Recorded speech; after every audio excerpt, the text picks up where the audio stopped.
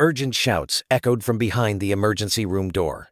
A command for a ventilator to be brought to save a life. Under the surgical lights, the medical team worked frantically, trying to snatch life back for the patient lying on the bed. On the hospital bed, Jin Luoshan, a mechanical engineer, was taking his last breath after a stroke from overwork. A stream of memories took him back to a tragic past, where an orphaned boy sat alone with his teddy bear after the accident that took his parents. The memories continued with 20 long years in a cold office, where he buried his youth for a meager salary. Jin Luoshan's lonely figure trudged through the rain, a life that had never known the warmth of another's hand. Back in reality, a silent scream welled up in his mind, a desperate question about the meaning of a life full of suffering. The medical team's call of Jin Luoshan echoed as if from a distant place.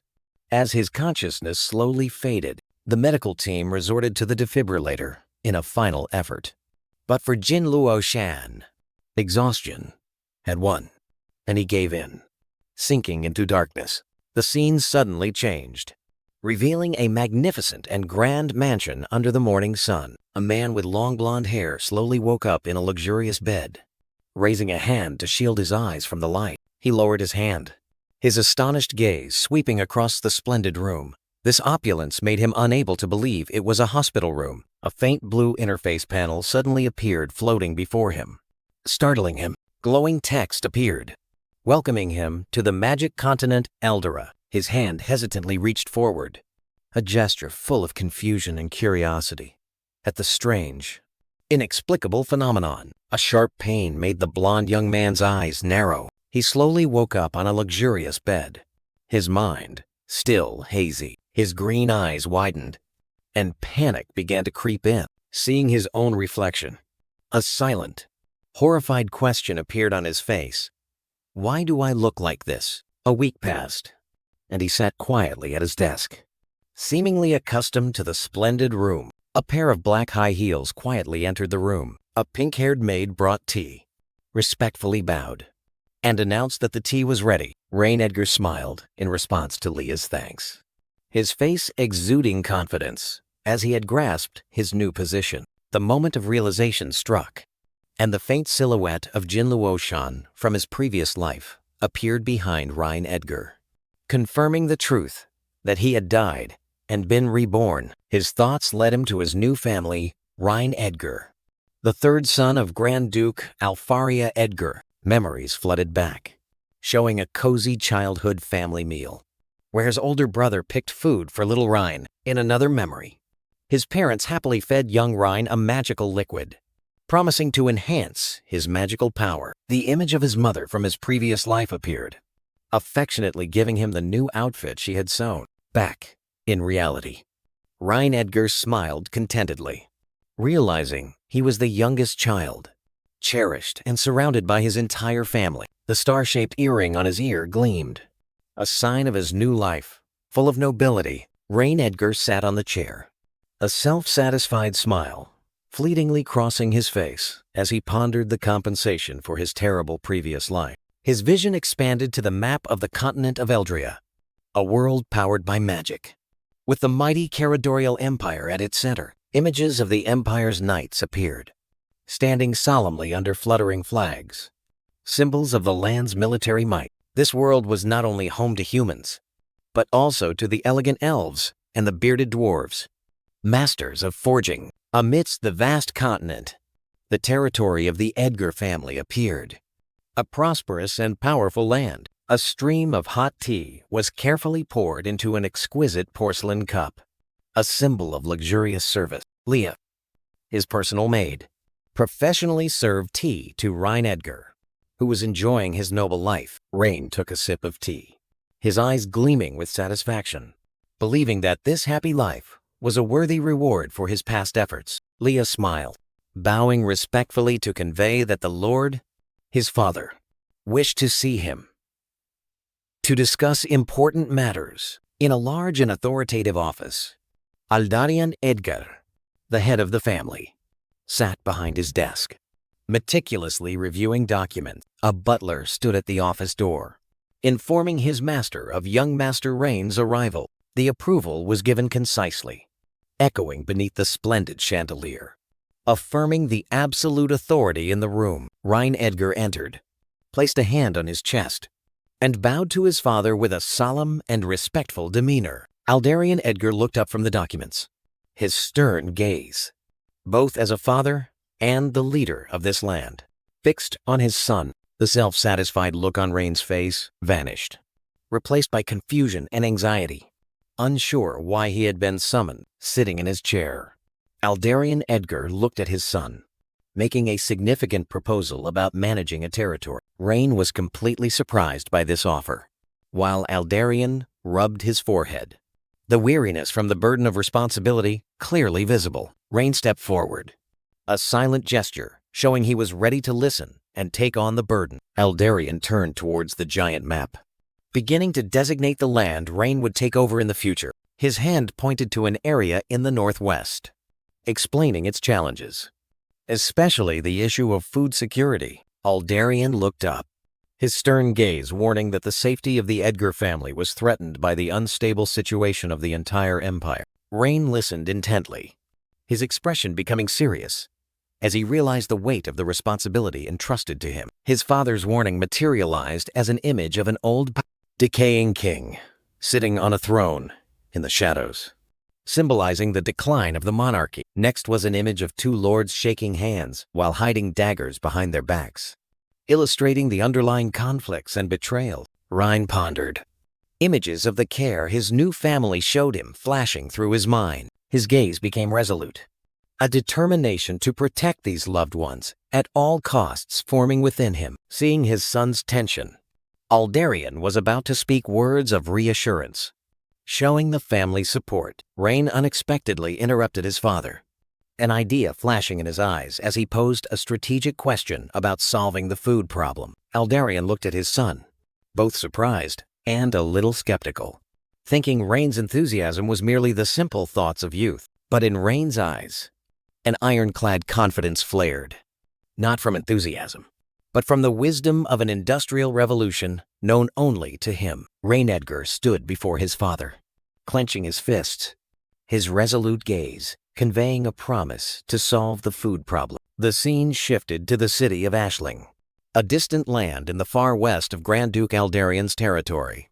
Sandwiched between hostile forces, the narrative flow visualized chaos, where mages clashed in brutal magical battles right at the intersection of three nations. Continuous warfare had turned fertile lands into ashes, leaving an abandoned child screaming amidst a sea of fire and corpses. The wheels of a carriage rolled over the green grass, signaling the start of a journey. The luxurious carriage passed through a dense forest, heading towards the challenging territory. Inside the carriage, Leah quietly observed Rhain Edgar, who had his back to her. Deep in thought, Rhain sat in the carriage, flipping through documents, his sharp eyes analyzing the current state of the new territory.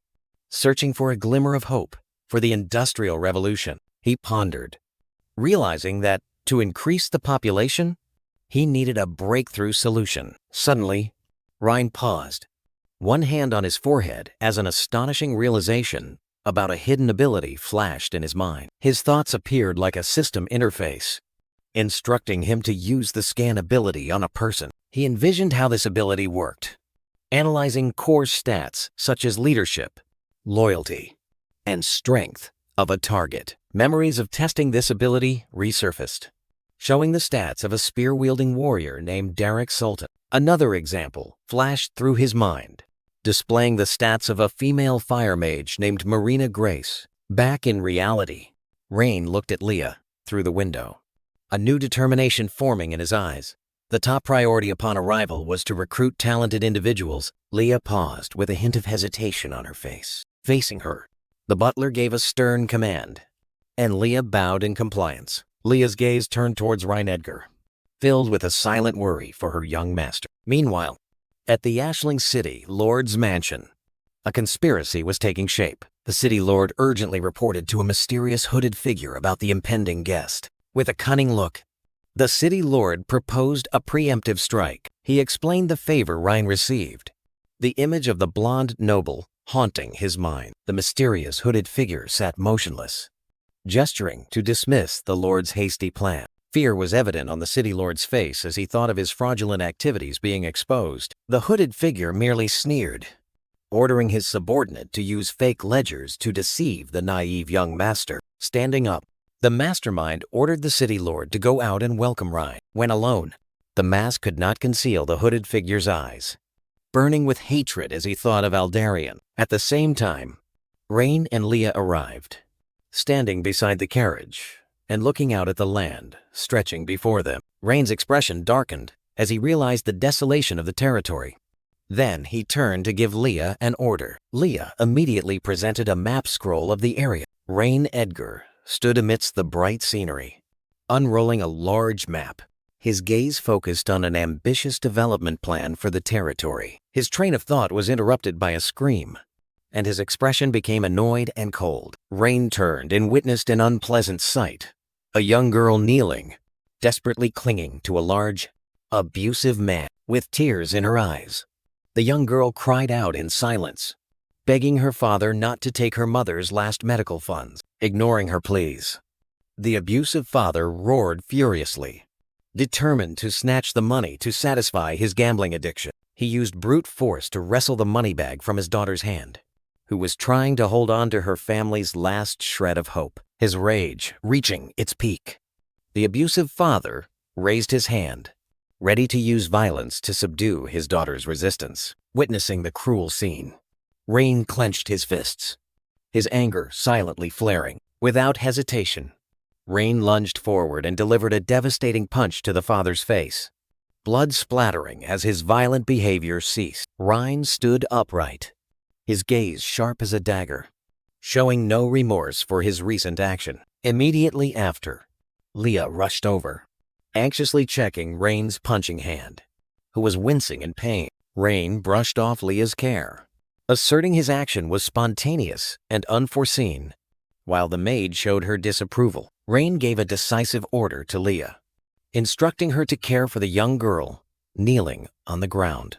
While he advanced towards the fallen father, the abusive father clutched his swollen cheek, his eyes still dazed from the unexpected attack. Rain looked down at the abuser with cold, contemptuous eyes, preparing to deliver his judgment for the crime he had just witnessed. Cornered, the abusive father snarled a challenge at the stranger who had just intervened. Rain Edgar grabbed him by the collar, his eyes icy, completely ignoring the opponent's weak resistance. With a silent but deadly warning, Rain leaned close to his ear, his gaze promising a dire outcome if he reoffended. In extreme panic, the abusive father hastily begged for mercy, then fled headlong, leaving a trail of dust behind as Rain watched with disdain. After the threat disappeared, the coldness on Rain's face melted away, replaced by a look of concern as he turned back towards the girl, Lillian Aeldry, the young girl who had just been rescued, bowed her head in deep gratitude while Leah stood beside her, ready to assist. Tears of relief streamed down Lillian's cheeks as she explained that the money was for her mother's medical treatment. Rain suddenly paused, a flicker of surprise in his eyes as he noticed something special about the girl. An analytical interface appeared in Ryan's vision, revealing Lillian Aeldry's name and extraordinary agricultural potential. Rain made an offer, inviting Lillian to ride with him in his carriage into town to find a doctor. Leaving the girl stunned, Lillian hesitated, pointing to her soiled clothes as a refusal. But Ryan merely smiled, dismissing her worries. Rain's expression grew serious as he questioned the absurdity of a casino existing amidst such extreme poverty. His thoughts painted a grim picture of the past, where foreign soldiers flooded the town in a sea of fire. Following the memory was the image of a devastating flood sweeping away land and crops. The painful reality returned through the image of trembling hands, desperately extending an empty begging bowl. Leading his entourage, Rain Edgar surveyed a bustling street, declaring his intention to reassess the territory's resources. Rain's gaze sharpened, and he decided his next target was the city lord of Ashling's mansion to inspect the treasury. Rain turned to Lillian Aeldry, gesturing to ask for directions to the lord's mansion. Suddenly, a knight galloped towards them, cracking his whip and roaring a command to disperse. Contempt was evident on the knight's face as he yelled at the frightened citizens scattering away. Without slowing down, the knight continued to charge straight ahead, disregarding the crowd. At the moment of danger, Leah cried out a warning and lunged to shield Reen. She used her body to push Reen forcefully out of the horse's path, and both fell to the side. Leah's eyes turned cold and murderous as she watched the knight who had just ridden past. Leah's protective embrace became too tight, making Ryan struggle to breathe. After the knight rode away, Leah and Lillian hastily helped Rain up, both showing extreme concern. Rain reassured them with a relieved smile, signaling that he was unharmed thanks to Leah. His expression grew serious as he looked in the direction the knight had disappeared, then turned to ask Lillian for his identity. Lillian's answer came with a fleeting image in her mind, the arrogant face of young Master Edwin, with a worried expression. Lillian explained that the knight's family controlled all the casinos in the city. Rain Edgar's lips curled in curiosity upon hearing about the casinos, while Lillian Aeldry hesitantly confirmed. A smug and calculating smile appeared on Rain's face, a plan already forming in his mind. With sharp eyes, Rain ordered Lillian to lead the way to the casino. Startling the girl, Lillian frantically raised her hands, trying to dissuade Ryan with a face full of concern for his safety. Rain reassured Lillian with a confident wink, implying that no casino could defeat him. Lillian's eyes widened, filled with astonishment and admiration for Ryan's extraordinary demeanor. Rain Edgar's back exuded determination as he strode forward. Without a hint of hesitation, the group advanced to the bustling street, where a casino with striking architecture stood at the corner. Rain and Leah stopped before the casino entrance. Facing the rough-looking bouncers, Rain looked inside with a knowing smile, as if gazing at prey about to be subdued. Rain Edgar's shoes decisively stepped over the threshold, entering the casino's luxurious red carpet. Inside, the atmosphere was chaotic, with gamblers desperately pleading for luck as Ryan's group entered. A young player roared with joy after winning a big hand, while his opponent was stunned in disbelief. Rain observed a man frantically shouting bets. Completely immersed in his gambling frenzy, Rain's gaze became cold and resolute as he silently passed judgment on the existence of such places. Leah leaned close to Rain's ear, whispering an urgent report that soldiers had surrounded the casino. Her eyes filled with worry, ignoring the warning. Rain signaled Leah and Lillian Aeldry to be patient, then confidently strode into the enemy's lair. A green-haired casino staff member cordially approached Ryan, his hands clasped in a professional, inviting gesture. Rain responded with an indifferent smile, feigning the air of an amateur looking for a simple diversion. The green-haired staff member enthusiastically extended his hand, inviting Ryan to follow him deeper into the casino. At a betting table, the blonde croupier and a muscular gambler looked at Ryan with scrutinizing eyes as he decided to join. The croupier offered 2 free chips as bait, a falsely generous gesture to lure Ryan in. With absolute confidence, Rain skillfully tossed 2 chips into the air, ready for his first bet. His 2 chips decisively landed on small, a swift betting decision made without hesitation. The green-haired staff member's eyes flashed with a hint of mockery, certain that the prey had fallen into the trap. The croupier also smirked, a triumphant expression as he witnessed Rain's choice. The croupier flipped the bowl, revealing 3 dice, with the result over.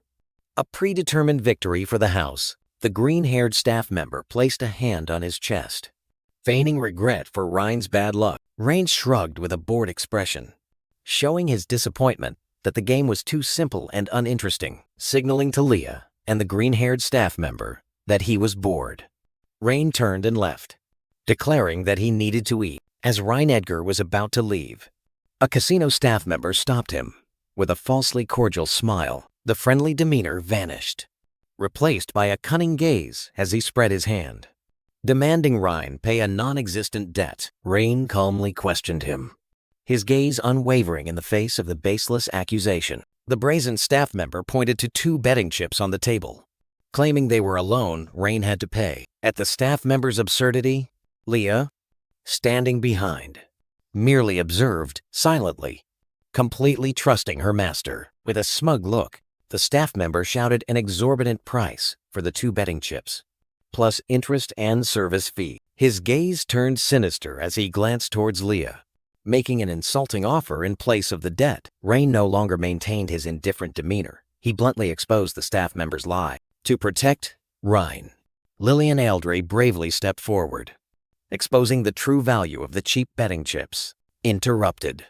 The staff member was furious, opening his mouth to yell for someone to punish Lillian. Before a word could be uttered, Ryan acted, delivering a thunderous punch to the staff member's face. The staff member's body flew backward, crashing hard into the betting table, scattering countless chips. Rain coldly adjusted his tie, his dagger-sharp gaze, a silent, overwhelming command. Amidst the chaos, other gamblers frantically scrambled for the chips scattered on the floor. Rain Edgar looked at the greedy crowd with a gaze of half contempt, half disgust. A large man with dark brown hair stepped forward, his roar silencing the chaos, challenging anyone who dared to disrupt the order in his casino. His amber eyes swept across the crowd, sharp and filled with the self-satisfaction of one who held absolute power. Ryan Edgar turned, a meaningful smirk appearing on his lips as he realized the true power holder had revealed himself. He grabbed the hand of someone trying to scoop up the scattered chips on the floor,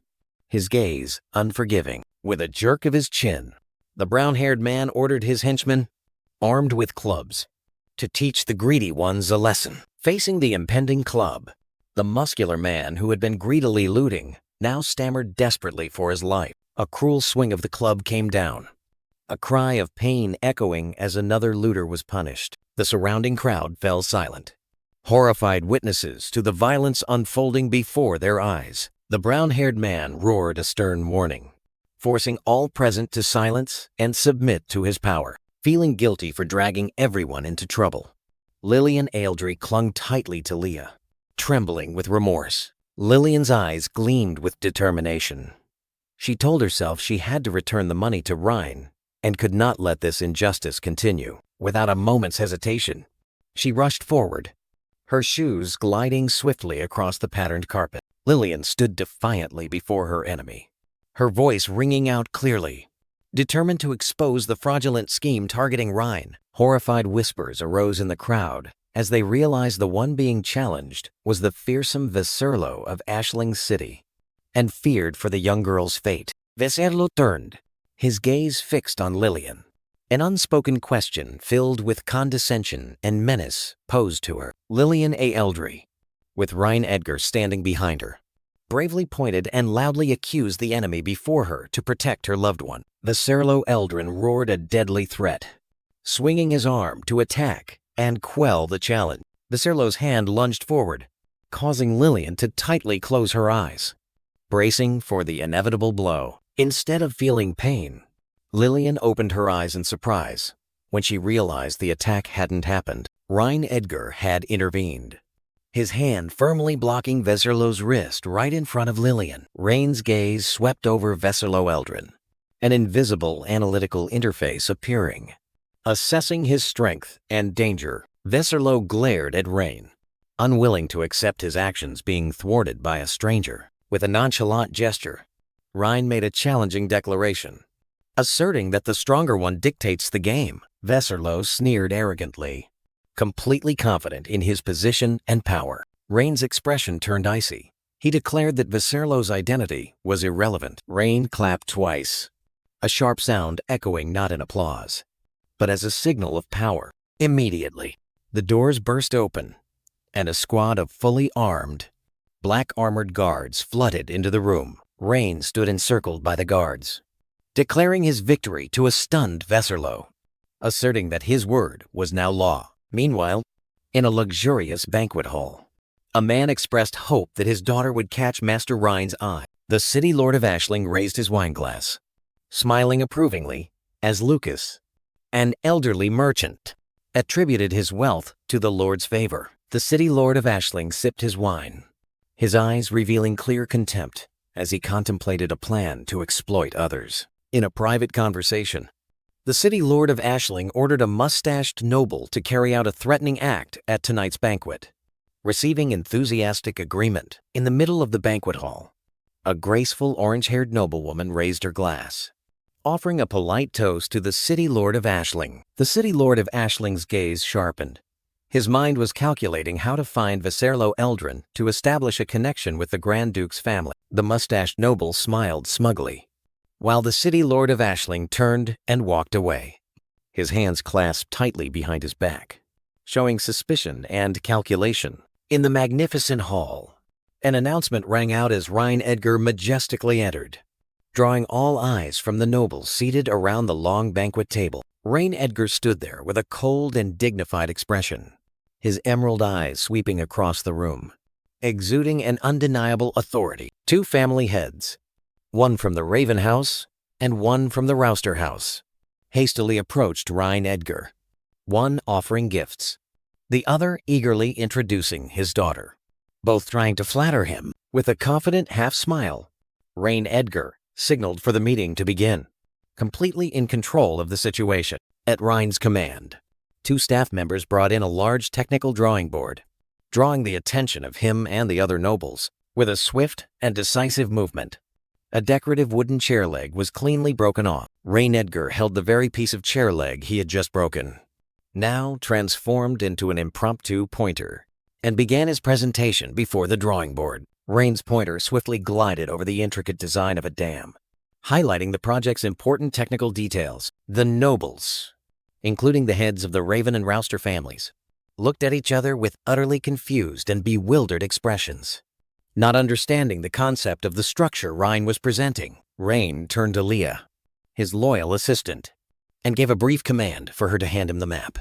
Ready to explain his plan in more detail, Rhine Edgar began his presentation, his eyes confident as he mentioned the geographical location of Ashling City. Standing before the large map, Rhine pointed to a location, proposing to build a dam to solve the annual floods and droughts for the listening nobles. The City Lord of Ashling appeared impressed by the bold idea, secretly acknowledging in his mind that the Grand Duke's son was no simple man. The head of the Raven family spoke up, asking on behalf of the other nobles about the relevance of this plan to their interests. Rhine bluntly stated his main purpose. He needed funding from the nobles for the construction immediately. The nobles collectively complained, citing that they too were facing financial difficulties. The City Lord of Ashling looked at Rhine with skepticism, secretly thinking that convincing these stingy people to spend money was a naive idea. Undeterred, Rhine Edgar announced another money-making plan, revealing that he had just raided a casino and acquired a large amount of gold. The head of the Rouster family and the head of the Raven family were stunned, their faces aghast as they realized their illicit income sources might have been affected. The nobles whispered amongst themselves, worried because all the casinos in the city were under the protection of a powerful figure named Adrian. The City Lord of Ashling wore a smug smile, believing that Rhine had brought trouble upon himself and would soon be destroyed for daring to wage war. The City Lord of Ashling stepped forward to confront him, accusing Rhine of violating the nation's laws by raiding the casino. Two other nobles loudly chimed in, condemning Rhine's actions. More voices of protest rose from the crowd, all criticizing Rhine. Rhine Edgar stood silently, surrounded by countless accusations and objections from the nobles, who were now unanimously against him. The City Lord Ashling looked at Rhine Edgar with a condescending gaze, mocking his naivety in controlling others. Rhine Edgar turned his back, clenching his fists, anger rising at the accusation that the nobles were feigning poverty to shirk responsibility. He turned back to face them, his gaze icy, delivering an unspoken ultimatum about their involvement with the casinos. At Rhine's command, a fully armed squad of royal guards entered, turning his threat into a tangible reality. The City Lord Ashling and the other nobles protested vehemently, but panic was evident in their eyes. Rhine smirked defiantly, ready to confront them about their so-called laws. With a decisive wave of his hand, Rhine ordered the guards to arrest all those who resisted. Two bound and gagged henchmen, Henchman 1 and Henchman 2, were escorted before the City Lord Ashling, while Rhine stood overseeing. The City Lord's face froze. He recognized Vesserlo's two familiar henchmen. Terror was evident on the gagged faces of the two henchmen, mirroring the rising horror in the City Lord's heart. Rain extended his hand with feigned politeness, gesturing towards the city lord but calling out a different name, Adrian, and asked if he recognized these two. Adrian tried to maintain a stern expression, offering a denial, but his tone had lost its confidence. Rain casually sat down, revealing that these two were the very individuals who had attempted to assassinate him that afternoon. With a knowing smile, Rain recounted the assassin's boasts about a backing force that could single-handedly control Aisling. Cold sweat broke out on Adrian's forehead. His face paled with fear as he realized he had fallen completely into the trap. At Rhine Edgar's command, the royal guards pushed the two bound henchmen forward for the nobles to identify. The nobles murmured, recognizing the two captured individuals as Veserlo's subordinates. And the truth about the assassination attempt on Master Rhine horrified them. A deadly resolve flashed in Adrian's eyes, realizing that the testimony of these two would ruin his entire family. Without a moment's hesitation, Adrian snatched a cheese knife from a nearby banquet table. With a furious roar to mask his true intent, Adrian lunged towards the two henchmen, the knife in his hand ready to silence them permanently. In a flash, Adrian acted ruthlessly, ending the lives of both subordinates in a spray of blood. The other nobles were stunned, horrified by Adrian's sudden and violent act. Adrian stood panting over the pool of blood, looking down at the two corpses he had just personally eliminated. Immediately, Adrian turned to Rhine Edgar, bowing with a remorseful expression, putting on a show of being overcome by righteous anger and asking for punishment. Rhine Edgar placed a hand on Adrian's shoulder, a sarcastic smile fleeting across his lips as he praised the city lord's righteous spirit. Seizing the opportunity, Rhine Edgar signaled the guards, his voice authoritative as he demanded the true mastermind be brought to light. The guards immediately acted, subduing young Master Edwin, who was struggling amidst the bewildered crowd. Apprehended, young Master Edwin roared threats, using his father's reputation to try and escape the situation. Adrian's face paled, shock evident as he realized Rain's trap had sprung. Facing Rhine and Adrian, young Master Edwin, with his hands tied behind his back, screamed accusations that they had killed his men. Bound, Veserlo Eldrin roared a hateful threat, his eyes blazing towards Rhine Edgar. Rhine Edgar met the threat with a condescending smirk, his eyes glinting with amusement. Veserlo gritted his teeth, pressing his face close to Raine's, repeating the challenge with an arrogant smile. Rain burst into hearty laughter, a sarcastic chuckle at the prisoner's arrogance. Rain glanced behind Veserlo, a gesture drawing attention to the appearance of Adrian, who stood there with a tense expression. Veserlo's pride swelled. He laughed loudly, believing his father's presence guaranteed victory. Rage erupted. Adrian roared a silent command, ordering his son to be quiet and kneel. Veserlo froze, the arrogance on his face vanishing, replaced by extreme confusion at his father's reaction. Without a word of explanation, Adrian lunged forward, forcibly pushing Veserlo's head to the ground, making him kneel before Rhine. Adrian turned to Rhine, his face full of pleading, begging for leniency for his foolish son. Memories flooded Adrian's mind, taking him back to the moment he instructed Veserlo to seek out Rhine, the Grand Duke's heir. Back in reality, his father's past words and Raine's identity finally connected in Veserlo's mind, leaving him stunned with horror. Raine stood there, arms crossed, his cold gaze asserting his powerful identity without a single word. Completely broken, Veserlo prostrated himself on the floor, his previous defiance now turning into desperate pleas for his life. Adrian, his face drained of color, desperately begged Raine to spare the Eldrin family from destruction. Completely subdued, Adrian knelt before Rhine, offering his family's loyalty while Veserlo lay prostrate on the floor. Raine looked down with cold magnanimity, setting conditions for their survival. A wave of relief washed over Adrian's face.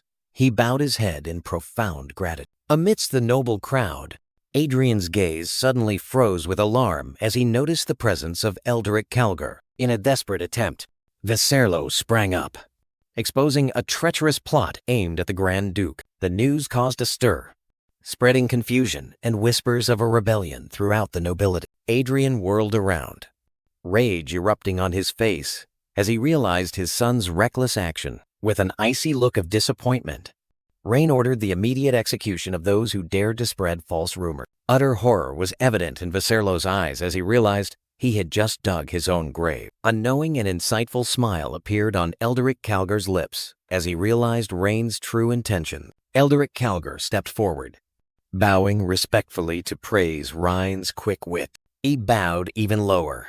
An unspoken vow of absolute loyalty offered. Rhine faced Elderic, a mysterious and calculating smile gracing his lips. In Rain's eyes, an analytical interface appeared, exposing Elder Calgar's true nature and hidden greed. The scene shifted to a quiet office, where Rain sat alone, deeply immersed in his plans. Rhine Edgar bent his head, examining the documents, his expression pensive at the extent of corruption he had just uncovered. Leah gently placed a cup of tea on the table, a respectful gesture of service to her master. Rain looked up, pointing at the papers with his pen and explaining the gravity of the matter to Leah with a worried expression. Leah placed a hand on her chest, questioning Rain's plan regarding Adrian's accusation. Fear was evident in Leah's eyes as she considered the danger Rain might face if the city lord truly rebelled. Rain calmly raised a hand to reassure her, then rubbed his temple, signaling that he understood the complexity of the situation. Leah remained skeptical, her gaze probing, demanding a clearer explanation for his confidence. To demonstrate his composure, Rhine stretched comfortably, explaining that he needed to act cautiously. He asserted that his strategy was to make his opponents mistake him for an innocent, while his gaze was fixed on a stack of documents on the table. At the same time, in a luxurious mansion, an elderly mage angrily slammed the table. Elderic Calgar, with a calm expression, raised a hand, attempting to soothe the enraged guildmaster Malcolm. Malcolm ignored him, puffing out his chest arrogantly, declaring that even the Grand Duke had to respect mages. Elderic looked down at the recruitment letter for the water project, his eyes narrowing as he realized it was a sophisticated trap. Malcolm's anger peaked.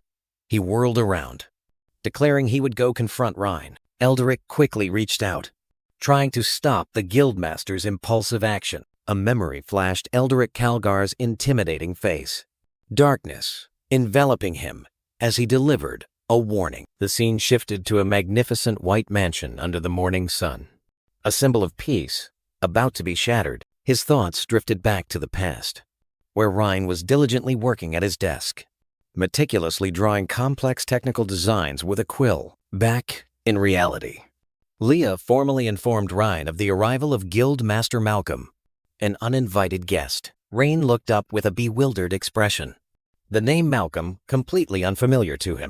Outside the mansion, the quiet atmosphere signaled an impending confrontation. Rhine, with Leah standing behind him, faced Malcolm, whose back was stiff with anger, immediately accusing him of insulting the Mage Guild. Rain replied with an innocent expression, tilting his head as if he couldn't comprehend the absurd accusation. Malcolm roared, his rage erupting as he waved a recruitment letter in front of Rhine as undeniable proof. Rain calmly took the letter, his gaze sweeping over the content with indifference, completely unmoved by the old mage's anger. Malcolm's anger peaked. He pointed at the letter, emphasizing the insulting clause that the project did not recruit mages. A flicker of exasperation crossed Rain's face.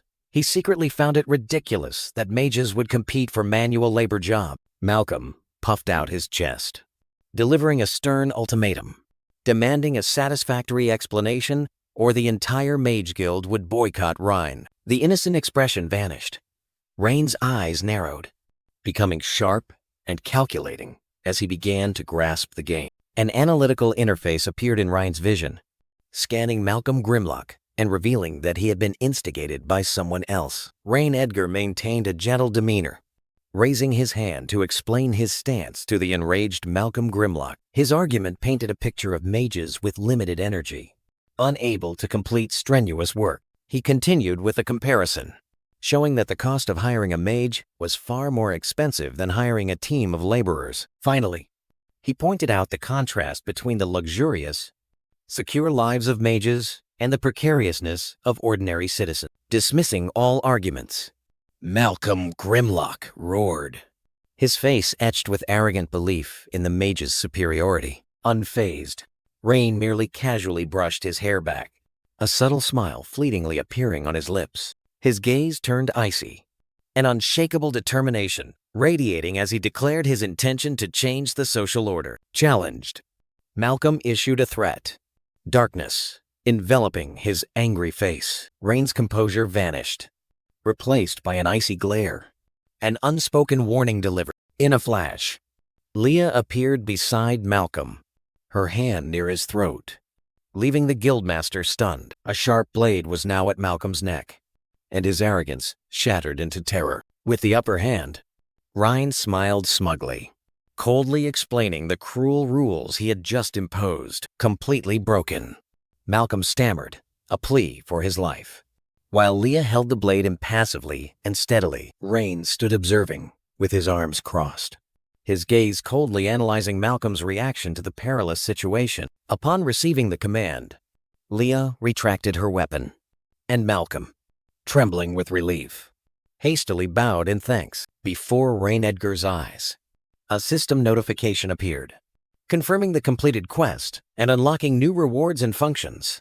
With a satisfied smile, Rain reached out to interact with the interface, ready to explore what he had just achieved. Outside the mansion, Malcolm Grimlock descended the steps in a huff, followed by a strange man and two other attendants. The blonde-haired, mustached man approached, inquiring Malcolm about the outcome of the recent meeting. Malcolm irritably brought a hand to his forehead, complaining that Ryan not only refused to listen, but also outright dismissed him. With a sinister expression, the blonde-haired man leaned in close, whispering that he had a plan that would not only make Rain change, but also respect Malcolm. Both stood before Rain's magnificent mansion, where the conspiracy began to take shape. The blonde-haired man explained his plan. If the common people refused to work, Rain would have no choice but to beg Malcolm for help. Malcolm appeared skeptical, wondering why the common people would refuse such a good offer. The blonde-haired man confidently pointed to his head, asserting that Ryan would be disappointed by the lazy poor folk. Malcolm flinched, his face clearly showing horror at the audacity of this destructive plan. He hastily waved his hand, trying to deny any intention of sabotaging Ryan, justifying that he was merely displeased with Rain's refusal to hire mages. The blonde-haired man sneered, disparaging the common people as useless, only knowing how to starve to death rather than farm or hunt. He continued to argue eloquently, questioning why such a group of people could seriously help Ryan construct anything. After some persuasion, Malcolm bowed his head, his eyes showing resignation, reluctantly agreeing to try the conspirators' plan. At the village square, a curious crowd of villagers gathered around a newly erected recruitment notice board. A group of people whispered about the unprecedented generous terms, 3 meals a day and immediate payment. A skeptical man spoke up, sowing doubt that this was just another trap set by the nobility. Lillian Aildry indignantly shouted, not allowing anyone to slander her new lord. Standing amidst the crowd, she firmly asserted that their lord genuinely wanted to improve everyone's lives. A group of ruffians responded to Lillian's words with mocking smiles, disdaining her naivety. One of them scoffed, implying her loyalty stemmed solely from personal admiration. Despite the mockery, Lillian and her muscular father stepped forward, boldly declaring their intention to apply for work. The recruiter calmly looked at Lillian, then coldly stated that only her father would be accepted, not her. Lillian was stunned by the refusal, confused as to why her strength was not recognized. The recruiter explained that by Master Rain's orders, they could not hire anyone under 18 years old. The recruiter handed a contract to Lillian's father, instructing him to sign it with a thumbprint and to report for work tomorrow. Lillian sternly instructed her father to work hard, and he promised he would not gamble anymore. With Rain Edgar's image in mind, the father clenched his fist, determined not to betray the Lord's trust. As the father and daughter left, the recruiter advised the father to leave Lillian at home to care for her sick mother. The recruiter called out to the abusive father who was walking away, causing him and Lillian to stop in surprise. The recruiter questioned the abusive father about his wife's condition.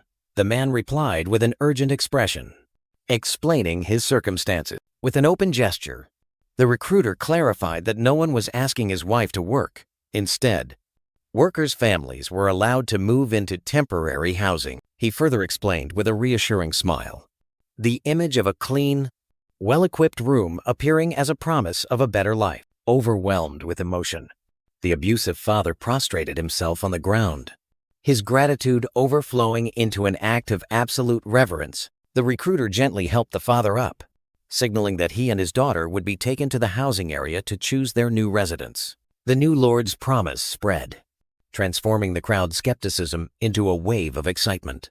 Led by the elderly villagers, a massive stream of people surged towards the registration table, creating a chaotic scene as everyone tried to seize the life-changing opportunity. In his private office, Rain Edgar sat thoughtfully, his gaze fixed on a three-dimensional system interface hovering before him. The system interface flashed, displaying a congratulatory notification about a newly received reward, the digital blueprint for a lithium iron phosphate battery. He gently clenched his hand, a flicker of confusion appearing on his face as he tried to understand the value of this blueprint. The confusion quickly turned into frustration.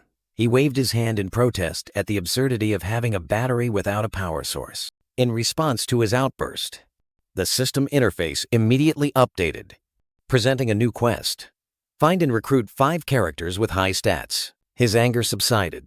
Rain rested his chin on his hand, contemplating the difficult challenge he had just been given. His thoughts turned to Leah Lockerbie, and immediately, her image appeared on the interface, along with an astonishing power stat sheet. Rain Edgar stood thoughtfully, arms crossed, considering the need to personally go into the city to seek out more talents. Sitting in his office, Rain Edgar gestured for the visitor to enter after being informed of Lillian's presence. Lillian Aildry burst into the room, followed by Leah Lockerbie, her face full of urgency as she reported that everyone at the construction site was slacking off. Ryan looked up, the unexpected information causing him a momentary flicker of confusion and surprise. The scene shifted to the large construction site, where a group of workers were gathered in one spot. Not working at all, Rock Eldred, Lillian's father, sat on the ground, his face tired as he tried to explain that he had been exhausted since morning and had no energy to work. Lillian put her hands on her hips, loudly urging the workers sprawled on the ground, reminding them of the generous offer they had received. Rock Eldred let out a long yawn, his body weary, trying to explain that they weren't intentionally being lazy. An elderly worker lay on his back, proposing the strange theory that they suffered from a disease of instant work exhaustion after a long period of inactivity. Lillian lost her patience, sharply refuting the absurd explanation, asserting that they were just making excuses to be lazy. Rain and Lillian walked together to the construction site, determined to clarify the matter. Rain stood watching Rock Eldred lying exhausted on the ground, his eyes focused on analyzing the situation. An analysis interface appeared in Rain's vision, revealing the man's identity as Rock Eldred, 39 years old. Along with his power stats, the interface highlighted a crucial piece of information.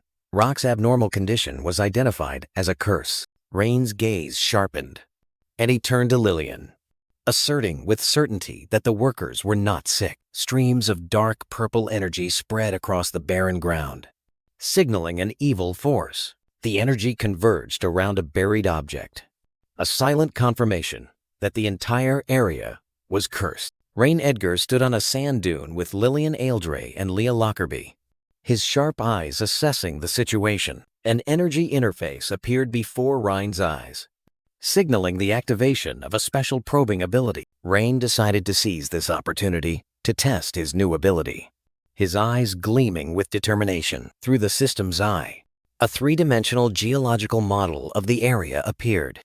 Analyzing each layer of soil and rock, Rain placed his hand on his chest, concentrating his mind to command his system to scan the entire area within a wide radius. After the scan, he was momentarily disappointed not to find any resources. But then his gaze halted as he detected an unusual anomaly. Rain pointed to a specific spot on the ground, ordering Rock Eldred, who was struggling, to dig down at that location. After some digging, a strange rock mass containing dark glowing purple crystals was unearthed. Astonishing the onlookers, Leah looked at Rhine in astonishment, unable to believe that he could sense a faint magical source that even she had overlooked. With a confident demeanor, Rain crossed his arms and ordered the workers to carefully store the cursed crystal in a box. Rain turned to Leah, his eyes inquiring, seeking information about common methods to dispel a curse. Leah explained the options, and an image of a large and majestic church appeared, symbolizing the power of priests or mages. Upon hearing Mage Guild, a flicker of disdain appeared in Rain's eyes, indicating his deep aversion to the organization. Rain ordered a worried Lillian to follow him, stating he would find a priest to save her father. Rock. Rain's gaze turned cold, and he asserted that the culprit would pay. While the image of an old mage briefly appeared in his mind, Rain led the group, consisting of Lillian, Rock, and Leah, into a large cathedral, where a nun was already waiting on the steps. The nun smiled serenely in welcome, her gaze fixed directly on Rhine, as if she had anticipated his arrival. Rain narrowed his eyes, secretly activating an ability to assess the nun before him, deciding to test her loyalty before seeking her help. An analysis interface appeared from Rain's perspective, revealing the nun's identity as Ayuria, an elf with impressive power stats. Rain was momentarily stunned by the unexpected discovery that Ayuria was not human. While she maintained her calm, smiling demeanor, Ayuria formally introduced herself as a saintess of the church, solemnly asking Rhine about the purpose of his visit. After silently confirming her loyalty was trustworthy, Rain pointed towards Rock and asked Ayuria to heal his curse. Ayuria nodded in agreement, requesting permission to examine Rock's condition before proceeding with the healing. As Ayuria began the ritual, Rain's eyes glowed with a golden light as he secretly used another ability to observe the process. Under the effect of the examination, Rock tensed, enduring a sharp pain, causing Leah and Lillian to watch anxiously from beside him. Completing the examination, Ayuria turned back and confirmed to Rhine that Rock had indeed been afflicted by a dark curse. Rain looked directly at Ayuria, asking decisively if she had the ability to completely remove the curse. In response, Ayuria said nothing, but raised her hand, summoning a brilliant sphere of holy light, a powerful testament to her strength. Ayuria cast her spell, and a sphere of holy light enveloped Rock Eldred. The dark energy was expelled from Rock's body in a painful yet liberating scream. Feeling his body filled with vitality, Rock joyfully turned towards Rhine, declaring himself fully recovered and ready to return to work. Rain Edgar turned to Ayuria, presenting a wooden box and asking about an object they had found at the construction site. Inside the box was a dark purple crystal, emitting an evil energy. Ayuria picked up the crystal, explaining that it was a common type of magic crystal, accumulating energy to create curses. With a dismissive smile, she remarked that this curse was too weak, more like a prank than a genuine attempt to kill. Rain questioned the difficulty of creating such an object, while Leah Lockerbie stood silently observing from behind. Ayuria confidently asserted that a skilled mage could easily create and hide these crystals daily at Rhine's construction site. Rain's gaze sharpened, wary that Ayuria knew about his construction project. Ayuria smiled, explaining that Rain's project had helped many people, thereby alleviating the burden on the church. Ayuria's words made Rhine ponder, and the image of Guildmaster Malcolm Grimlock briefly appeared in his mind as confirmation of the mastermind. Rain turned back, asking Ayuria if there was a way to cleanse all the curses at the entire construction site. Ayuria shook her head, explaining that finding every single crystal daily was impossible and would halt the work. Crossing his arms, Rain made his final decision. He would have to directly confront Malcolm to resolve the issue at its root. With a knowing look, Ayuria made an offer, suggesting a person with special abilities who could solve Rain's problem. Following the directions, Rain Edgar and Leah Lockerbie arrived before a large, imposing mansion. Rain examined a note, confirming this was the residence of Lady Selena, the former president of the Mage Guild. His expression hardened with determination, preparing to approach the entrance to seek help at all costs. Suddenly, Leah's eyes widened in horror as she sensed an impending threat. She lunged forward, pulling Ryan back with a desperate, silent warning. A violent explosion erupted from the upper floor of the mansion, shattering windows and sending debris raining down. Rain shielded Leah from the aftermath, his sharp eyes analyzing the sudden attack. Amidst the smoke and embers on the ruined balcony, the silhouette of a woman showed extreme anger at her failure. The woman, Lady Selena, revealed herself, her face contorted with rage as she vowed to succeed at any cost. Inside a luxurious library, a decisive refusal echoed from a colossal crystal device at its center. Selena turned away, ignoring her guests by burying herself in a book, declaring that she was too busy with her research. Undeterred, Rain and Leah confronted her in the workshop, where Rain pointed to her magical devices.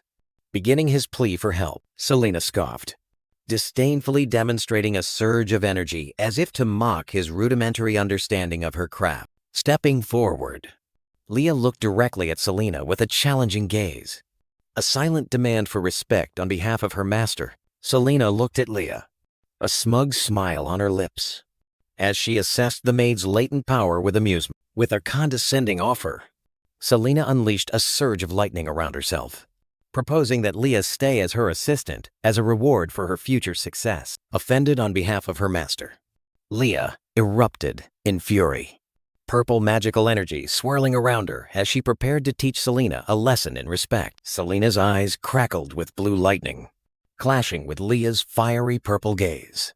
A fierce confrontation about to unfold. Rain Edgar gently placed a hand on Leah's shoulder, using his calm gaze to quell her anger, reminding her of their true purpose. Rain's gaze swept across Selena's workbench, where failed magical artifacts, a skull, an amulet, and a book lay inert. Selena smirked bitterly, admitting with a wave of her hand that all the endeavors displayed on the table were complete failures. She explained her objective, her hands concentrating a sphere of intense electrical energy to illustrate her attempt to create a device capable of containing such power. Rain's eyes widened in astonishment, a flash of realization sparking as he understood Selena's core problem. Surprise quickly gave way to calculation, as Ryan recognized a golden opportunity in the mage's failure. Selena waved her hand impatiently, signaling them to leave so she could rest before continuing her futile work. Ryan remained unfazed, his eyes sharpening as a bold plan formed in his mind. With newfound confidence, Rain presented a counteroffer, a solution to her problem in exchange for her help with the Mage Guild. Selena spun around, pointing at Ryan with skepticism and annoyance, dismissing his offer as a meaningless joke. Rain crossed his arms, his gaze unwavering, asserting his seriousness and challenging her skepticism with a weighty silence. Selena closes her eyes, a reluctant nod, as magical electric sparks dance around her. Opening her eyes, she makes a conditional offer, her gaze sharp, the electric magic flaring more intensely as a declaration of power. She raises her hand, unleashing a warning surge of energy towards Ryan, issuing a deadly ultimatum if he fails. In a spacious courtyard, Rain and Leah face Selena. Between them, a large, newly constructed device. Rain confidently reviews the battery blueprints, a subtle smile on his lips as he calculates the next steps. The colossal battery pack, precisely crafted according to the blueprints, stands towering in the courtyard. Selena crosses her arms, scoffing at the device, warning that it would explode under her magical power. Rain ignores the warning, hands Selena a thick cable, and challenges her to fully charge the device with her full power.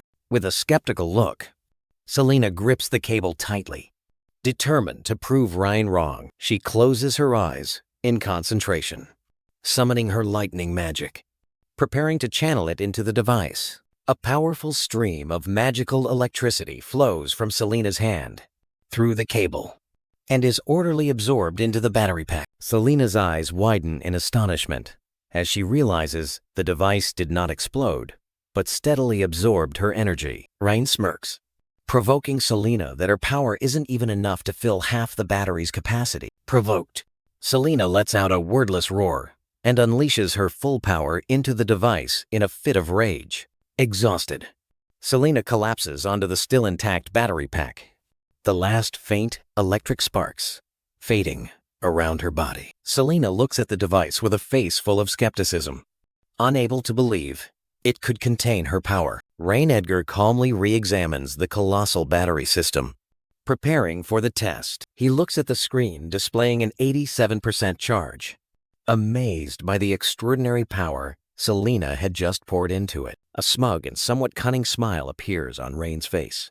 Realizing the immense potential of this power source, Rain holds the two ends of the electric cable, preparing to demonstrate something even greater. He connects the two cable ends, and a powerful blue electric current erupts, illuminating the entire space. Selena is completely stunned, unable to believe her eyes that Rain could also control electric magic. Standing before Selena, Rain confidently declares that he can not only use electric magic but also popularize it throughout the city. In response to that audacious declaration, Selena can only react with extreme skepticism.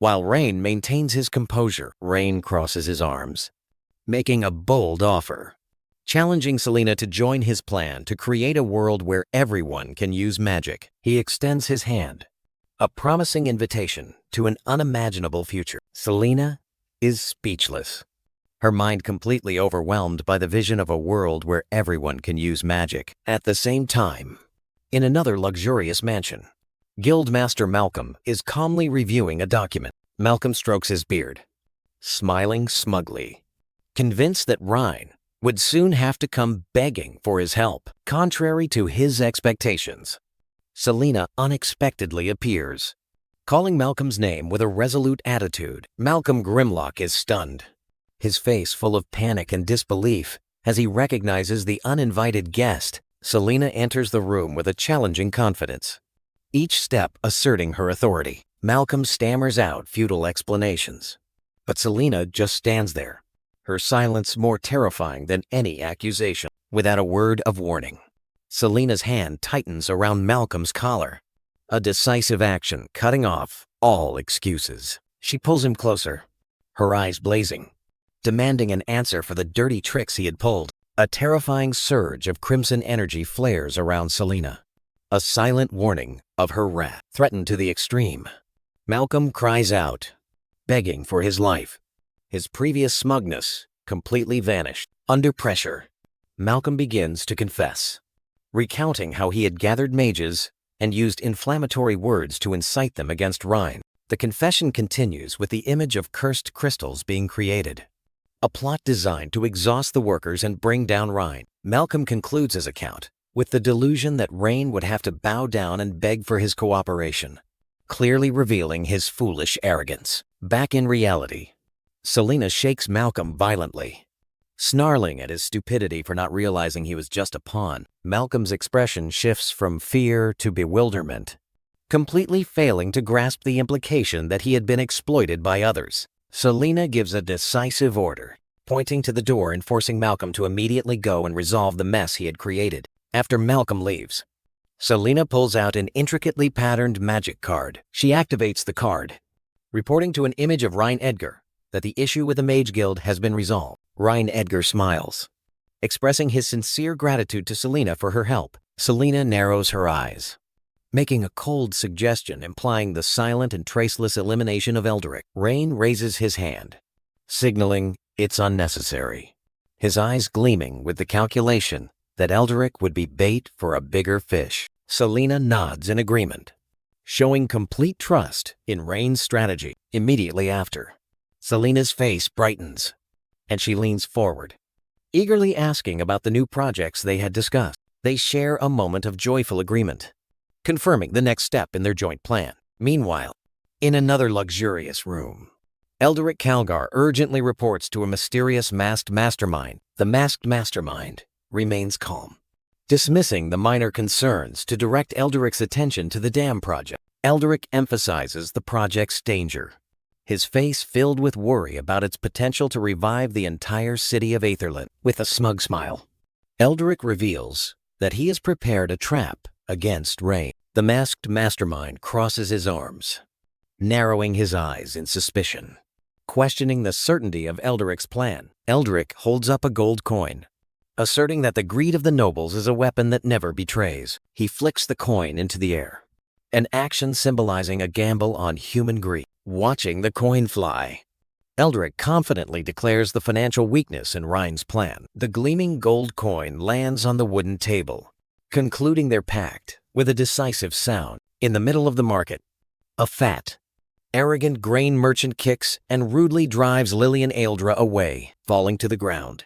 Lillian indignantly questions the merchant about the unreasonable increase in grain prices. The merchant roars defiantly, asserting his right to set prices and telling her to leave if she doesn't have enough money. A flood of memories rushes back, where Lillian resolutely accepted the task of buying grain from Rhine Edgar, promising to complete it at the lowest cost. Back in reality, Lillian stands up, her sharp gaze confronting the merchant. Invoking Rhine's reputation as a warning, the merchant merely sneers. Completely unfazed by her threat, his towering figure casts a shadow over Lillian, as he mocks her helplessness against his greed. The surrounding crowd joins in, uttering taunts about Lillian's plight. Meanwhile, at a large church, the atmosphere is also heavy due to the food crisis. Iuria, with an annoyed expression, looks at the meager sacks of grain. Indignant at human greed, she and a female warrior named Ilaria stand before a cart, the amount of grain clearly insufficient for the upcoming winter. With a worried but resolute expression, Iuria gives an order to Ilaria, entrusting her with an important task. Iuria hands Ilaria a heavy bag of money, a large expenditure to ensure their people have enough food. Ilaria looks at the bag of money in surprise, wondering about the excessively large amount compared to typical bribery costs. Iuria wearily waves her hand, signaling Ilaria to obey without further questions, and Ilaria bows in acceptance. Ilaria stands alone in the monastery courtyard, her eyes worried as she checks the empty pouch at her side. She is startled when Iuria and a strange woman in a maid's outfit suddenly appear. That woman is Leah Lockerbie.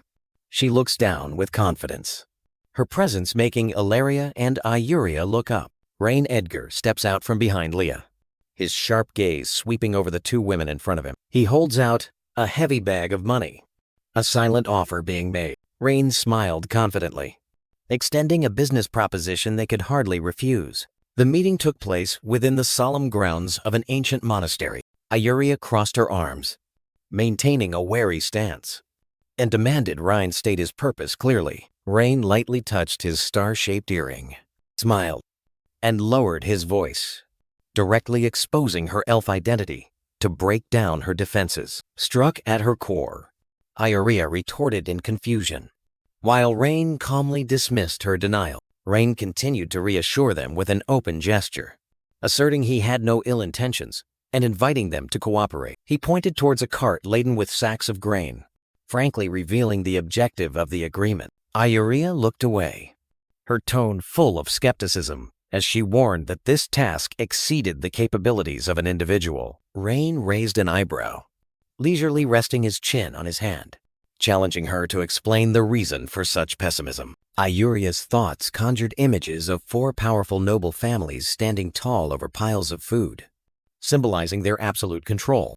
Rhine Edgar's figure loomed, his eyes flashing with menacing red light as he reiterated his actions at the banquet. Iuria questioned Rhine, asserting that she had lived in this city too long to truly understand where the power lay. Her face heavy with worry, she explained that Rhine's actions had made negotiations with the families impossible. In a fiery scene symbolizing destitution, Iuria desperately presented the famine threatening her people. Rhine Edgar looked directly at Iuria, making a firm promise that he would lower food prices even below their original level. At the same time, in a magnificent mansion, wealth and power were displayed, in stark contrast to the destitution outside. Augustus Klein, head of the Klein family, laughed loudly with self-satisfaction, rejoicing in the success of their market manipulation. Around the lavish banquet table, Augustus and 3 other nobles celebrated the immense wealth they had just gained from the suffering of others. 2 of the nobles flattered in unison, praising Augustus for leading them in this profiteering venture. Augustus raised his glass of red wine, loudly calling for everyone to toast their success.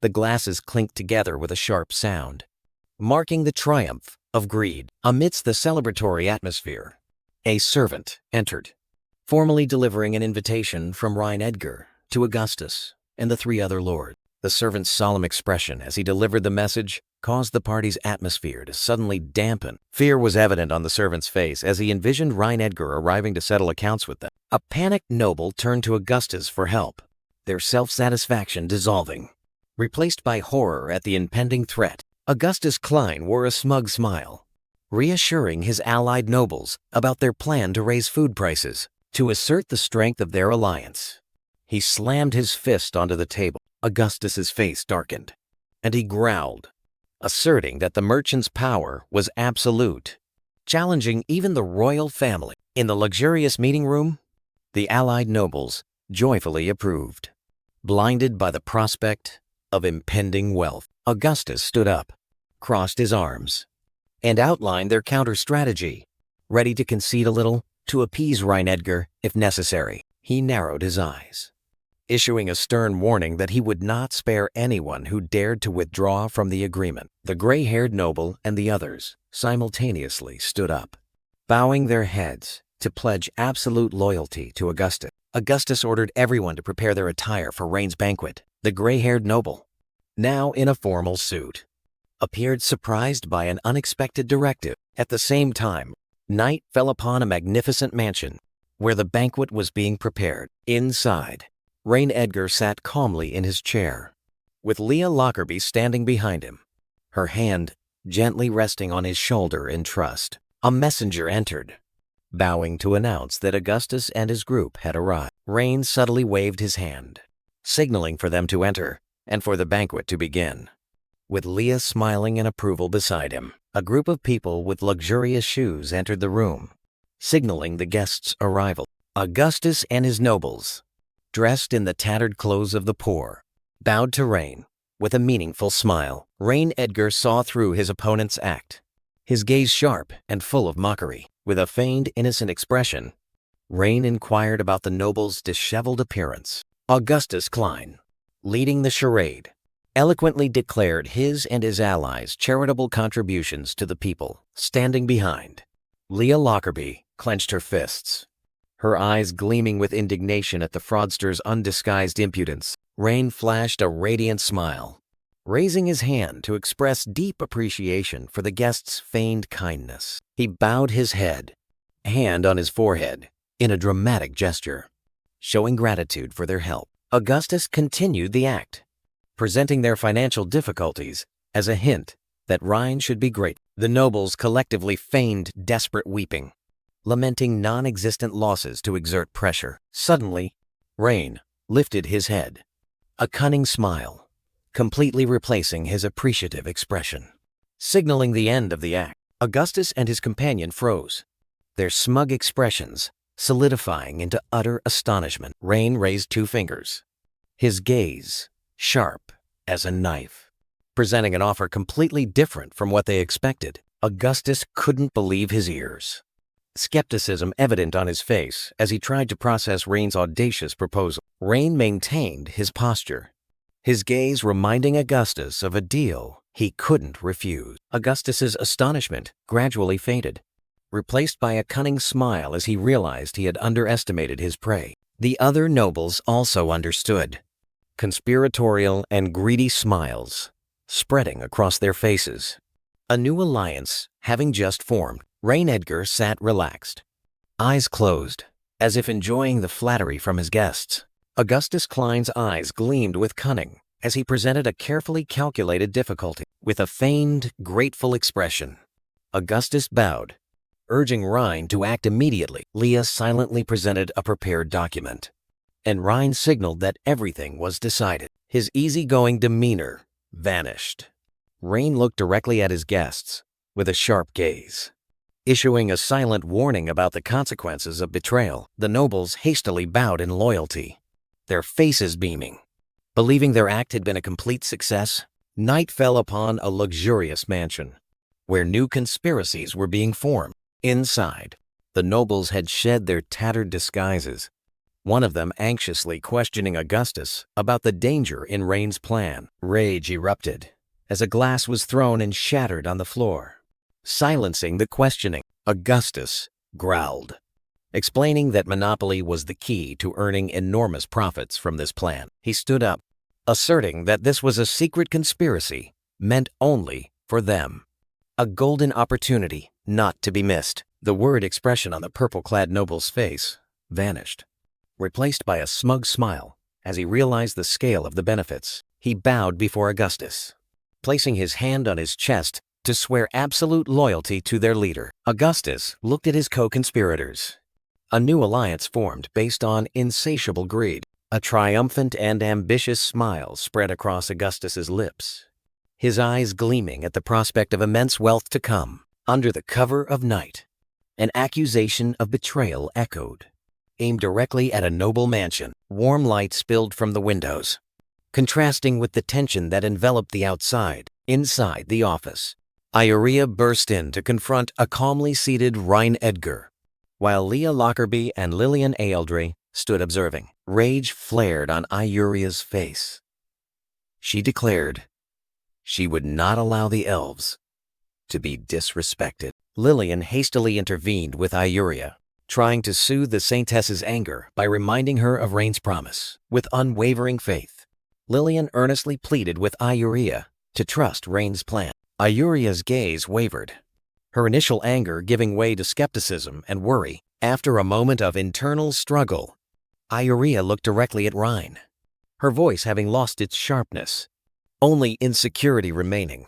As she asked about his true intentions, Rain wore a smug smile, dismissing Iurea's concerns as trivial before delivering a prophecy about the market's collapse. Iurea scoffed at Rain's naivety, her centuries of experience affirming that what he said was impossible. Rain leaned forward, posing a chilling rhetorical question about using violence to force prices, compelling Iurea to face a harsher reality. Horrified by Rain's cruelty, Iurea desperately pleaded for the poor, who would starve if prices rose. Rain coldly bowed his head, stating the harsh truth that no matter the price, death was an inevitable outcome for them. His star-shaped earring gleamed under the light, a silent symbol of his power and ironclad resolve. With an icy smile, Rain asserted that the only difference between the two prices was the time until death, revealing the depth of cruelty in his strategy.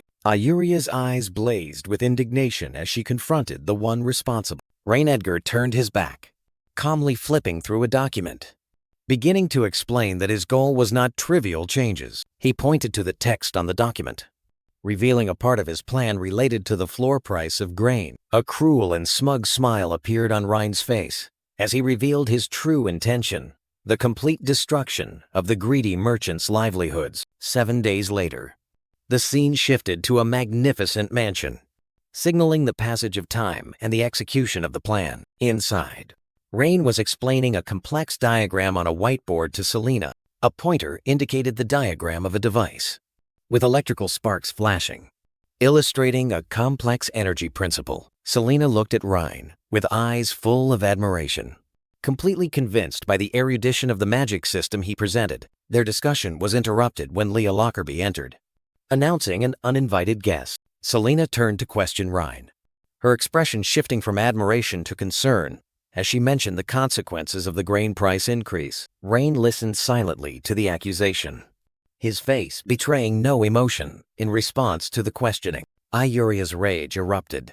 She lunged towards Rain and Leah, questioning him about the exorbitant price of a sack of grain that was pushing the people to their limits. Ignoring Iurea's anger, Rain calmly took a sip of tea, then turned to ask Leah a brief question. After hearing the answer, a cold, calculating smile reappeared on Rhine's lips, signaling that the time for action had come. Desperate at Rain's enigmatic demeanor, Iurea extended her hands, issuing an ultimatum In a final attempt to force him to explain, Rain Edgar calmly raised his teacup, beginning to reveal the truth behind his actions. Explaining that he needed a genuine spectacle to deceive the nobles, he firmly placed the cup on the table, posing a strategic question about Aislinn City's greatest weakness to guide the discussion. Ayuria, with a bewildered expression, innocently replied that the city lacked nothing. A sinister smile flickered across Rain's face as he prepared to reveal the true answer, one that was part of his plan. Ayuria's eyes widened in astonishment, a spark of realization flashing as she began to grasp the terrifying implications of Ryan's question. The truth dawned, and Ayuria paled as she pieced the events together, realizing the true nature of the plan. To confirm the newly revealed truth, Rain explained that the only thing the city lacked was food and those who would sell it. With the smugness of one who holds the truth, Rain declared that greed was humanity's most easily controlled weakness. An illustration showed the price of grain in Aislinn skyrocketing to double, confirming the initial step in Rain's plan. The scene depicted merchants from surrounding towns, drawn by profit, rushing into the city on wagons laden with goods. Augustus Klein, representing the greedy merchants, appeared with gleaming eyes and a hand grasping a sack of grain, symbolizing his blindness to profit. An abstract chart showed profits increasing exponentially, illustrating the irresistible allure drawing the merchants into the trap. Rain spread his arms in a powerful gesture, declaring that after today, the 4 noble families of Aislinn would be completely eradicated. He handed a stack of documents to Leah, issuing a decisive order to activate the final phase of the plan. Standing before a stunned Ayuria, Rain instructed Leah to post notices throughout the city, blaming himself and announcing that Ayuria would sell the church's grain. With a smug smile, Rain Edgar issued a bold economic order, setting a deadly trap. Ayuria frantically rushed to question Rain, unable to believe the cruel plan he had just initiated. Rain turned away with a condescending expression, coldly explaining that he had no intention of selling anything of his own. Ayuria's panic peaked. She accused him of conspiring to steal her people's winter food. She stood tall, boldly declaring that this food was for her elf people's survival, not for trade. Selena unexpectedly appeared, covering her mouth with a contemptuous laugh at Ayuria's naivety. Undaunted, Ayuria put her hands on her hips, her gaze firm as she asserted that her people only needed food, not money. Rain changed tactics, using a falsely reassuring tone to convince Ayuria that his plan would bring more grain. With Ayuria subdued and silently standing behind him, Rain turned to task Selena and the Mage Guild with sealing off the city. Selena smirked confidently, promising that no one would be able to escape the encirclement. Rain dramatically swept his hand out, declaring it was time to make the profiteers pay. He then turned to his maid, Leah Lockerbie, who had been silently observing everything. Rain looked directly at Leah, his gaze questioning, recognizing her unspoken hesitation. Leah expressed her concern, pointing out the possibility that the merchants might not fall into the trap as easily as he anticipated. Rain raised 2 fingers, beginning to explain to Leah the power of an unavoidable overt scheme. Rain Edgar explained that the merchants, blinded by greed, were rushing into a deadly trap. With a confident gesture, he asserted that the fear of losing money would force them to dump their grain as soon as news of a price drop spread. His gaze turned sharp and cruel as he emphasized that in this battle, those who hesitated would die. At the same time, at a large mansion, a messenger rushed in, carrying urgent news for Augustus. Veserlo Eldrin reported with a panicked expression to Augustus and his allies, announcing that the church had released grain at only 1 gold coin per sack. Another subordinate looked at Augustus with a worried expression, awaiting his decision in the face of the unfavorable situation. 2 conspiring merchants were stunned, realizing their fatal mistake of forgetting the church and now facing the risk of bankruptcy. Augustus narrowed his eyes, dismissing his subordinate's panic with a contemptuous look, deeming the resources of a small church unworthy of concern. Sitting at the head of the table, Augustus ordered his anxious co-conspirators to blend into the crowd and buy back all of the church's grain. Outside the church, a crowd of people had gathered, jostling around a wagon laden with sacks of grain. Amidst the chaos, Ayurya extended her hands, trying to calm the unruly crowd, announcing that there was enough food for everyone. An agitator in the crowd shouted, sowing doubt and urging everyone to scramble before the food was sold out. Despite Ayurya's efforts, the crowd grew aggressive, raising their hands and clamoring to buy food immediately. Just then, a squad of guards led by a blonde-haired commander entered, using their authority to quell the chaos. The commander reported to Ayurya that this was only the first shipment, and many more relief deliveries were on their way to the city. Ayurya closed her eyes, trying to maintain a calm exterior while internally screaming from the pressure of Rain's plan. Outside the church, Ayurya directed the distribution of grain to the cheering crowd, who were filled with joy and hope, assisted by a line of guards. At the same time, on another street corner, a group of merchants looked at each other with dismayed expressions. Realizing their hoarding plan had completely collapsed, the fat merchant broke into a cold sweat, his mind racing to calculate the enormous losses if he didn't act immediately. With desperate resolve, he cast aside all pride, straining his neck to shout out his grain for sale to cut his losses. The crowd quickly surrounded the fat merchant, scrambling to buy his goods amidst the chaos. A young man with black hair grabbed the collar of an older merchant, his eyes burning with anger, threatening to drag everyone down with him if deceived. The price war escalated in the streets as various merchants frantically lowered their prices, their cries of sale echoing everywhere. From the balcony of a tall building, Rain, Edgar, and Leah Lockerbie calmly observed the controlled chaos unfolding below. Rain explained to Leah the nature of human greed, his eyes gleaming with the confidence of one who held the upper hand. Leah expressed her admiration for Ryan's plan, believing it would help his dam project be completed on schedule. Rain playfully patted Leah's head, implying that she had underestimated the merchants' desperation. Below, the merchants continued to dump their assets, unaware that they were merely pawns in a larger game orchestrated by Ryan from above. Leah expressed skepticism, questioning whether Augustus and his allies would also dump the grain they had bought at exorbitant prices. Leah's train of thought brought her back to the image of the merchants who had once been united, making her disbelieve that they would betray each other. Rain Edgar crossed his arms, smiling condescendingly, signaling to Leah that she had overestimated their opponents. He asserted firmly that when profits were threatened, no one would give up without a fight. Rain turned, ordering Leah to follow, declaring that it was time to execute Phase 2 of the plan with Ayurya. At the same time, in a luxurious office, Roland urgently reported to a stately seated Augustus Klein. Roland frantically announced that grain prices had fallen incredibly sharply.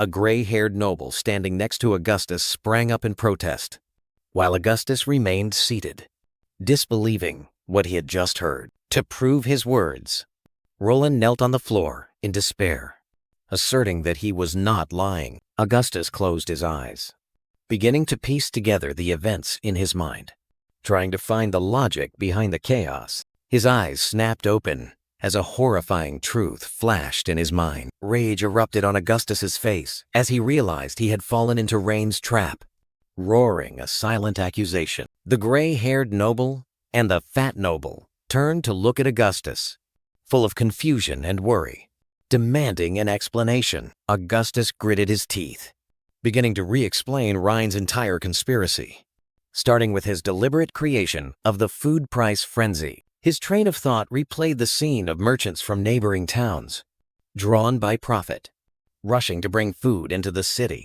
The memory continued to show Ryan through the church, releasing a massive supply of grain, causing prices to plummet uncontrollably, pushing all other merchants into a state of panic. The gray-haired noble, after hearing the explanation, turned pale with horror and rage, realizing the insidious nature of Ryan's plan. In a luxurious room, Augustus Klein, despite being in a tight spot, tried to reassure his allies with a new plan, his eyes full of determination. The other nobles, including a corpulent man and a gray-haired man, listened expectantly.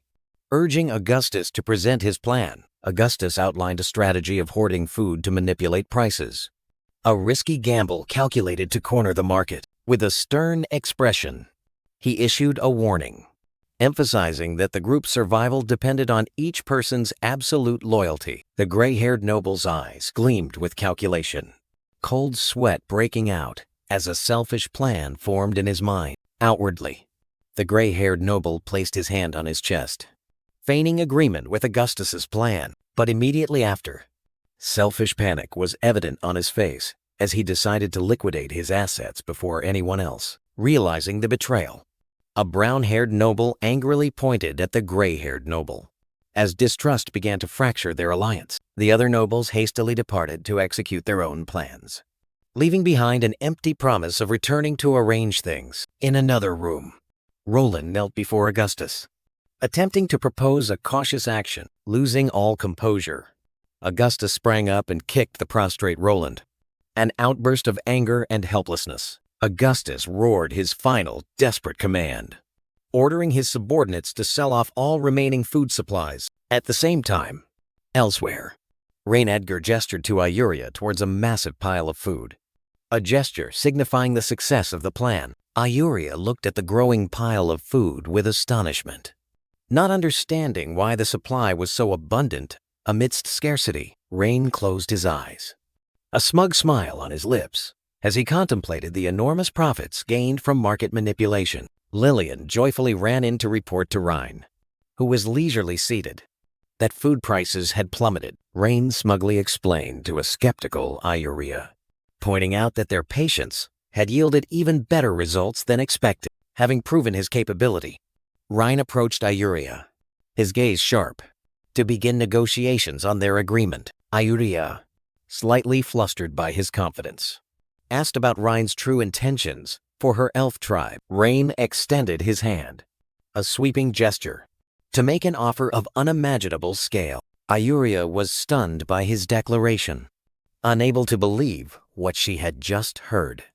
With a powerful smile, Reign affirmed his intention to control all business operations of the elf community, from the smallest to the largest. Overwhelmed by the scale of the offer, Iuria explained that she had no authority to decide and suggested Reign speak with the queen, but he simply agreed with ease. Iuria handed a letter to Ilaria, ordering her to take it to the queen, while Reign and Leah observed from a distance, his plan having advanced another step. After everyone left, Reign sat alone, deep in thought, calculating his next moves. After having neutralized the nobles of Azelin, his train of thought envisioned Malcolm's Mage Guild and Iuria's church soon falling under his control. He continued to outline his plan to deal with Elderic Calgar, targeting his last two trump cards, the army and the right to collect taxes. Returning to reality, Leah gently approached from behind. Noticing the tension in Reign's thoughts, Leah placed her hand on Reign's shoulder, offering to help him relax. Her eyes full of concern and devotion. Reign closed his eyes, allowing himself a moment of peace, smiling faintly as he felt her care. In a luxurious room, Selena erupted in anger over the guard's behavior, while Iuria could only clasp her hands, helpless in the situation. A mustached merchant resentfully recounted being robbed of all his money on his way back, rendering all his business efforts meaningless. The merchant approached Iuria, continuing to complain and pointing as if to emphasize the injustice the Grand Duke had allowed to happen. Reign Edgar entered, confident in demeanor, extending his hands as if to ask what was happening and ready to listen. Facing Reign's calm demeanor, the merchant continued to criticize angrily, while Iuria stood huddled behind him. Reign Edgar smirked, hand on chin, with a calculating gaze, offering a silent business proposition. At the same time, at a city gate, Lillian Aeldry and her cargo carriage were stopped by a group of guards. The guard commander gestured with his chin, using his spear to block Lillian's path and questioning the origin and goods on the carriage. Lillian remained calm, smiling as she explained that she was a city citizen and was transporting goods for trade with the elf tribe. With a skeptical look, The guard commander signaled his subordinates to search the carriage. A soldier unhesitatingly used his spear to slash the tarp covering the crates. The spear thrust forcefully, brutally piercing the lids of the crates. Lillian frantically rushed forward, trying to stop the soldier's destructive act. A desperate attempt to protect her goods. The subordinate guard turned back to report to his commander that there was nothing suspicious inside the crates. The guard commander looked at Lillian condescendingly, ordering her to pay the customs duty to pass. Lillian Aeldry, indignant, confronted the guard commander, questioning him about destroying her belongings and still demanding to collect taxes. The guard commander growled, issuing an uncompromising ultimatum: pay or leave. Cornered, Lillian froze for a moment, helplessness evident on her face.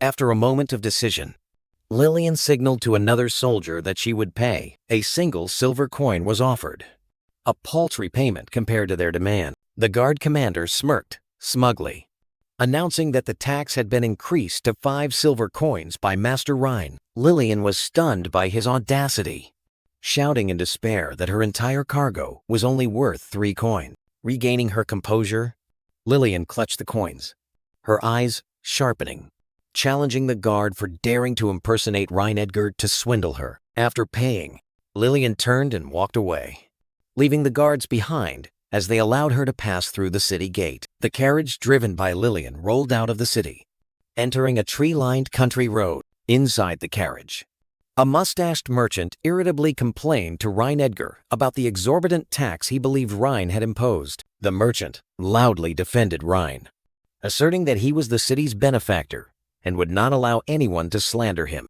Rhine Edgar rested his chin on his hand, his gaze profound as he observed the merchant, subtly pointing out the contradiction in his words. The merchant animatedly explained, recounting how Rhine had used a clever strategy to lower food prices, helping the people of Azelin. With a mix of pride and regret, the merchant recalled the scene of the people being saved, praising Rhine as a lord who truly cared for his populace. With eyes gleaming with loyalty, the mustached merchant fervently declared his readiness to die for Rhine Edgar. Sitting opposite, Rhine Edgar crossed his arms, listening indifferently, while Leah Lockerbie sat beside him with a pensive expression. The merchant contemptuously asserted that the Eldwin family deserved to be punished for their actions. Rhine Edgar subtly raised an eyebrow, prompting the story, which made the merchant eagerly explain that no one in Azelin was unaware of the Eldwin family's reputation. The merchant raised a finger, his tone shifting to mysterious, implying that the origin of the Eldwin family's wealth was not as simple as everyone thought. With a slight smirk, Rhine Edgar tilted his head, signaling the merchant to continue his revelation. The merchant was momentarily confused by Rhine's profoundness, not understanding why a stranger would show such interest. Regaining his composure, the merchant raised a hand to cover his mouth, lowering his voice to reveal a horrifying secret. The Eldwin family's true business was human trafficking. Rhine's composure shattered for a moment, his eyes widening in astonishment at the shocking revelation. A silent fury erupted on Rhine's face. He crossed his arms tighter, enraged that his human resources were being encroached upon. Rhine closed his eyes, his thoughts turning to gaining control of the border guard forces to prevent civil war and external intervention. The conversation was interrupted when the merchant complained about being taxed again, both Rhine's and Leah's gazes turning to him with annoyance. At the city gate, Lillian Aeldry was confronting the guard commander, questioning why they were being taxed immediately after leaving Azelin. The guard commander replied with a smug look, offering a condescending reason that city taxes and border taxes were entirely different charges. Lillian Aeldra erupted in indignation, exposing the guard's lie about changing tax regulations. The guard commander blocked Lillian with his spear, issuing an ultimatum, demanding she pay or turn back. Lillian clenched her fists at her sides, trying to suppress her rage at the unreasonable demand. A smug and greedy smile appeared on the guard commander's lips as he quoted an exorbitant price. Lillian was stunned. She spoke up, denouncing his blatant robbery. Hearing a calm voice from the carriage, Lillian turned back, reluctantly obeying Rhine. The guard commander turned towards the luxurious carriage, shouting for all passengers to disembark for inspection. At the border checkpoint, Guards surrounded the convoy, creating a tense, suffocating atmosphere. A pair of elegant shoes stepped down from the carriage, signaling the arrival of a person of status. Rain Edgar and Leah Lockerbie stepped out, their noble demeanor completely overwhelming the guard's rudeness. The guard commander froze, his smugness vanishing from his face, replaced by confusion and astonishment. Rain's gaze swept over, noticing the merchant, Trist, cowering behind him with a fearful expression. Rain turned to Trist, a slight raise of his eyebrow, an unspoken question about the relationship between the merchant and the guard. A flood of memories rushed into Trist's mind, revealing that the current guard was once a ferocious mountain bandit, backed by the Eldwin family. The guard commander glared at Trist, recalling an old grudge when he was punished due to the merchant's shortfall. The guard swung his arm threateningly, accusing Trist in a harsh voice, making the old merchant cower in fear. Trist desperately raised a hand to his forehead, trying in vain to argue against the guard's accusation. The guard commander stood tall, using brazen arguments to justify his extortion. The sharp spearhead pointed directly at Trist like an undeniable threat, leaving him frozen in fear. Rain Edgar unexpectedly intervened, his cold tone questioning the legitimacy of the fee. Breaking the standoff. Interrupted.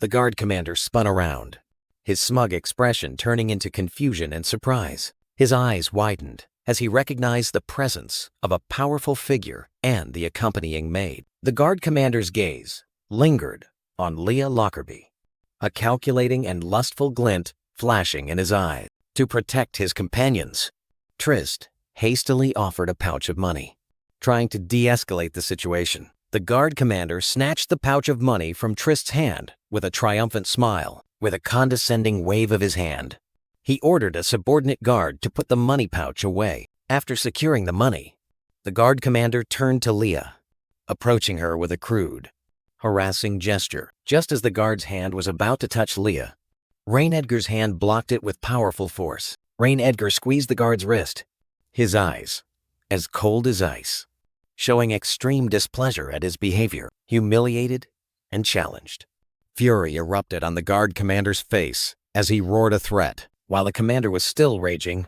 Leah silently moved behind him, a sharp knife raised, ready to strike. The cold, sharp blade glinted, signaling that a purge was about to begin. Leah Lockerbie turned, her eyes as cold as ice, ready to execute the order. Rain Edgar issued a deadly command, making the maid standing beside him tremble with fear. With a solemn gesture, Leah bowed, accepting the bloody task. News of the threat spread quickly, causing the guards to scatter in utter panic. Amidst the chaos, Leah advanced, her gaze locked onto the fleeing targets.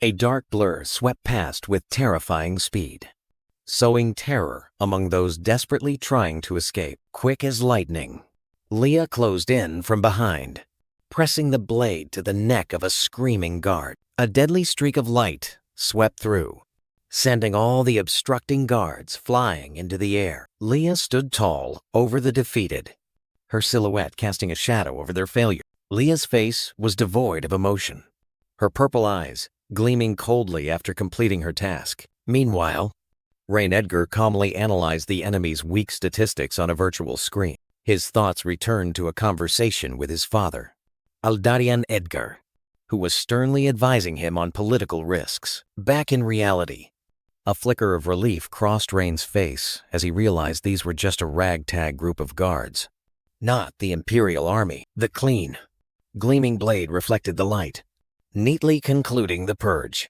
Leah Lockerbie, her eyes icy, gripped her dagger, ready for the impending bloodshed. A guard commander roared, his threat echoing throughout the Ashling City border area. His soldiers cheered upon seeing reinforcements, believing their salvation had arrived with the appearance of General Caesar. General Caesar, a weathered man with a scar on his face, stepped forward with an authoritative demeanor, his scrutinizing gaze sweeping over the troublemakers. Rain Edgar remained calm, a virtual analysis screen appearing before his eyes, dissecting the strengths and weaknesses of the new enemy. The data on the screen confirmed Caesar was a talented warrior but had extremely low loyalty.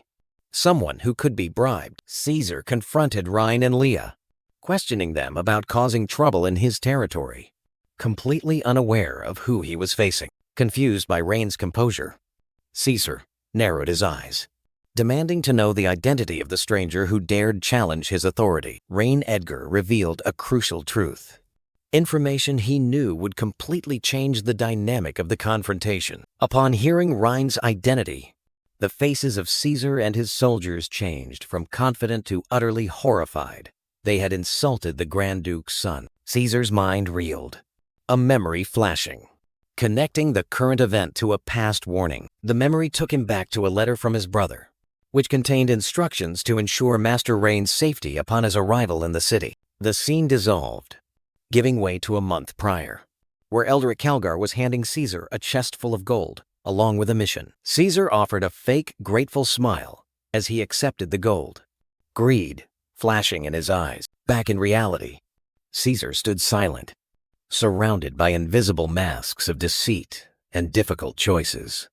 Weighing his next move, Rain Edgar looked coldly at Caesar, stating a harsh truth while the general bowed his head in acceptance of his fate. However, a reckless glint flashed in Caesar's eyes as he decided not to let his life end in vain. Caesar placed his hand on his sword hilt, turning on Ryan and accusing him of being an impostor to justify his actions. He drew his sword, offering a large bounty to anyone who could take the impostor's life. Leah Lockerbie did not flinch. She pointed directly at Caesar, exposing his intention to rebel. Leah's warning terrified the surrounding soldiers, including Soldier Ines, who tried to dissuade their commander. Caesar ignored them, his sharp gaze sweeping over the soldiers, reminding them that they were all implicated. He plunged his sword forcefully into the ground, a powerful gesture to assert that they had no way back. Caesar continued to incite, recounting Ryan Edgar's brutal exploits to turn him into a formidable common enemy. He raised his sword high, painting a picture of wealth in the north if they obtained Rain's head. Caesar issued an ultimatum, forcing the soldiers to choose between following him to live or resisting him and dying. Hesitation and greed were evident on the faces of Soldier, one and the other soldiers as they looked at each other. The wavering gazes of the soldiers showed they were convinced.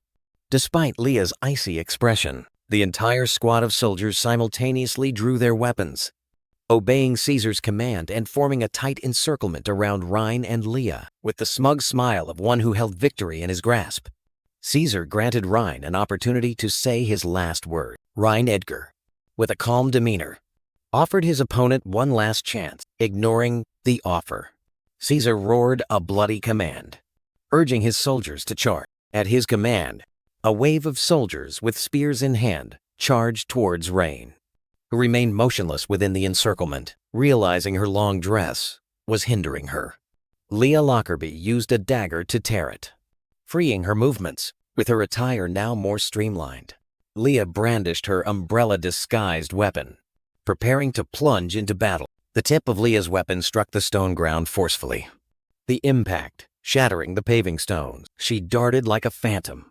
dagger in hand, ready for the slaughter. Leah closed in on the first soldier, delivering a vicious elbow strike to his throat to incapacitate him. Without hesitation, she raised her dagger, blocking the spear tip of another approaching assailant. Leah spun and delivered a thunderous kick, sending another soldier flying before he could react. The dagger spun rapidly in her hand, forming a blurred silver arc, showcasing her masterful combat skills. She quickly gained full control over the first soldier, pressing the cold blade to his throat. Meanwhile, another soldier attempted to sneak attack Ryan, but Leah's sharp gaze locked onto him. Leah powerfully swung her disguised staff, creating a potent slash to halt the attacker. The soldier was sent flying into the air with a scream, his weapon shattered. While Rain merely observed silently with his arms crossed, Rain Edgar issued an ultimatum to Caesar, his cold gaze allowing no refusal from the opponent. Despite the warning, Caesar roared an attack command, offering 1,000 gold coins for Rain's life to incite the soldiers' greed. Hearing the command, the chainmail-clad soldiers charged forward in unison, blinded by greed. The soldiers screamed, rushing into battle to claim the reward. Leah Lockerbie appeared unexpectedly, delivering a lightning-fast strike to the nape of the charging bald soldier's neck to take him down. She spun gracefully, using the momentum from her turn to deliver a powerful kick to another soldier. Rain Edgar delivered a precise punch to the abdomen of an approaching soldier, incapacitating him with ease.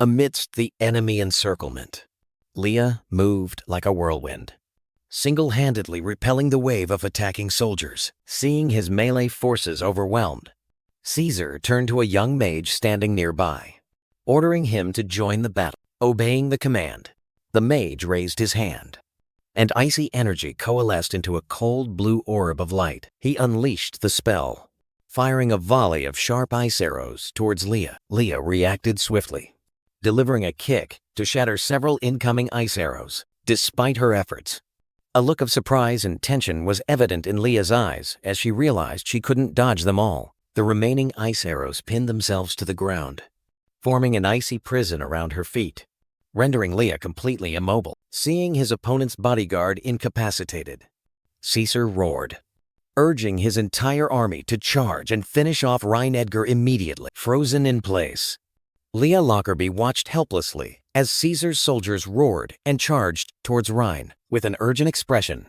Ryan Edgar shouted a command and threw a small hammer towards Leah to give her an opportunity. Leah deftly caught the hammer, an unspoken confirmation that she understood her master's intent. Without hesitation, she used the hammer to deliver a powerful blow, shattering the icy shackles around her feet. Freed, Leah launched herself into the air as a green magical circle appeared beneath her feet like a platform. Reassured that Leah was safe, Rain gave a cold smile as a black electric whip uncoiled from his coat. The whip's tip sparked with blue electricity before Ryan powerfully lashed it onto the ground. A wave of blue electrical energy erupted, spreading outwards from Ryan's position. The electrical wave swept through the charging soldiers, engulfing them in a deadly network of energy. The soldiers convulsed in extreme pain, their screams drowned out by the crackling electricity. Standing on two small insulated platforms, Rain observed the chaos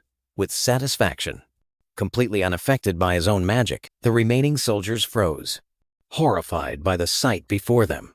Unable to comprehend such terrifying lightning magic, Rain wore a smug smile, his gaze sweeping across the battlefield like a scientist admiring a successful experiment. In the distance, Caesar roared furiously, signaling his terrified soldiers to continue charging despite the danger. A young soldier, his face pale with fear, stammered a report to Caesar that Ryan was using forbidden magic, a power that would kill anyone who came near. A flash of a glowing red sword appeared, symbolizing the brutal punishment awaiting anyone who defied Caesar's command. A masked executioner with glowing red eyes stood over a soldier's corpse, his sword an unspoken warning of the consequences of disobedience. Back in reality, fury flared on Caesar's face as he roared an iron command, forcing his trembling soldiers to advance. Pressed forward, Caesar's soldiers hesitated to advance, horror still evident on their faces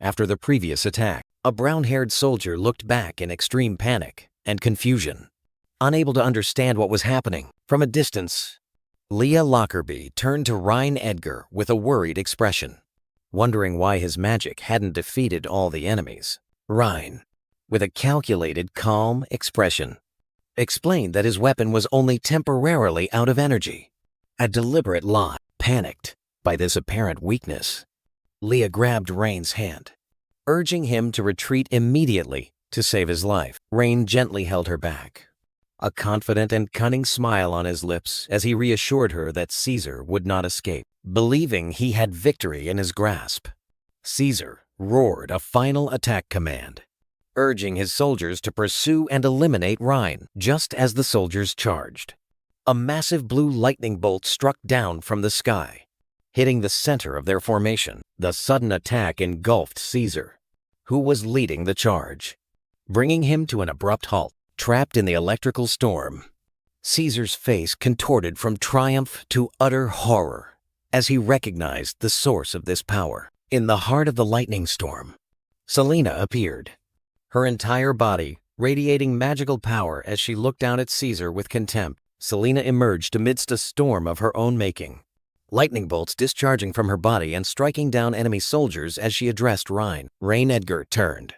A calmly satisfied expression, evident as he confirmed to Selena that her arrival was perfectly timed with his power's depletion. In a brief moment of calm amidst the chaos, Selena eagerly asked Rhine about the effectiveness of the device he had used, while Leah stood by watching. Rain, with a confident smile, gestured towards the battlefield, indicating that explanations could wait until they had dealt with Caesar and his forces. Accepting the command, Selena shifted her attention to the courtyard below, her hands flashing with immense electrical energy as she prepared to purge the enemy with absolute authority.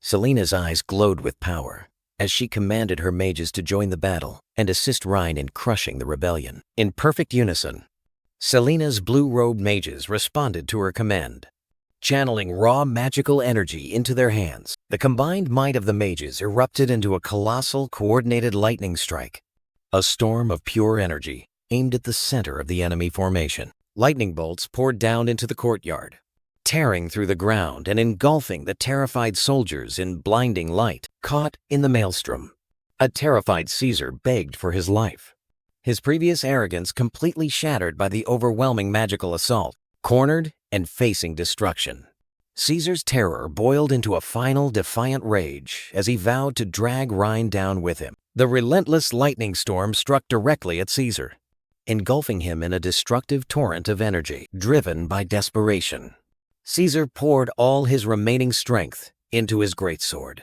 preparing to unleash a final suicidal attack aimed at Rhine. As Caesar's glowing blade slashed down, Selena and one of her mages surged forward, forming a protective barrier to block the deadly attack aimed at Rhine. Leah Lockerbie faced the enemy, her eyes sharp as daggers, gripping her sword hilt with unshakable determination. Caught off guard by her speed, Caesar broke into a cold sweat, realizing the imminent threat. Without a moment's hesitation, Leah lunged forward, delivering a powerful kick to break the opponent's defense. Caesar's eyes widened in horror as he realized he couldn't evade the incoming attack. Leah's blade cut decisively, slicing deep into Caesar's shoulder, sending blood splattering. The force of the attack shattered the wooden wall behind him into splinters. Amidst the dust and debris, Leah landed steadily, her high heel firmly planted on the floor. Caesar collapsed to the floor amidst the rubble, wounded and completely incapacitated. Leah looked down at her defeated foe with cold, contemptuous eyes. Elsewhere, Rain Edgar sat in a room, intently reviewing the contents of a newly delivered report. He looked up from the paper, a flicker of realization in his eyes as the pieces of the plan clicked into place. Then, Rain and Selena confronted Caesar, now bound and kneeling on the floor. As the interrogation began, Rain looked directly into Caesar's eyes, an unspoken accusation delivered, questioning his corruption and betrayal of Elderic. Caesar's face contorted in shock and extreme panic, unable to believe his darkest secret had been exposed. Rain Edgar, holding a stack of documents, calmly revealed that he had anticipated the betrayal and was merely waiting for the opportune moment. He placed his hand on a ledger, emphasizing that with it, he could end everything. Caesar Holker sneered, challenging Rain with such meager evidence of corruption. Rain dismissed it, explaining that these documents were not to bring down Eldrick, but to grasp the city's financial situation. Hearing of the city's reform plan, Caesar burst into arrogant laughter, mocking Rain's naivety. Rain sat down in his chair with authority, while Leah Lockerbie silently handed him a parchment scroll. He stood up and walked forward, each step exuding determination. Rain's figure loomed, looking down at Caesar slumped on the floor, an unspoken threat delivered about the difference between living nobles and corpses. Horror was evident on Caesar's face as he realized Rain's true intention, a bloody purge. Rain raised 2 fingers, delivering a cold ultimatum to the nobles: follow him or follow Caesar's path. A self-satisfied smile appeared on Rain's lips. He was completely confident in the outcome. He closed his eyes, his thoughts drifting to an impending invasion, images of soldiers appearing in his mind. Then, Ryan stood alone, silently observing the ruined city wall.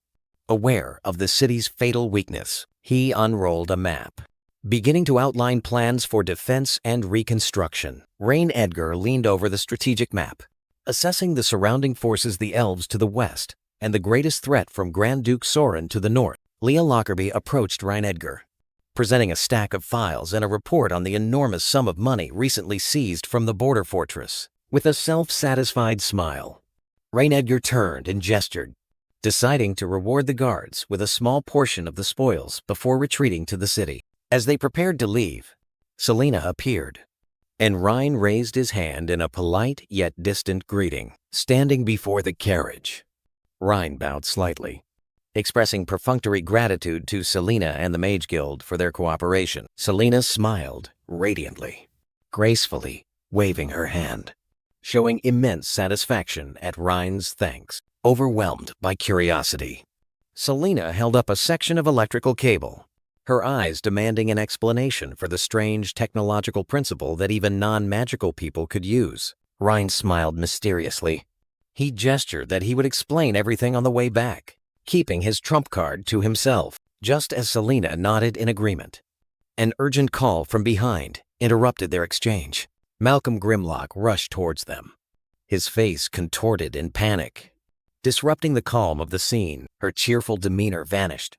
Selena spun around, her eyes sharpening, ordering Malcolm to report the situation. Catching his breath, Malcolm delivered shocking news. City Lord Eldrick had rebelled, seizing control of the entire city. The news left Selena stunned in shock, but Ryan stood beside her, his face completely devoid of surprise. A cold smirk appeared on Ryan Edgar's lips, his eyes glinting, confirming that Eldrick's rebellion was entirely within his expectations. Selena expressed her concern to Ryan Edgar, explaining that mobilizing the mages to suppress the border guards had left them without inside agents in the city. Ryan simply offered a calm smile, a silent gesture to reassure Selena that everything was still under control. Crossing his arms, Ryan confidently asserted that Eldrick Calgar had lost the moment he rebelled.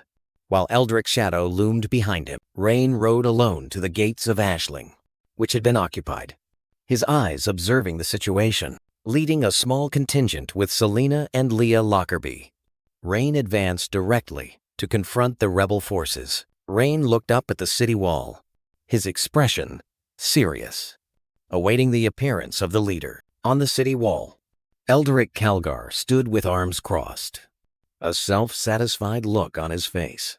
Uttering mocking words about Ryan's presence, Ryan confronted Eldrick, his gaze sharp, directly questioning why he betrayed his father. Stunned by the question, rage flared on Eldrick's face as he roared, blaming Aldarian Edgar for abandoning him. A flashback took the viewer back to the past, where a younger Eldrick and Aldarian once shook hands in cooperation, initiating an alliance. The memory continued, showing Aldarian turning his back and walking away in glory, leaving a bowed Eldrick in disappointment and bitterness. In his resentful thoughts, Eldrick's fist clenched, symbolizing the cruelly rejected pleas. Returning to his narrative, Eldrick pointed angrily, placing all blame on Aldarian's coldness and indifference. Eldrick pointed down at the soldiers below, asserting that they too were comrades abandoned by Aldarian and not treated with due respect.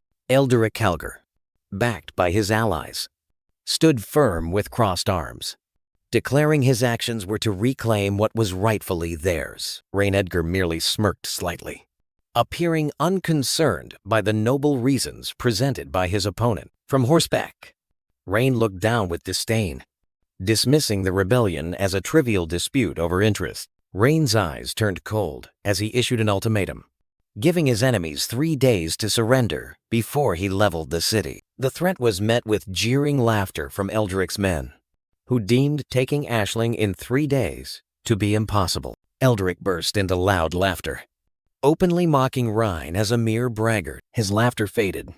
Eldrick leaned forward, his eyes glinting with a new intention as he challenged Ryan's confidence with a wager. Ryan remained calm, crossing his arms and tilting his head slightly, calmly awaiting Eldrick to state the terms. Standing on Ashling's sturdy city wall, Eldrick laid out the terms. If Rhine could not breach the wall in 3 days, he must surrender unconditionally. Rain maintained an impassive expression, his gaze unwavering, as he posed a counter-question, forcing Eldrick to confront the possibility of his success. Eldrick burst into laughter again, slapping the railing with self-satisfaction, promising Rhine full discretion if he accomplished the impossible. With a triumphant smile, Eldrick challenged in a low voice, demanding Rain Edgar answer if he dared to accept this wager. Selena turned to Rain with a worried expression, trying to dissuade him from the reckless wager and advising a more patient strategy. Leah also spoke urgently, announcing that she had informed the Grand Duke and reinforcements were on their way, rendering this wager completely unnecessary. Eldrick Calgar, backed by the rebellious crowd, loudly mocked Rain's silence, challenging him to prove his mettle by accepting the bet. With a confident smile and cold eyes, Rain accepted the challenge, his tone implying that his opponent would be the one to regret it. Eldrick turned, raised his hand towards Rhine, and declared to all his soldiers that the agreement was set. Eldrick's expression turned sinister. He narrowed his eyes, as if remembering a trump card. He revealed a critical piece of information. The Orvis Imperial Army had been alerted and was en route to the border fortress, creating a deadly pincer movement. Eldrick burst into malicious laughter, fully believing that Rhine would be annihilated by the enemy reinforcements before he could do anything. After the confrontation, the scene shifted to Rhine's temporary command camp, carefully guarded in the desert. Inside the tent, a tense atmosphere prevailed as Selena and an armored ally stood before Rhine, while Leah Lockerbie stood silently observing. Selena spoke, her voice filled with concern, pointing out that breaching Ashling's ancient walls with their meager forces was an impossible task. The armored ally urgently suggested Rhine retreat south to rendezvous with the Grand Duke, seeing it as the only path to survival. Completely unaffected by the panic, Rain calmly looked down at the tactical sand table, holding a chess piece and reaffirming his promise. He planted a flag on the sand table, admitting that his true concern was not Ashling, but the approaching Orvis Imperial Army. Rain turned to Leah, his gaze shifting from strategy to logistical preparation, issuing a silent command. Leah nodded decisively, reporting that firewood, and a nearby lake were all prepared according to his plan. Rain Edgar decisively ordered Selena, instructing her mages to use ice magic to lower the lake's temperature to near freezing. Selena showed clear skepticism, and with Leah, she looked at Rhine and the prepared materials, not believing they could breach Ashling's city wall. Despite their apprehension, Rain merely smiled confidently, asserting with certainty that the city wall would not last more than 3 days. Meanwhile, the formidable stone walls of Ashling City stood tall, an impregnable fortress. Rhine, on horseback, raised his hand to launch the attack, leading his army charging towards the city. At his command, the soldiers charged, but instead of weapons, their hands clutched bundles of firewood and hay. They raised their shields against the rain of arrows shot from the city wall, determined to close in on their target. From atop the city wall, Eldrick Calgar looked down with a bewildered expression, not understanding why the attacking army carried no weapons. To the astonishment of Eldrick and his soldiers, Rain's troops simply threw the bundles of firewood at the base of the wall and simultaneously retreated. Completely bewildered, Eldrick turned to an archer beside him, demanding an explanation for this bizarre tactic. The archer awkwardly replied, admitting he had never seen such a thing, and hesitantly speculating that perhaps they intended to burn the city wall. His rage erupting, Eldrick roared and struck the soldier on the head for his absurd answer. Struck. The soldier could only cover his face in confusion and fear, unable to offer any further explanation. As Eldrick fumed, another soldier rushed over to report, pointing towards the base of the city wall, where the bundles of firewood were beginning to ignite. Eldrick's soldiers on the city wall shouted in confusion as they saw the fierce flames erupting below.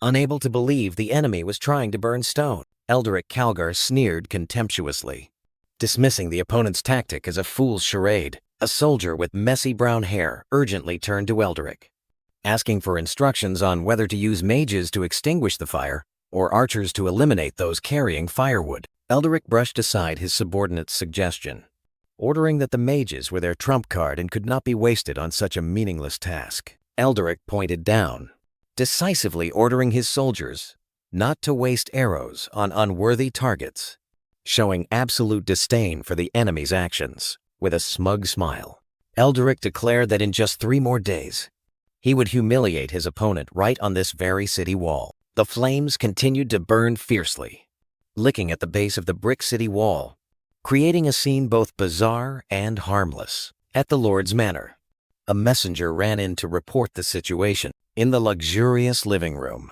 a messenger presented to Elderic, who was casually seated with a blonde noblewoman on his lap, alongside other nobles. Hearing that the enemy had stopped burning the fire, Elderic stood up, hands in his pockets, scoffing that perhaps they had burned all their winter firewood. Elderic's face gleamed with malice and smugness, and he ordered everyone to follow him to witness the foolish enemy's surrender. On the final day of the bet, a crowd gathered outside the city, convinced that Elderic had won, as the city wall was uncomfortably hot. Standing on the city wall, Elderic spread his arms mockingly at Rhine Edgar, who was approaching alone on horseback, asking if he intended to extinguish the fire and then surrender. Rhine Edgar, sitting firmly on horseback with a cold expression, delivered an ultimatum to Elderic and the nobles surrender immediately, or D. With a contemptuous look, Elderic Calgar loudly reminded Rhine of their bet, his tone full of challenge. Rhine Edgar, majestic on horseback, faced Ashling's city gate, his presence a living ultimatum, accusing Elderic before the soldiers of both sides. Elderic and his nobles burst into mocking laughter, challenging Rhine to find a way to break through the city wall instead of just talking. With a dramatic gesture, Rhine raised his hand to his forehead, signaling that his patience had run out and a command was about to be issued. In response to Rhine's command, Selena appeared amidst the sea of flames at the base of the city, her arms outstretched, preparing to cast magic. With determined eyes, Selena began to summon power, and furious lightning bolts started to form above her head. His smugness vanished.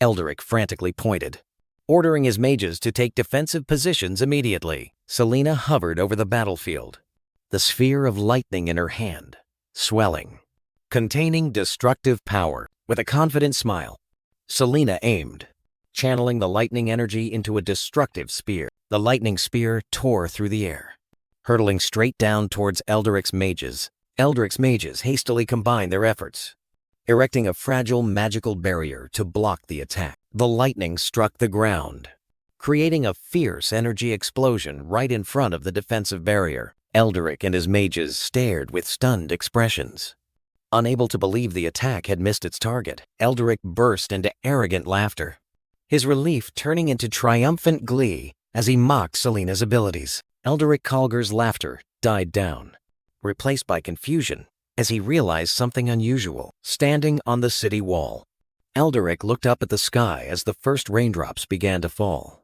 skepticism clearly visible on his face. Facing the enemy, Rhine Edgar roared a decisive command, his sharp gaze signaling the start of the attack. At his command, Rhine's soldiers charged, but instead of weapons, they carried buckets of ice water, using their shields for cover. After unleashing a massive amount of energy, Selena, exhausted, fell into the arms of Rhine and Leah.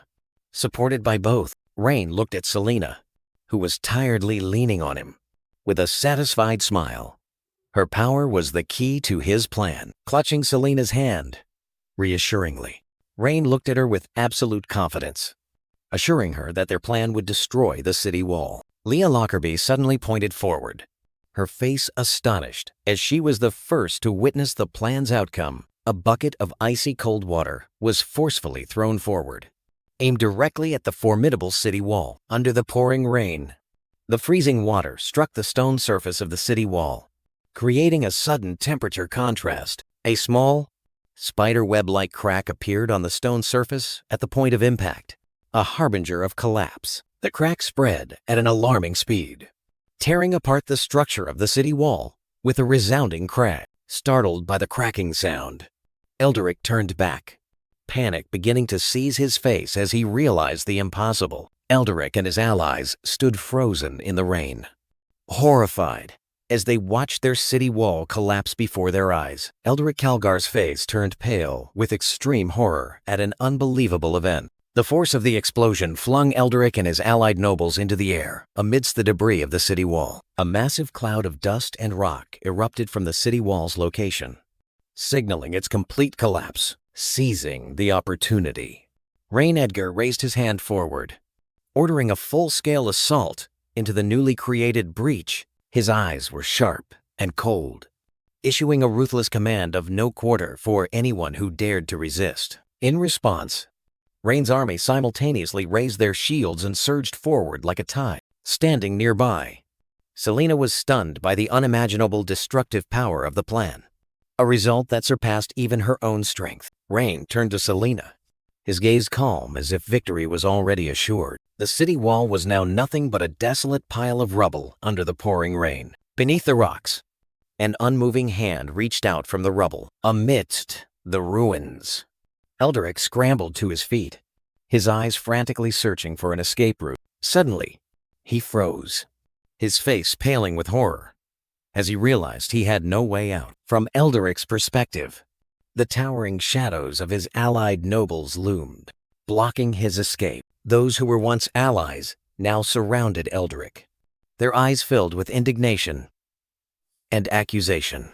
Determined not to let him escape alone, Rain's army entered the city to the resounding cheers of the soldiers, praising his victory. An excited soldier recounted the extraordinary feat, that the sturdy city wall had been brought down in just 3 days without casualties. Riding beside Rain Edgar, Selena clutched his arm, her eyes earnestly pleading for him to reveal the secret behind the victory. Selena's pleas became persistent and somewhat absurd, making Rain's face clearly show his awkwardness at her insistence. Rain smiled confidently, beginning to explain a scientific principle he had used to achieve victory. Selena was completely bewildered. The concept Rain presented was entirely foreign and beyond her comprehension. Rain continued to explain the expansion and contraction of matter with temperature changes, a basic physical law behind his plan. Rain paused his explanation, his eyes turning cold as he promised to tell the rest after they dealt with Elderic. Rain's army, in neat formation, advanced through the colossal breach in the city wall, ready to seize control of the city. A desperate plea for help echoed from ahead, startling Rain, who turned to look. Rain looked down suspiciously, seeing one of the treacherous nobles sprawled on the ground, blocking his path. The bald man with a thick beard looked up, his eyes filled with desperate pleading towards Rain. To save himself, the noble hastily clasped his hands, blaming Elderic entirely and claiming he had been deceived. Another noble with brown hair and a red tie chimed in, loudly asserting that they had intended to capture Elderic to atone, but he had turned the tables on them. Rain tightened his grip on the reins, his eyes as cold as ice, expressing disappointment and disdain at the traitor's clumsy act. The bald noble desperately begged Rain Edgar, offering to trade all his family's assets to save his life. Rain Edgar smirked coldly, his eyes showing that the offer was utterly worthless to him. In a panic, the bald noble and his companions tried to threaten Rain with arguments about loyalty and the consequences of tyranny. Rain held up a gold coin, his sharp eyes mocking their naivety, asserting that loyalty belonged only to self-interest. From horseback, Rain gave a silent command, and his soldiers advanced to apprehend the kneeling, treacherous noble. At the same time, inside a luxurious building, another crisis was unfolding. Elderic Calgar pointed towards the hooded figure, his face filled with panic and disbelief as he reported the breach of the city wall. The hooded figure was stunned, unable to comprehend how that could have happened. Elderic screamed in despair, recounting how the wall had been burned and then collapsed when doused with water. The hooded figure dismissed the explanation, deeming it absurd and unacceptable. Rage and disbelief flared as the hooded figure completely rejected the possibility of besieging the city with such a simple method. He insisted that Rain must have used some kind of extremely powerful magic, refusing to face the truth. Realizing the situation was unsalvageable, Elderic grabbed the hooded figure, urging an immediate escape before Rain and his army arrived to prepare for the escape. The hooded figure took out a magic scroll just as he was about to act. The door opened, and Rain Edgar and a mustached man blocked his retreat. Rain Edgar appeared, blocking the way with a confident gesture, questioning the two who were about to flee. Elderic Calgar turned around, his face changing from shock to panic as he recognized the person opposite him. With a contemptuous smile, Rain explained that their cowardly actions had paved the way for him. He shrugged, his face mocking the soldiers' morale collapse upon seeing their masters flee. Rain faced the hooded conspirator, his eyes scrutinizing the mask as if seeing through a vile secret. Regaining his composure, the hooded conspirator pointed at Rain, uttering threats about an approaching army. Rage flared, and he roared a declaration that Rain's destruction of the city wall was a fatal mistake. To carry out his threat, he raised a magic scroll, and energy began to gather around him in preparation for an escape. Rain's eyes turned icy, and he gave a decisive command to an unseen ally. The hooded conspirator froze, his escape attempt halted midway by an invisible force. A streak of light flashed, and his mask shattered into pieces right on his face. A dagger flew at terrifying speed, embedding itself into the wooden wall right beside him. Fragments of the mask scattered to the ground, exposing his failure. His face revealed with a cut on his cheek. The hooded conspirator stared straight ahead, his eyes filled with anger and disbelief. A pair of women's high heels gently landed right in front of Rain, signaling the arrival of the one who had carried out the command. Rain glanced at Leah, a flicker of surprise as he recognized her. The hooded conspirator and Elderic Calgar activated a magic scroll, a blue light enveloping them in a desperate escape attempt. Through his fingers, the hooded conspirator's hateful gaze recognized his enemy, snarling Rain Edgar's name with an unspoken challenge. The two conspirators vanished into thin air, leaving Rain and Leah staring at the empty space. Leah bowed her head, expressing regret for failing to stop the enemy. But Rain gestured reassuringly, his eyes showing he had anticipated this. A smug smile flickered on Rain's lips as he showed annoyance at not having identified the escaped individual. Leah suddenly spoke up, drawing Rain's attention by asserting that she knew who it was. As Leah recounted, the image of Ravenclaw Eldwin, a former subordinate with a scar on his cheek, appeared like a ghost of betrayal from the past. Rain pondered, his mind connecting the image of Ravenclaw with Adrian, who had just been executed. Searching for a link between the two Eldwin family members, Leah confirmed Rain's suspicion, revealing that Ravenclaw was once the patriarch of the Eldwin family. She further explained that Ravenclaw had abandoned his family and betrayed his master due to disagreements. While Rain listened with an understanding expression, their conversation was interrupted by the arrival of Selena, who hastily reported the situation with a worried expression. Selena expressed concern about the Orvis Empire's army and the widespread damage caused by Rain's magic, her hand rubbing her forehead in stress. Rain raised a finger, interrupting Selena with a confident smile, assuring her that he had a way to resolve everything. Rain, Leah, and Selena stood together on the balcony, looking down at the city square bathed in the sunset, where a new challenge awaited. Selena looked away, her brows slightly furrowed with worry, wondering about Rain's intention to reassure the people. Rain, along with a worried Selena and Leah, suddenly raised a megaphone, his voice echoing to attract everyone's attention. Standing on a makeshift wooden platform, Rain prepared to address the crowd gathered below. Through the megaphone, Rain loudly announced shocking news. The Orvis Empire's army was advancing towards them and would arrive in a few days. Rain's news struck like a thunderbolt, leaving the crowd stunned in confusion and fear. From above, Rain, Selena, and Leah looked down at the sea of people beginning to stir. Bewildered by the declaration of an invading army, Selena turned to Rain with a panicked expression, unable to believe he would reveal such alarming information. Confusion quickly turned into panic as the populace realized the threat.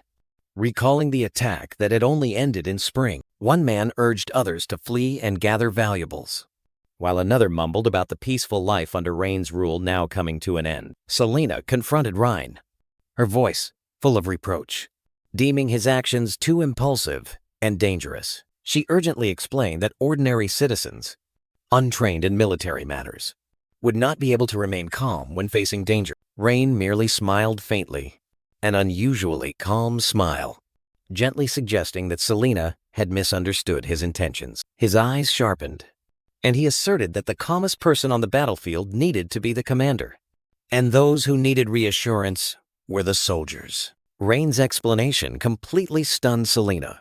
She began to realize there was a deeper plan behind his seemingly reckless actions. To reinforce his words, Rain held out a parchment scroll, implying that this was the key to his strategy. Rain Edgar held up the challenge letter, using a megaphone to amplify his voice and read the insulting words of the Orvis Empire to all the citizens. The crowd, led by a bald man, seethed with indignation at the insults. From the high wooden platform, Ryan Edgar, along with Selena and Leah, looked down at the crowd and challenged their courage. Their anger ignited.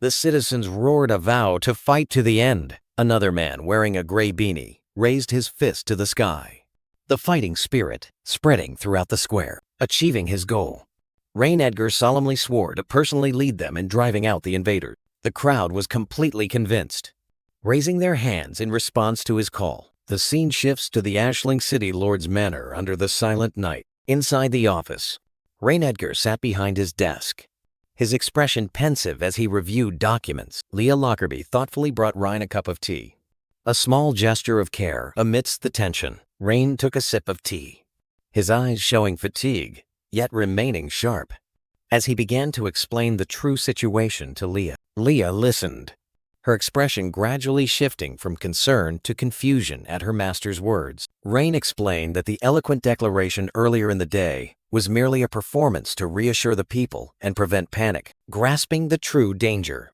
Leah became panicked, urgently suggesting they help Ryan escape the city immediately. Rain calmly reassured Leah, revealing that he had arranged for Selena and Malcolm to organize an orderly evacuation and that the war was far from over. Rain Edgar examined a book, his expression slightly puzzled by an unusual entry. The title on the book clearly read Dark Green, Holy Oil, prompting him to ponder its significance and decide to seek assistance. Rain handed the book to Leah Lockerbie, asking her about this mysterious substance. Leah concentrated, pointing a finger to her temple, trying to recall memories of a flammable material used in rituals. A flash of realization lit up Rain's eyes as he began to connect the clues. Rain stared at the book, realizing the potential connection between holy oil and a combustible fuel, a discovery that could change everything. With urgency, Ryan ordered Leah, asking her to lead him to where the item recorded in the book was stored. Rain and Leah approached a heavily guarded,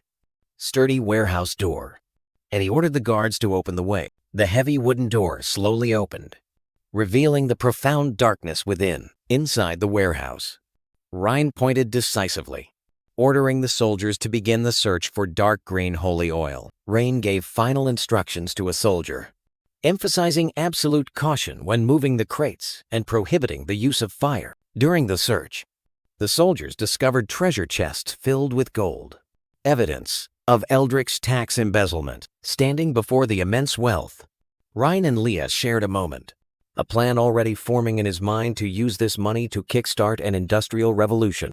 A soldier joyfully reported to Ryan that they had found the wooden barrels containing what he was looking for. Rain rushed forward with a joyful expression, unable to hide his excitement, as his strategic objective was now within reach. Inside the warehouse, Rain Edgar carefully lifted the lid of a large wooden barrel. His hands slowly opened it, revealing the surface within. Inside, a dark, viscous liquid appeared, confirming all his suspicions. A confident and calculating smile spread across Rain's lips.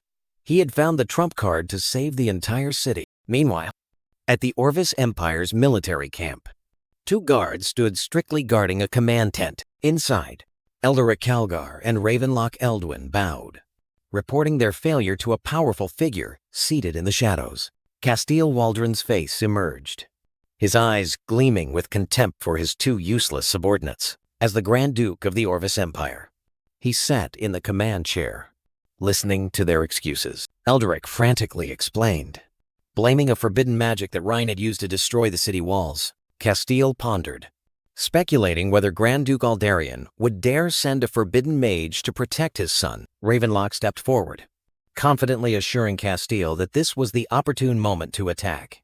As the wall could not be immediately repaired, Castile waved them off dismissively, a condescending gesture ordering both of them to leave immediately. Ravenlock was stunned, turning back to question Castile's sudden decision with an incredulous expression. Castile's eyes flashed with cruelty. He declared Ravenlock Eldwin's removal from the plan. A scroll was thrown onto the floor between the two, an act symbolizing the end of their agreement. A parchment scroll lay on the ground.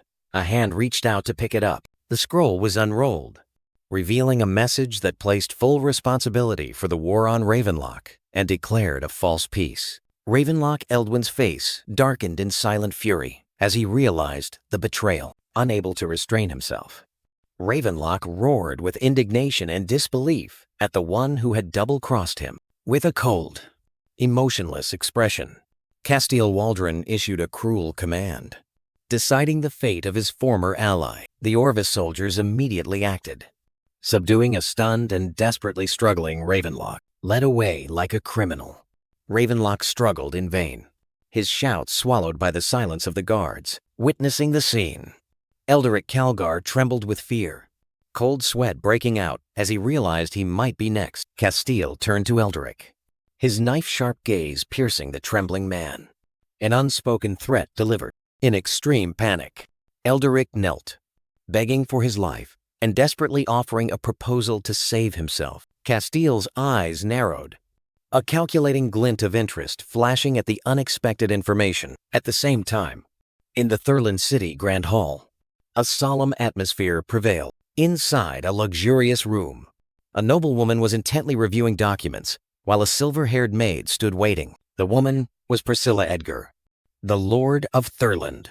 Focused on her work, the maid spoke, causing Priscilla to lift her head from the papers, her gaze shifting from concentration to attention on the person before her. Gwen, the attendant, presented an urgent letter, recognizing it as being from Rhine Edgar. Upon reading her brother's name, a warm memory flashed through Priscilla's mind, an image of young Rhine happily running towards her. Back in reality, Priscilla's expression hardened as she continued reading the lines. Shock and fury erupted in her eyes as the truth was revealed. Priscilla's rage peaked. She turned and issued a stern command to Gwen summoned Velas Holker. Gwen immediately bowed in acknowledgement, showing absolute obedience. Not long after, Velas Holker knelt before Priscilla, who sat on her chair, exuding an icy authority. Velas looked up, his face confused and anxious, seeking an explanation for the urgent summons. With a cold gaze, Priscilla accused Velas of treason. Her words like a verdict. Velas flinched, hastily denying the accusation, trying to clear his name by reiterating their business relationship. Dismissing his explanation, Priscilla threw the letter at Velas's face, an act of contempt replacing all words. With trembling hands, Velas picked up the letter from the floor. The letter's content exposed the treasonous conspiracy of Eldrick, Castile, and General Caesar Holker, and also reported that Caesar had been eliminated by rain. Sweat beaded on Velas's forehead as he read, his face pale with horror at the accusations. Priscilla looked down, her sharp, cold gaze cornering Velas, demanding a final explanation. Velas Holker raised his hands, vehemently denying any involvement of his family with Caesar's treasonous actions. He hastily explained, admitting to writing to Caesar but asserting that the content was merely advice to obey Rhine Edgar's orders. Priscilla Edgar crossed her arms, her gaze sharp and suspicious as she assessed Velas's every word and gesture. Sweat pouring down, Velas pleaded for an opportunity for the Holker family to prove their loyalty. Priscilla tilted her head slightly, her tone icy as she asked what kind of opportunity he desired. To prove his words, Velas made a bold offer to have his only daughter, Rosalind, lead troops to support Rhine against the Orvis forces. Priscilla raised an eyebrow, pointing out Rosalind's youth and the risk of the Holker family's extinction if anything went wrong. Without hesitation, Velas knelt on the floor, placing the fate of his entire family in Priscilla's hands to beg for trust. He placed his hand on his chest, swearing that the Holker family existed by her grace and was willing to sacrifice everything to prove their loyalty. As Velas departed, Priscilla turned to her attendant, Gwen, and issued a secret command regarding the surveillance of Rosalind. Priscilla's eyes became deadly, and she ordered that Rosalind would be executed immediately if there were any inappropriate actions. At the same time, elsewhere, Ashling City appeared peaceful under the sun, unaware of the impending threat. On a high cliff overlooking the valley, the rebel army had gathered. From above, Castile Waldron and Eldrick Calgar, along with a guard, looked down at their target. Eldrick pointed towards the city, his voice fawning as he assured Castile that once this pass was overcome, Ashling would belong to him. Eldrick Calgar reported with a pensive expression, hand on his chin in thought, explaining that Rhine Edgar had used magic to repair the city walls. Castile Waldron burst into arrogant laughter, mocking Rain's actions as a foolish waste. Eldrick's face clearly showed confusion. He questioned Castile's delight, worried that the stronger wall would make their attack difficult. Castile explained his viewpoint, pointing out that the city wall, though sturdy, was located on open terrain with a small river insufficient to impede the army's advance. In Castile's tactical visualization, the enemy mages unleashed powerful spells to thwart the Orvis soldiers' attack, but Castile revealed the fatal weakness, having poured all their magic into building the wall. The mages were now completely exhausted, leaving the defenses easily penetrable. Understanding the profound plan, Eldrick Calgar showed admiration, praising Castile's wisdom. An Orvis guard cautiously offered another tactical suggestion, proposing to bypass the fortress and advance directly to Ashling City to avoid a costly siege. Castile narrowed his eyes. His arrogance peaked as he thought the soldier was doubting his capabilities. The Orvis guard immediately knelt, hastily explaining that he only wished to minimize casualties for the army. Castile coldly dismissed him, declaring that war inevitably involves sacrifices and viewing this as an opportunity to train new recruits. With a smug smile, Castile ordered the advance, determined to confront Rhine Edgar directly and force him to surrender in terror. Meanwhile, in his office, Rhine Edgar rubbed his tired forehead, his gaze fixed on a blue system window displaying a seemingly impossible task. The deadlock and prolonged pressure of the task plunged Rhine into contemplation and worry. Leah Lockerbie entered with a serious expression, interrupting Raine's thoughts to deliver urgent news.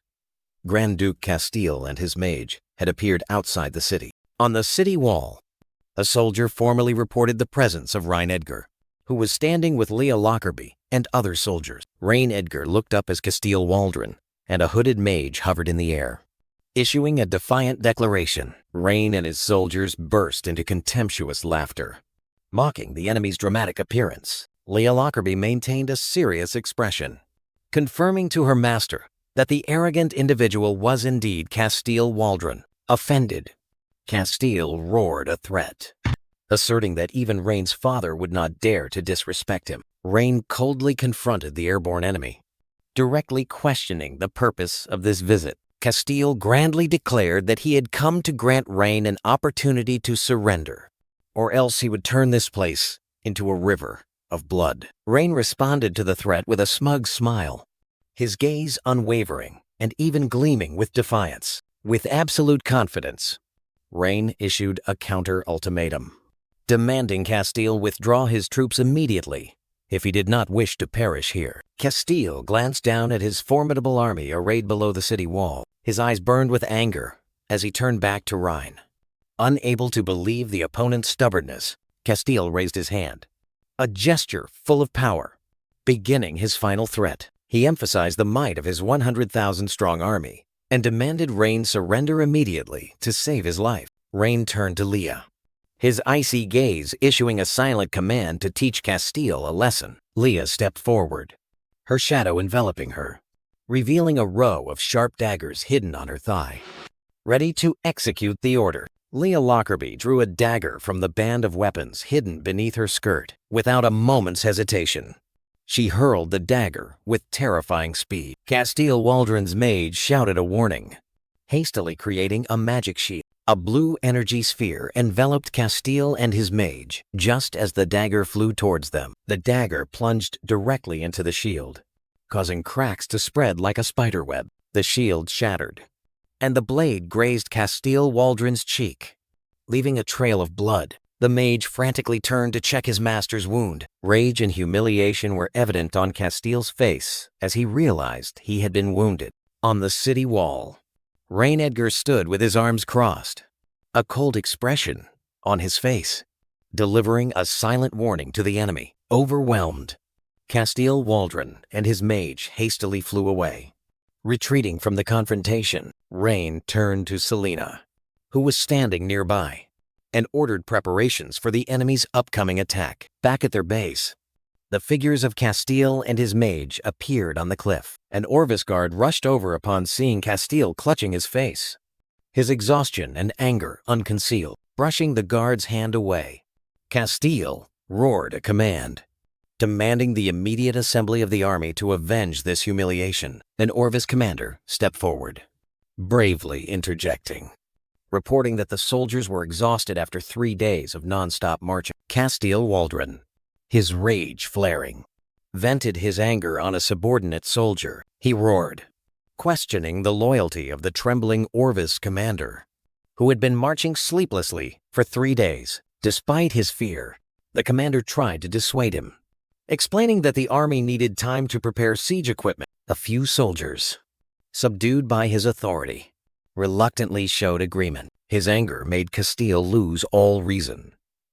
He pointed at the soldiers and scolded them for knowing nothing about warfare. He grandly declared that speed was the decisive factor, and a surprise attack would catch the enemy off guard. The other soldiers, including a low-ranking commander, exchanged worried glances, unable to believe this reckless decision. Castile's figure loomed, and he swung his hand, issuing an irrevocable command: attack the city immediately. Below, the Orvis army's encampment stretched across the desert, a silent picture of exhaustion about to be broken. Inside a tent, exhausted soldiers slumped at a table, lamenting the continuous 3-day and 3-night march. A soldier, with a mischievous glint in his eye, leaned in and whispered to his comrades, promising good news to dispel their fatigue. He excitedly recounted seeing sheep being butchered, conjuring images of an upcoming feast in the soldiers' mind. Joy spread, and the tired soldiers sprang up, clasping hands to celebrate the prospect of a full meal after many days of hardship. Their brief joy was extinguished when a commander appeared, relaying the order to assemble the entire army for the attack. The soldiers, still hungry and exhausted, looked at the commander with stunned expressions, not understanding why they had to go into battle without a proper meal. The commander brushed aside all murmurs, roaring a command that forced the soldiers to obey and prepare for the attack. The soldiers could only bow their heads in despair, tears streaming down their faces as they accepted the harsh order. The exhausted army advanced towards a city surrounded by sturdy walls and a wide moat. Despite their condition, they roared a battle cry and charged forward, weapons raised. Meanwhile, on the city wall, a scarred soldier turned to Rain Edgar, awaiting the moment to give the order to the archers. Rain Edgar narrowed his eyes, observing the attackers, wading clumsily and weakly through the moat. He turned to the scarred soldier, a silent question in his eyes about his experience with this army. The scarred soldier nodded decisively, confirming that he had faced the Orvis Empire's army before. Rain's gaze returned to the enemy.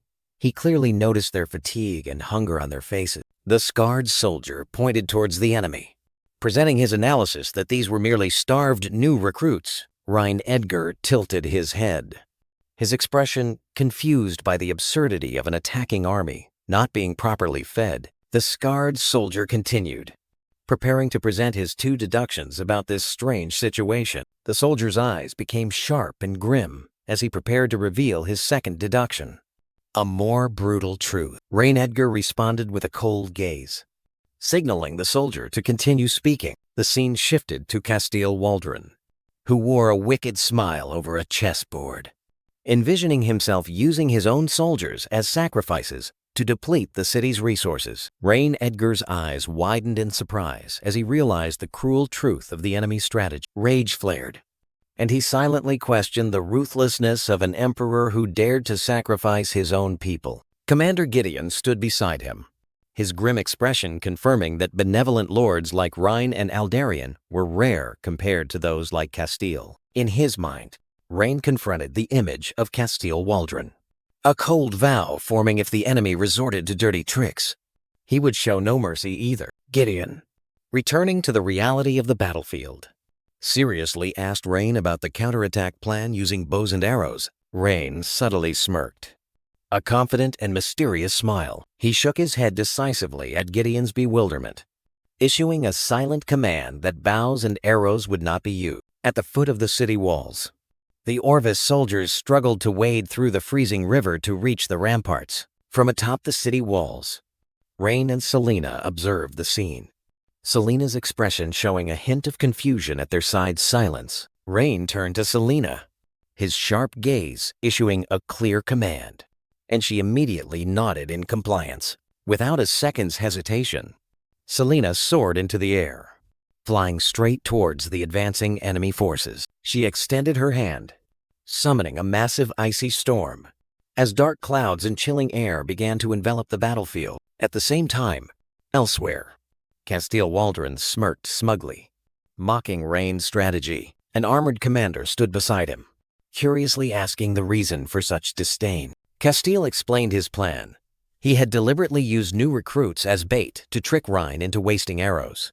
But unexpectedly, Rain countered with expensive magical power. Castile Waldron outlined his attack plan, intending to flood into Aisland City as soon as the enemy mages were exhausted. His subordinates, including a mustached soldier, showed absolute admiration for the commander's cunning. In his mind, Castile envisioned Rain Edgar kneeling, bound and completely his. On the battlefield, the vanguard of the Orvis army looked up at the sky, where fragments of purple magical energy began to appear. An Orvis soldier gasped in horror.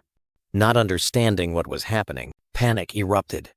The soldiers broke formation and scattered in disarray as they realized the enemy was casting magic. A sudden, biting cold wind swept in, knocking down soldiers and forcing one to cling tightly to a tree trunk to avoid being blown away. Two other soldiers huddled behind a tree, trembling and confused by the chilling wind rather than a destructive attack they had expected. The mustached soldier angrily raised his axe, yelling at the cowering soldiers, trying to force them to continue the charge. Meanwhile, on the city walls, Rain Edgar and Selena calmly observed the river below slowly freezing due to her magic. Standing next to Rhine, Leah, and Commander Gideon, Selena turned, her eyes showing doubt about the effectiveness of such a basic cold wind spell. She suggested using a more powerful lightning spell to wipe out the enemy. Rain Edgar merely narrowed his eyes coldly, a decisive gesture dismissing her suggestion. He silently explained that throughout history, nothing could break a soldier's will to fight more effectively than hunger and cold. A smug and somewhat disdainful smile formed on Rain's lips as he asserted that the Orvis soldiers, trembling from the cold, wouldn't even be able to stand, let alone attack the city. Under the biting wind, Castile's soldiers collapsed, their will to fight completely eroded by the cold. Witnessing the collapse of his soldiers, the commander roared in helpless rage. On horseback, the commander swung his axe, trying to force his demoralized soldiers into battle. The soldiers cowered, holding out their numb hands and begging to retreat, no longer having the strength to hold their weapons. Realizing the hopeless situation, the commander ordered a messenger soldier to immediately return and report to Castile. The messenger soldier rode tirelessly, crossing the plains to reach the command camp. At the command tent, a guard announced the arrival of the messenger from the front lines to Castile Waldron, who was sitting at ease. The messenger soldier, his face grimy from the elements, hastily entered, confronting Castile. In the soldier's mind, Images of the well-fed commanders in their warm tents appeared, a bitter contrast to the hunger and cold on the front lines. Regaining his composure, the messenger soldier reported on the disastrous situation at the front, where Ryan Edgar's forces were using cold wind magic to break. Rage erupted, and Castile slammed his fist on the table, refusing to accept defeat. With a scornful expression, Castile vented his anger on the soldier, accusing the entire army of being a bunch of cowards. The soldier knelt and pleaded, but Castile coldly pointed, ordering his execution for daring to demoralize the troops. Deciding to act himself, Castile's eyes blazed with cruelty. Declaring that he would personally lead the attack, the commander from the front lines hastily intervened, vowing to sacrifice his life to prevent his lord from making such a reckless decision. Castile Waldron wore a smug smile, completely satisfied with his own plan. Standing before the enemy's fortress, he watched his mages ascend into position, ready to carry out his command. He loudly ordered his mages, instructing them to create a path for the advance. Immediately, the mages obeyed, concentrating magical energy in their hands. The ground shook violently as gigantic pillars of earth rose from beneath the moat. The earth pillars collided, gradually forming a sturdy bridge. In an instant, a complete earth bridge was erected, connecting the bank to the city gate. With the bridge complete, Castile roared the command to charge, offering a reward for the capture of Ryan Edgar alive. From above, the earth bridge looked like a direct path to destruction, connecting the invading army to the city gate. The Orvis cavalry obeyed, spurring their horses to gallop across the bridge, their hooves thundering. Meanwhile, inside the fortress, Commander Gideon urgently reported the impending attack to Ryan Edgar. Rain coldly turned away, giving a brief command to Leah Lockerbie to begin the defensive plan. His eyes sharp, he gave instructions to block all passages along the moat to ensure the trap was fully set. Leah Lockerbie bowed solemnly in compliance, ready to execute the task. As ordered, Rain's soldiers began pouring a thick black liquid from large wooden barrels into the pipeline system leading to the moat. On the city walls, a loyal soldier carried out the final step of the defensive plan, pouring oil into the moat. Just as the first Orvis cavalry charged across the earth bridge, the thick black liquid, Rain's secret weapon, began to spread, blackening the surface of the water in the moat. With a silent battle roar, the Orvis cavalry simultaneously spurred their horses, surging across the earth bridge with determination to flatten everything. Meanwhile, in a distant place, the shadows of another army were galloping across the countryside. An urgent march underway. Leading the army was Rosalind Holker, who spurred her horse forward with a determined expression. Concern for Ryan Edgar's safety was evident on her face. A silent command, urging the army to move faster. Her memories took her back to the moment her father, General Caesar Holker, placed the fate of their entire family on her shoulders with a solemn gaze. Returning to the march, a worried soldier signaled to Rosalind, indicating that both men and horses were exhausted after 3 days without rest. Ignoring the advice, Rosalind turned to the soldier, her eyes questioning the remaining distance to Aislinn City. The soldier raised a finger, signaling that they were only a day's journey from their destination. Not wanting to waste another second, Rosalind signaled to a mage in the contingent, requesting a visual report of the next route. A magical tactical map appeared in midair, confirming her worst fears. Ryan Edgar was trapped in Aislinn City, surrounded by Castile Waldron's forces. Iron determination blazed in Rosalind's eyes. With a decisive tug of the reins, she spurred her warhorse forward, ready for the final sprint. She raised her head, her gaze sweeping through the surrounding forest, as if knowing someone was hidden, then called out Knox's name, demanding he appear to discuss countermeasures. 2 Holker soldiers startled, alerted by an unusual disturbance in the air. The space before them was torn open by a fierce surge of purple magical energy. From within the spatial rift, a mysterious mage wielding a scythe appeared, directly confronting Rosalind Holker on horseback. The mage raised his head, revealing a cold face beneath the brim of his hat, his identity revealed as Knox Old. A loyal soldier shouted a warning, placing himself between Rosalind and the new threat. Rosalind raised her hand, signaling her soldiers to stand still, her gaze entirely focused on the uninvited guest. With a scrutinizing look,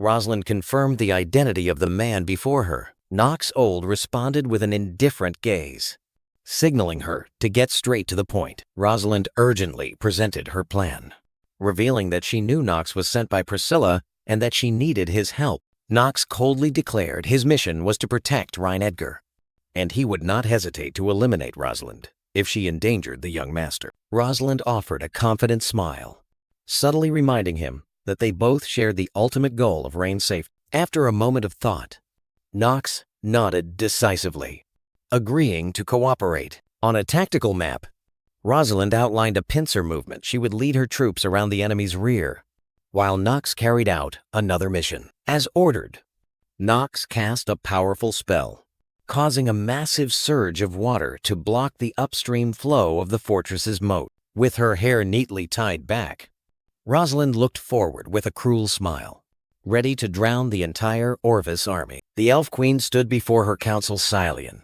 Iuria, and an elf wizard in the sacred land of Varshala, expressing hope for a new alliance. She held a formal proposal, the written basis for their discussion. The elf queen presented the proposal to the council, her expression inviting their counsel on the matter. Silian immediately expressed her deep distrust of humans, her face a mask of skepticism and warning. The elf queen acknowledged the concern but shifted the debate to the survival of their people, a burden she clearly felt. The elf wizard calmly supported the queen's pragmatic view, reminding them of the essential need for human resources to survive the winter. The queen then turned her attention to Iuria, signaling her to share her direct experience with the new human lord. Iuria, initially hesitant, found her resolve and revised her assessment of the lord, describing him not as evil, but as exceptionally intelligent. She enthusiastically recounted the lord's clever strategy that secured food for the winter and saved them a great deal of money. Attempting to persuade the listening Salian, the elf wizard's interest was piqued, a flicker of admiration crossing his face upon hearing of such a talented human. However, Salian remained unconvinced by Iuria's account, her expression hardening with disbelief. She countered with a grim intelligence report.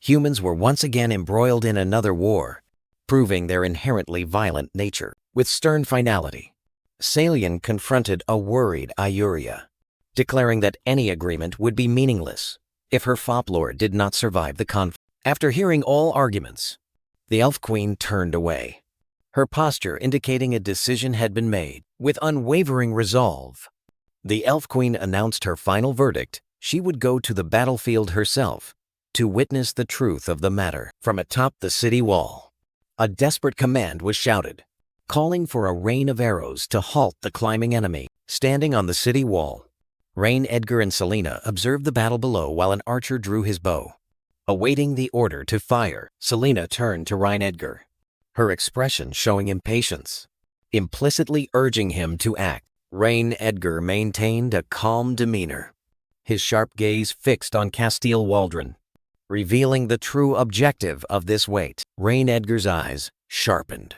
holding an iron resolve for a plan with no room for error. Selina was about to urge Rhine Edgar again when she suddenly screamed in horror as the enemy began to swarm over the city wall. To Selina's astonishment, her soldiers hastily, somewhat chaotically, climbed over the parapet to confront the enemy. An Orvis soldier cheered in triumph, informing Castile Waldron that they had captured the city wall. A triumphant smile spread across Castile Waldron's lips. He believed victory was firmly in his grasp. Confident of victory, Castile Waldron waved his hand, issuing a decisive command, an all-out assault and capture Rhine Edgar alive. Responding to the command, the Orvis cavalry roared a battle cry and charged across the bridge with overwhelming momentum. Rhine Edgar's eyes flashed with a cold light as he confirmed his prey. Castile Waldron had fully entered the trap. Without hesitation, Rhine Edgar gestured, a decisive unspoken command conveyed to Selina to activate the trap. Chaotic battle erupted on the city wall. Rhine Edgar stood firm amidst the encirclement, while his soldiers fought valiantly. A loyal soldier roared, forming a living wall of steel with his comrades, to prevent any enemy from reaching Ryan Edgar. Ryan Edgar turned, his sharp gaze signaling Selena to act. He raised his hand, decisively issuing an urgent attack order aimed at the moat below. Receiving the command, Selena concentrated her energy, a blazing fireball forming between her palms. From her perspective, the fireball was aimed directly at the army stationed below the city wall. Selena unleashed her full power, sending a rain of fire towards the enemy. Below, Castile Waldron roared a warning, ordering his mages to prepare their defenses. He looked up at the descending rain of fire, believing it to be the enemy's final counterattack, and urging his soldiers to hold their ground. As ordered, Castile's mages simultaneously raised their hands, creating a massive blue energy shield. Fire and ice magic collided violently, creating a dazzling explosion of energy on the battlefield. An Orvis soldier showed concern, warning Castile about wasting magic power and the risk of the enemy having other plans. Castile burst into arrogant laughter, completely dismissing the possibility of Ryan having any contingency plans. His eyes sharpened, convinced that Rain's mage had exhausted all her strength in the previous attack. A smug smile appeared on Castile's lips. He believed these fireballs were merely the last vestiges of their power. Confident of victory, Castile ordered his entire army to steadfastly withstand the final assault. The rain of fireballs continued to pour down, aimed directly at the position of the Orvis army. The fireballs whistled through the air, an attack that seemed to have missed its target. At the foot of the city wall, Castile Waldron on horseback watched the harmless fireball fall in the distance. A smug smile spread across Castile's lips. He mocked the enemy's helplessness. The surrounding Orvis soldiers flattered their master's military genius. Castile reveled in his complacency, dismissing his opponent as merely an inexperienced child. Suddenly, the ground in front of Castile's army exploded in a fierce sea of fire. Castile's smug expression shattered, replaced by incredulous shock. The moat surrounding the city burst into flames, transforming into an impassable river of fire, cutting off the army's retreat. Disbelief turned to fury on Castile's face as he realized this was a preset magical trap. Surrounded by the sea of fire, Castile's army fell into chaos. Desperate cries for help echoing. Utter horror was evident in Castile's eyes as he realized his entire army was about to be burned alive. Looking at the wall of fire, fear consumed Castile. In his eyes, the mastermind was not human. He looked up at the city wall, searching for the figure who had plunged him into hell. On the city wall, Ryan Edgar's image appeared in Castile's mind like a demon, cold and terrifying. Cold sweat broke out. Castile trembled at the cruelty of the plan, burning 100,000 people alive without hesitation, trapped in the sea of fire. An Orvis guard desperately screamed, urging a dazed Castile Waldron to order a retreat. Castile snapped awake, frantically yelling at his mages to extinguish the infernal flames.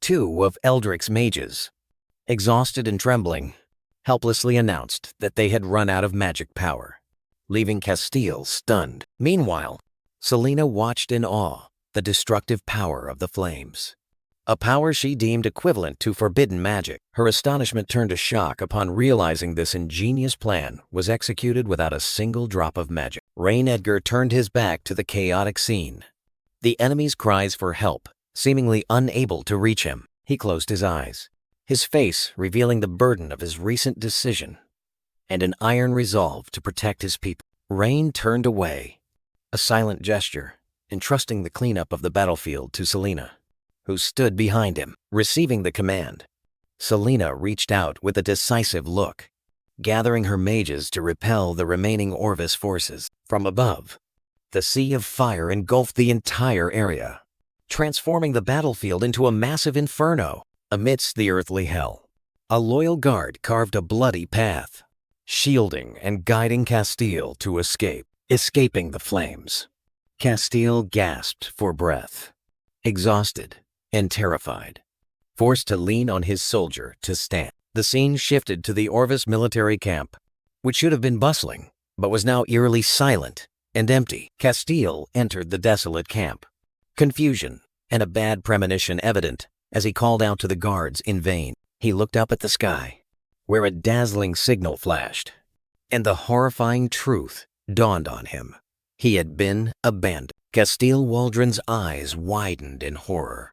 Sweat beading on his temples, a great sword descended from the sky, plunging into the ground right in front of Castile, making him fall backward.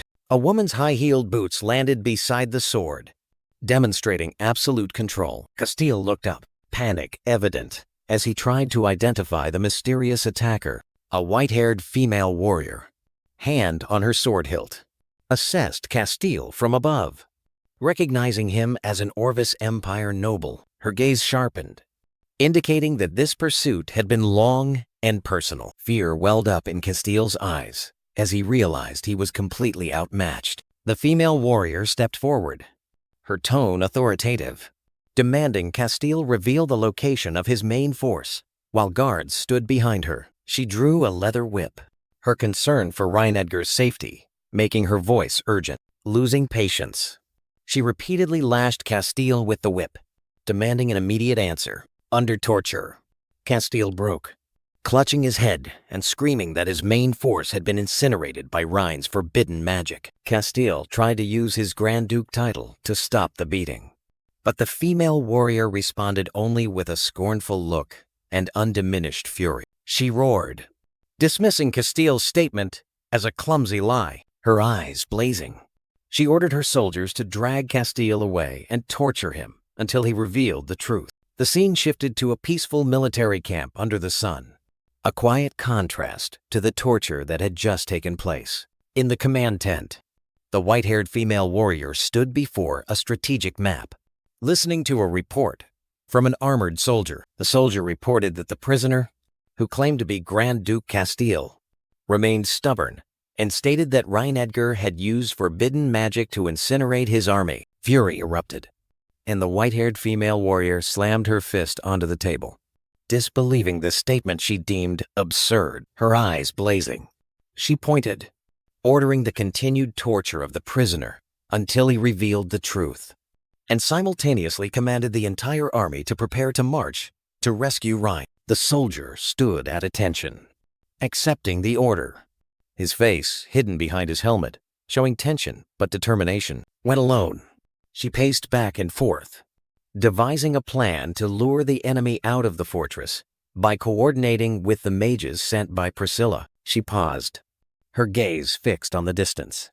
a bolder plan forming in her mind: bypass the fortress and attack Aislinn City directly. The rustling of wind through the leaves signaled a shift to the outdoor space. Now, the white-haired female warrior and her soldiers stood in an open area, ready for action. Suddenly, she sensed the presence of strangers, her gaze sharpening as she shouted a warning. Immediately, her two soldiers rushed forward, raising their shields to protect their commander.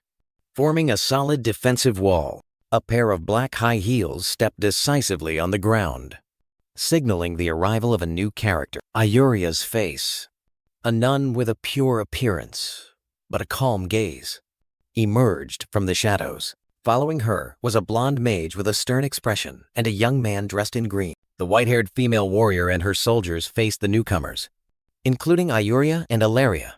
As tension filled the air, a regal elf woman with long blonde hair and amber eyes appeared, her expression calm and observant. The appearance of the elves sparked a shocking realization in the white-haired female warrior.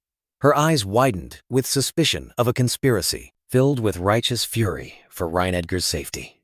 The white-haired female warrior pointed an accusing finger, her face a mask of contempt for the betrayal she perceived. The young man dressed in green stepped forward, his sharp demeanor full of indignation as he refuted the accusation, asserting that Edgar himself had sought out their queen. The white-haired female warrior scoffed, dismissing his excuse as a crude lie and reaffirming her belief that they were accomplices of the Orvis Empire. As tension peaked, the young man in green ordered his elf archers to aim, while the white-haired female warrior commanded Rhine's soldiers to form a shield wall in response. A delicate hand waved gently, weaving threads of pure pink energy into a formidable magical construct. A massive, shimmering barrier of elf magic rose from the ground, separating the two armed factions and preventing the impending bloodshed. The Elf Queen stepped forward, her calm demeanor a stark contrast to the tension, and addressed the female warrior.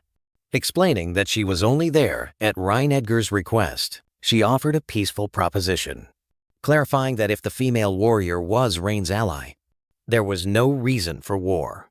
But if an enemy, they would withdraw and let them resolve it themselves. Still skeptical behind the shimmering barrier, the white-haired female warrior demanded tangible proof to substantiate the queen's words. At the queen's command, Ayuria solemnly stepped forward, presenting a sealed letter. The letter was offered, revealing a distinctive black seal, a four-pointed star, the unmistakable emblem of the Rhine family. The white-haired female warrior's eyes fixed on the seal, her breath catching as she recognized the unique, unforgeable mark. Her fury subsided into wary acceptance, the female warrior agreeing to a temporary truce, her gaze sharp as she declared she would monitor their every move. The Elf Queen agreed to the arrangement, her eyes showing an understanding that caution was necessary for both sides. At the camp, an order was issued, instructing everyone to rest and maintain the plan, with shouts echoing in unison. At the same time, Rosalind Holker gave an order to a commander, instructing him to closely monitor the elf group and report any movements. Elsewhere in the camp, the young man dressed in green showed displeasure, questioning the Elf Queen why she would want to deal with those who did not trust them at all. The Elf Queen calmly replied, her eyes showing a hint of weariness but remaining steadfast, explaining that it was human nature. The queen's gaze sharpened, her image transforming in a surge of magical energy, determined that the future of the elf race must be rewritten and placing her full trust in Ryan Edgar. Meanwhile, a cavalry unit galloped through the forest, a scout riding to deliver an urgent message to Rosalind Holker. The scout reported that the flag on the border fortress still belonged to the Edgar family, not the Orvis Empire.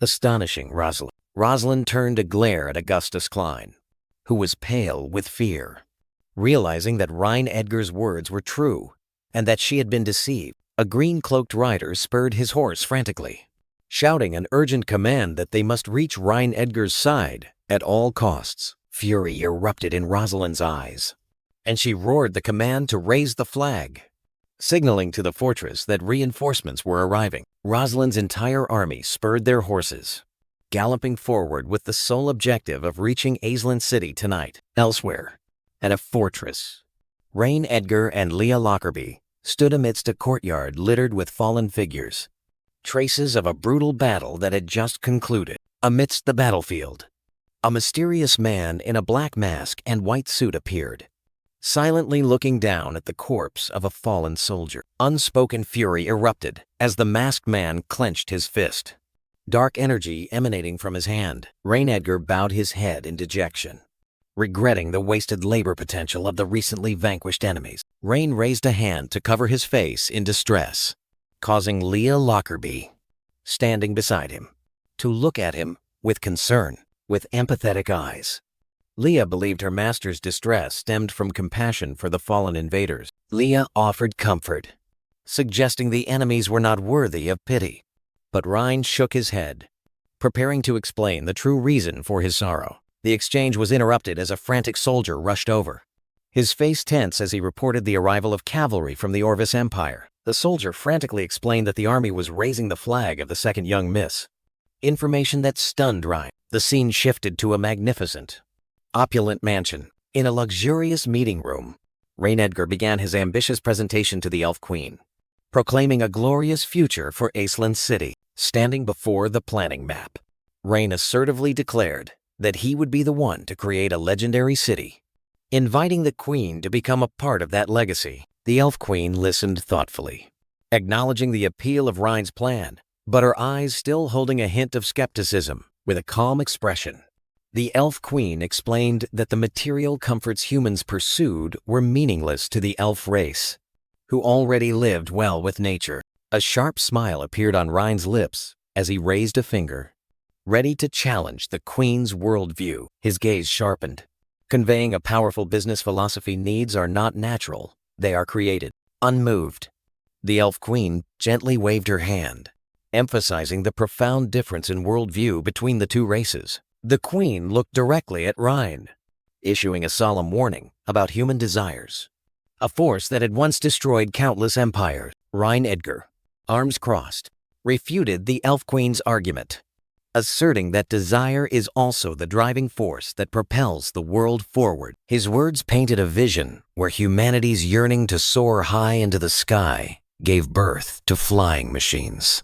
He continued to envision humans crafting diving machines to explore the mysteries deep beneath the ocean. His vision extended even further, to spaceships created from the dream of conquering the stars. Ryan spread his arms wide, promising an unprecedented sense of satisfaction when standing atop a prosperous city, looking down upon everything. The Elf Queen was utterly bewildered, Ryan's unfamiliar concepts making her mind reel. Regaining her composure, the Elf Queen warned that her race was different from humans and would not be easily swayed by the commercial districts he proposed. Ryan smiled confidently, his eyes holding the promise of a different future if she dared to invest. The word future stunned the Elf Queen.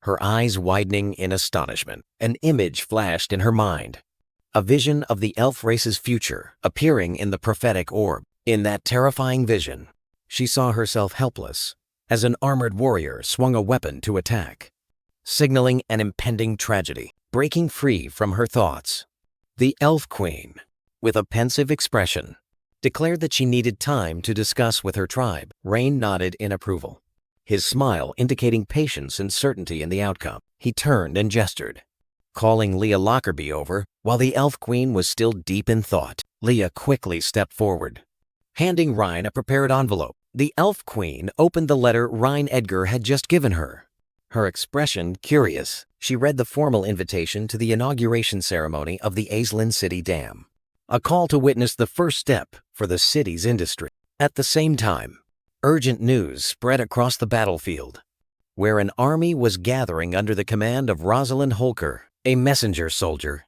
galloped up, announcing that Ryan Edgar was safe and clearing the battlefield at the border fortress. Rosalind turned, her face stunned by the unbelievable news, wondering how Ryan could have survived against the mighty Orvis army. Dismissing all doubts, she spurred her horse into a gallop, determined to get to Ryan's side immediately. Her army advanced towards the fortress, dust billowing along the path. Hooves pounded rhythmically on the ground, reflecting Rosalind's extreme urgency. Two guards stood solemnly before the grand gate of an imposing building. Rosalind skillfully reined in her horse, which reared up as it came to an abrupt halt before the gate. She swiftly dismounted, striding forward with a determined air. The guards recognized her immediately, respectfully clearing the way and ushering her inside. She walked through the luxurious corridor, her gaze unwavering past the noble weapons and decorations. Rosalind entered a grand hall,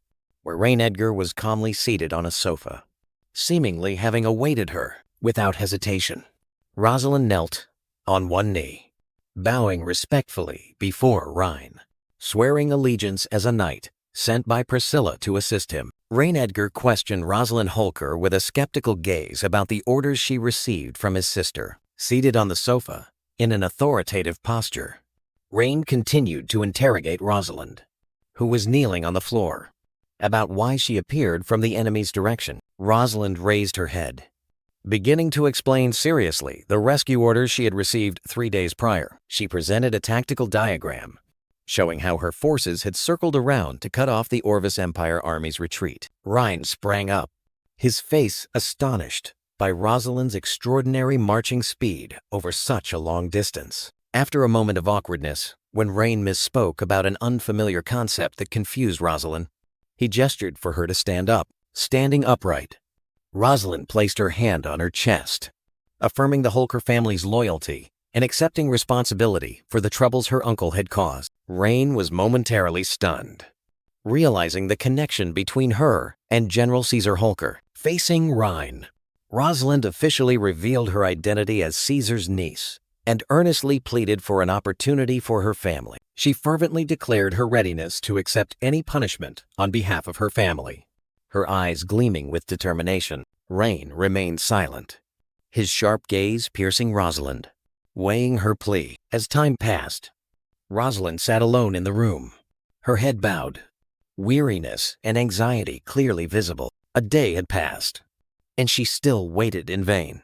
Her unease about failing to gain Rain's trust growing with each moment. She looked up, her eyes desperately fixed forward, pondering the uncertain future of herself and her family. Decisive footsteps echoed, signaling Ryan Edgar's return. Ryan Edgar returned, facing Rosalind Holker, who anxiously sprang to her feet after her wait. With a confident smile, Rain raised his hand to signal her to calm down, reassuring her that he was there to discuss. Rosalind breathed a sigh of relief, her eyes lighting up with a glimmer of hope.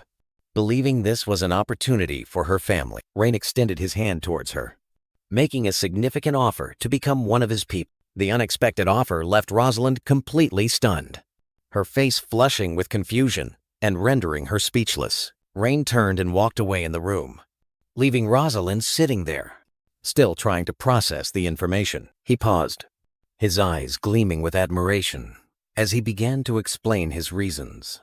Admitting his deep impression of her judgment, Rain's thoughts appeared, analyzing Rosalind's stats, showing her competence and absolute loyalty as invaluable assets. Memories of Rosalind's bravery resurfaced, as she unhesitatingly led the vanguard in a daring assault. Returning to reality, Rosalind placed her hand on her chest, bowing her head in gratitude for the compliments, asserting it was her duty. Ryan smiled, repeating his question with a meaningful gaze, asking once more if she was willing to become his. Rosalind bowed her head, accepting solemnly, seemingly having understood his intention. She looked up, her cheeks flushed, but her eyes resolute, implying her readiness to offer everything as compensation. Rain's expression crumbled, panic evident, as he realized his offer had been disastrously misunderstood. He hastily scratched his head in extreme embarrassment, trying to explain the misunderstanding of a word he had never intended. With a decisive kneel,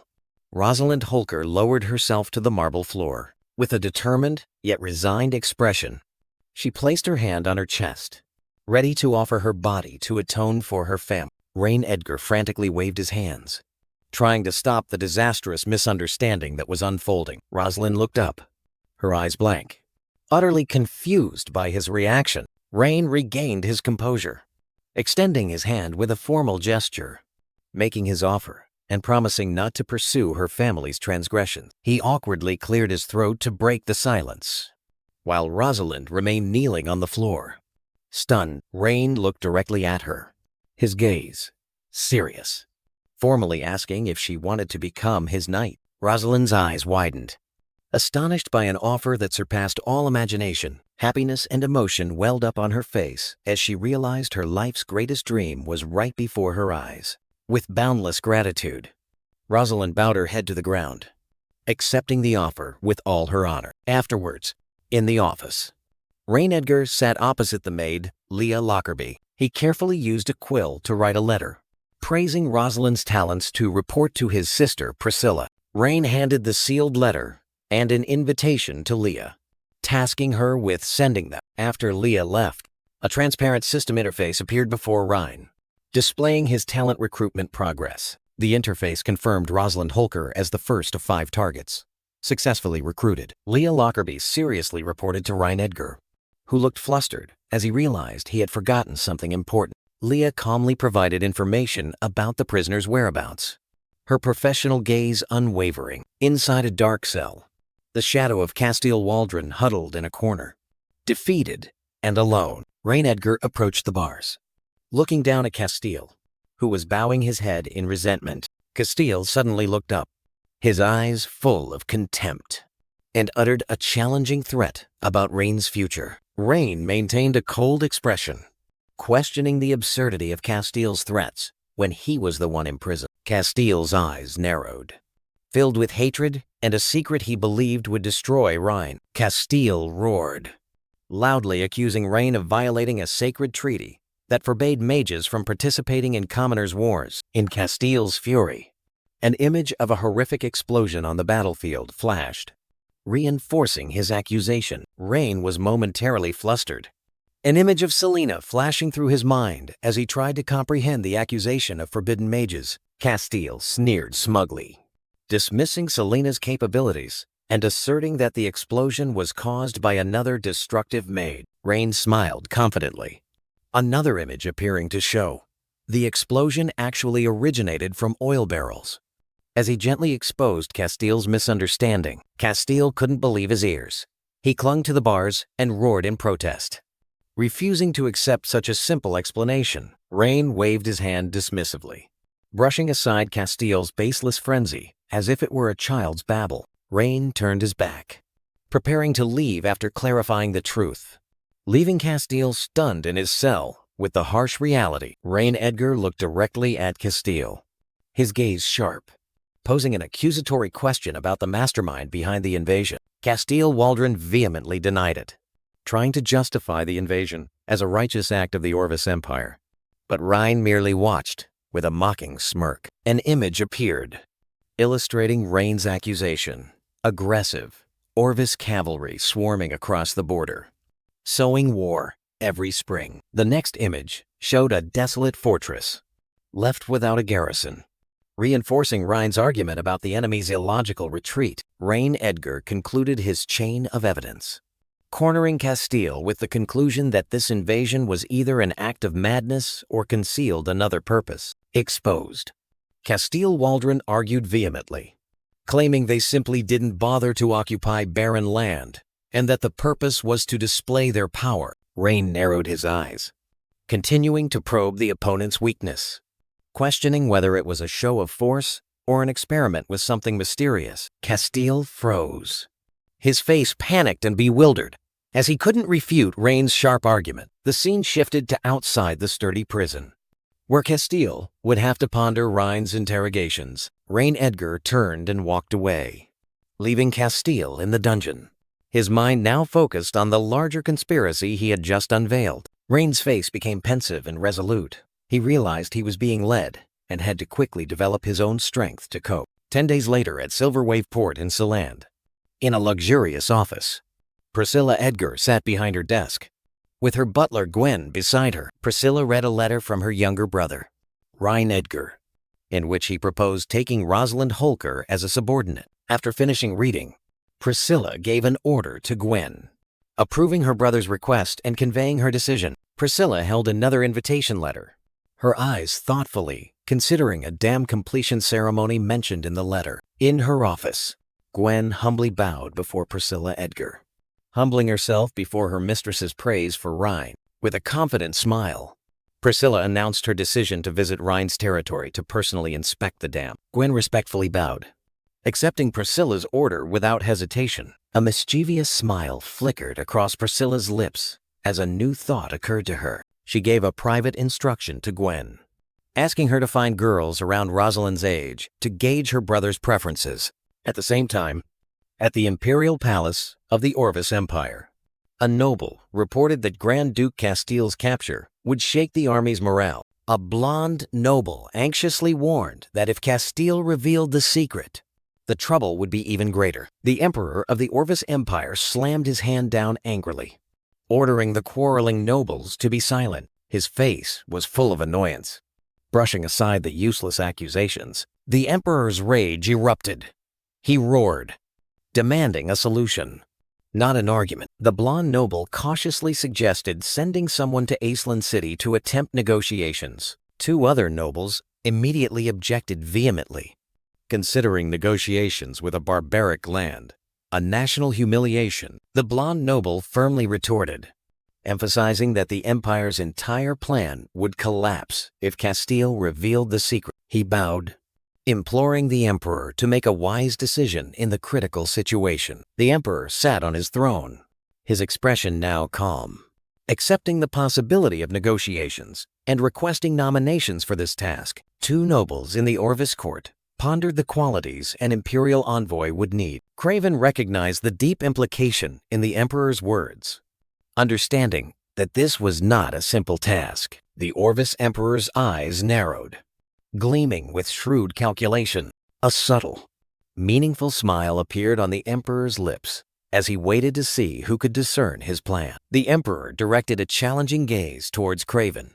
An unspoken question posed. Craven stepped out of line, bowing respectfully, signaling that he already had a candidate in mind. With absolute confidence, Craven nominated Wilvina, the daughter of the disgraced Duke Richard. Another noble reacted violently, pointing at Craven with a stunned expression at the madness of nominating a traitor's daughter. Meanwhile, the emperor smiled with satisfaction, secretly commending Craven's political acumen. The emperor leaned forward, compelling Craven to justify his bold and dangerous choice. Craven began to present his reasoning calmly, emphasizing that Wilvina's noble status would demonstrate the empire's sincerity. As he spoke, the silhouette of a majestic and resolute young woman appeared, embodying Wilvina. Craven played his trump card, explaining that this mission was Wilvina's only chance to atone for her father, ensuring her loyalty.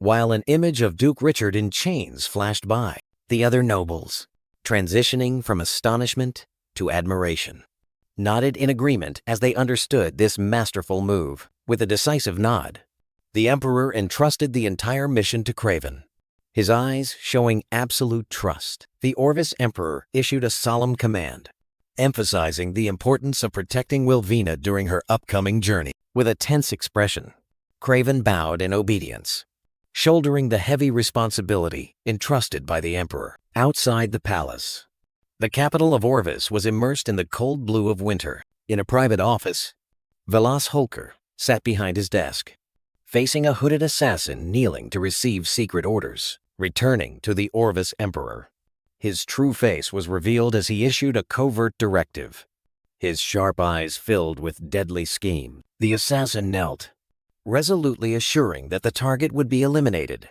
and their death blamed on the empire's enemies. A sinister smile appeared on the Orvis emperor's lips as he envisioned the perfect pretext to launch the war he had long desired. At the same time, elsewhere, a city market was bathed in sunlight and bustling activity, a complete contrast to the cold, conspiratorial atmosphere. In the middle of the market, Rain Edgar and Leah Lockerbie were enthusiastically greeted by a merchant.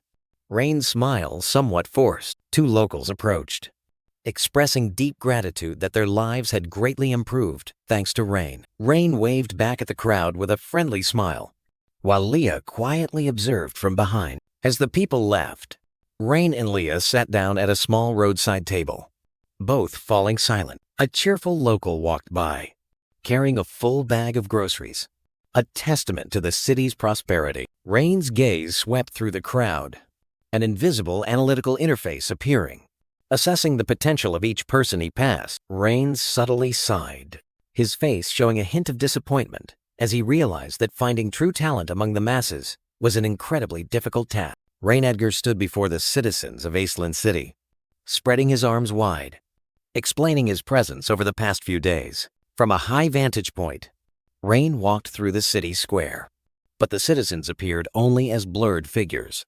reflecting his focused, almost detached search for true talent among the crowd. His cheerful facade crumbled in his private thoughts, while a version of him waved to the admiring crowd.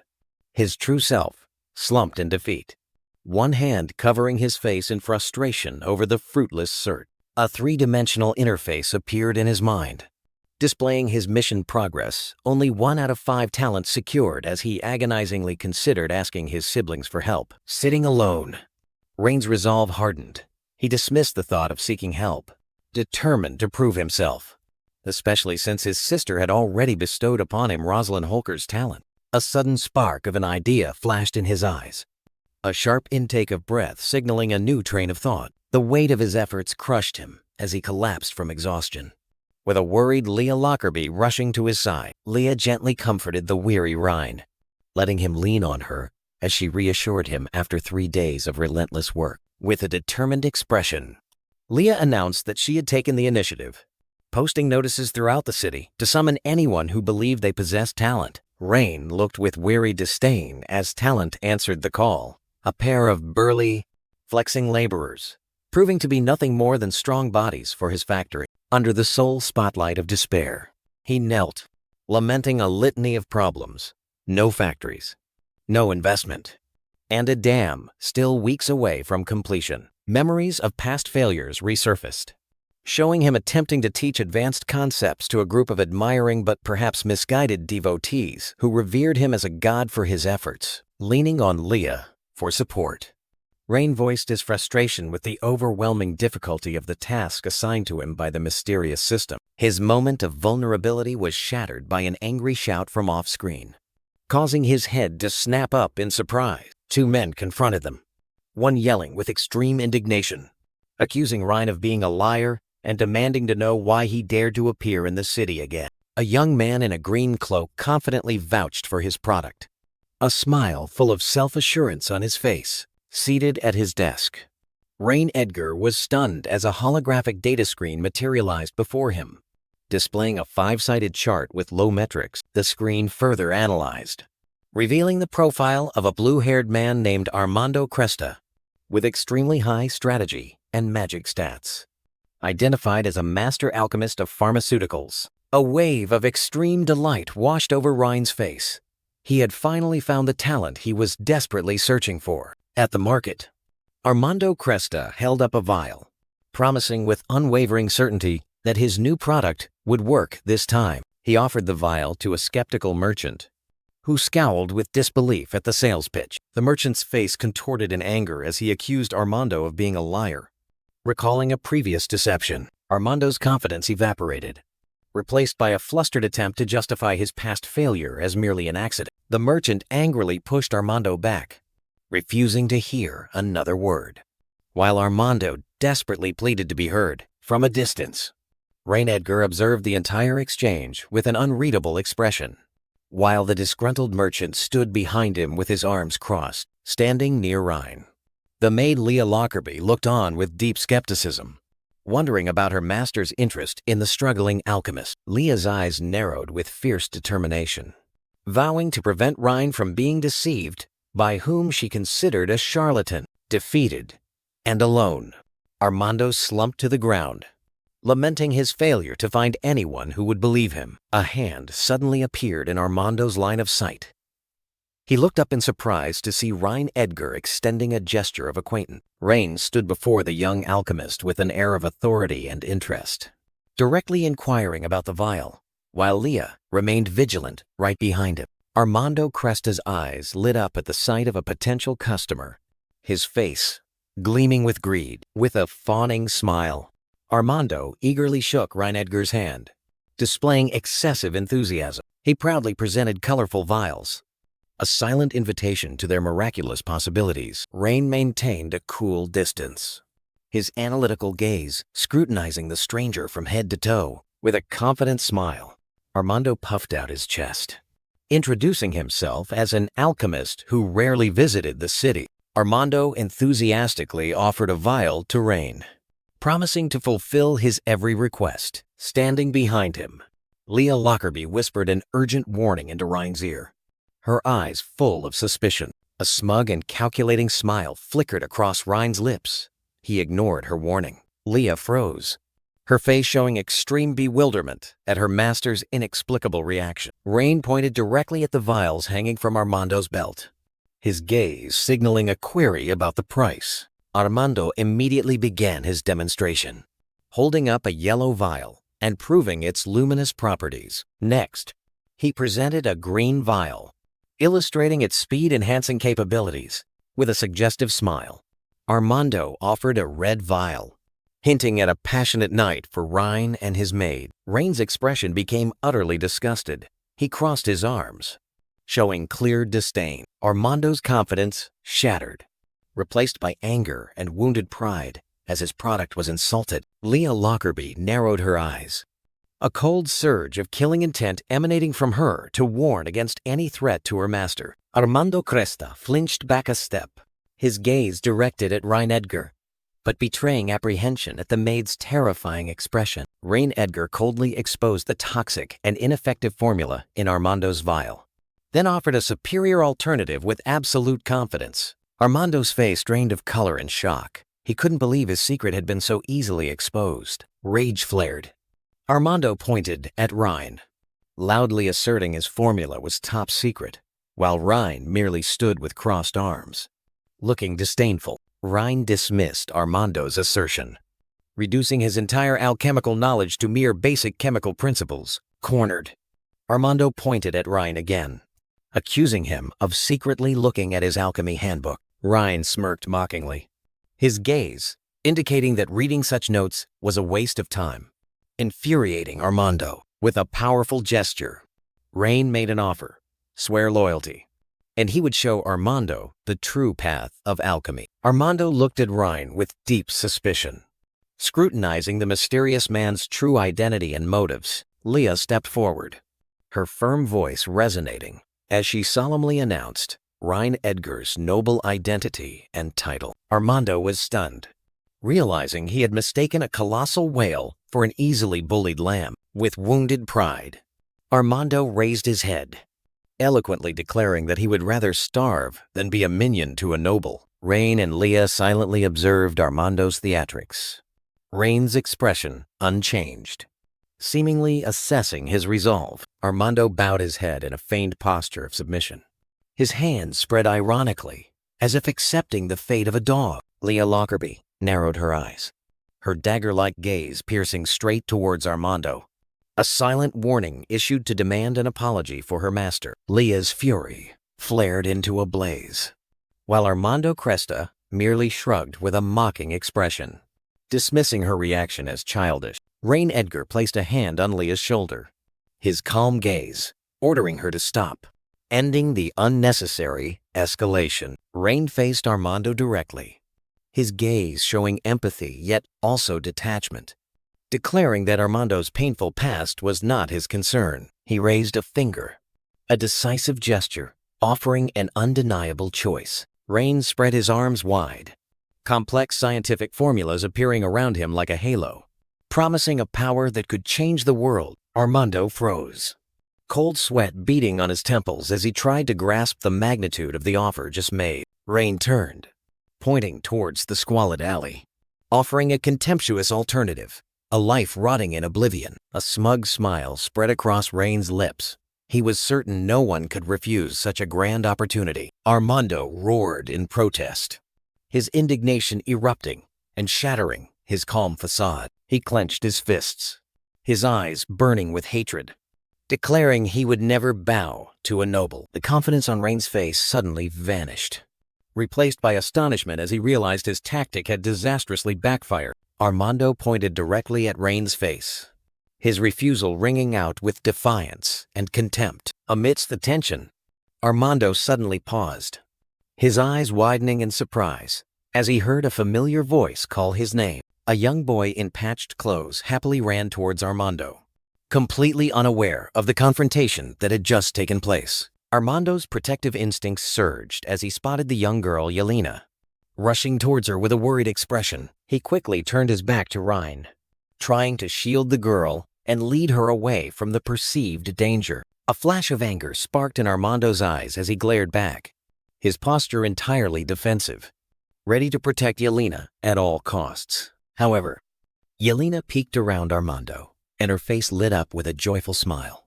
Recognizing Rhine with delight, Rhine observed them with a calm and curious gaze, a slight smile playing on his lips, as if silently asking if they knew him. With a grateful smile, Yelena enthusiastically told Armando how her family's new life was all thanks to Rhine's kindness. Rhine's smile grew warmer as he listened, while Yelena proudly explained that her family worked hard for him out of respect. Armando's suspicion hardened into an angry accusation.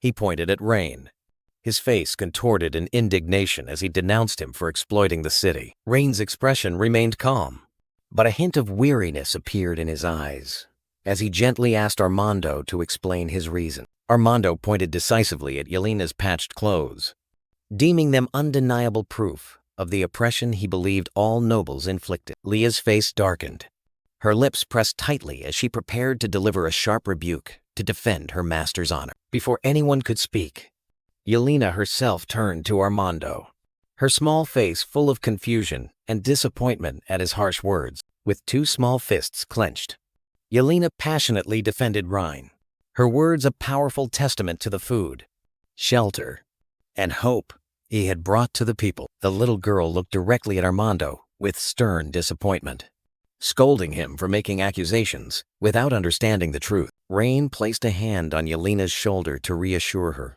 then turned to a stunned Armando to calmly explain that the people's simple attire was a matter of industrial development, not neglect. With a confident smile, Rain presented his vision for a bright future for the city. Armando clenched his fists, his body rigid with indignation as he launched an angry accusation against the entire nobility. Yelena stepped forward, her small frame filled with righteous anger as she directly challenged Armando. Ignoring Yelena's pleas, Armando turned and stiffly walked away, while the little girl stomped her foot in utter frustration at his stubbornness. Rain watched Armando's receding back, a look of unwavering determination etched on his face.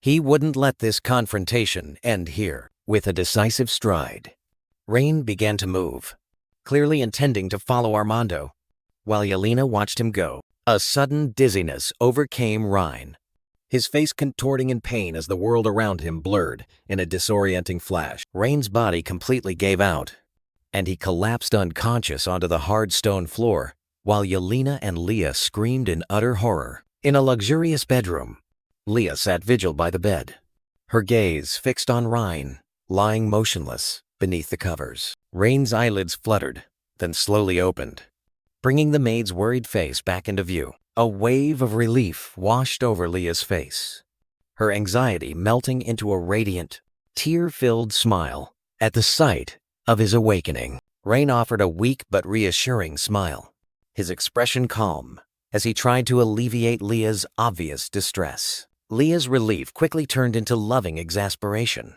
her hands on her hips as she began to gently scold him for pushing himself to the point of collapse. To quell her anxious outburst, Rain gently placed his hand over hers, a silent promise to be more careful in the future. Now, sitting up, Rain's first concern wasn't for himself. He looked at Leah and inquired about Armando's whereabouts. In the luxurious bedroom, Leah Lockerbie wrung out a damp cloth, explaining that she had brought Rain Edgar back to the mansion immediately after he fainted. She gently wiped the face of Rain, who was weakly sitting on the bed, and began to recount the story of the alchemist Armando Cresta. A fleeting image showed Armando turning back in a panic upon witnessing Rain's collapse. Rain was slightly surprised to learn that Armando had returned for him. Leah explained that Armando had left medicine before departing, placing a hand on Rain's shoulder to reassure him. Rain pondered, wondering if Armando's potion had helped lower his fever. With a smug smile,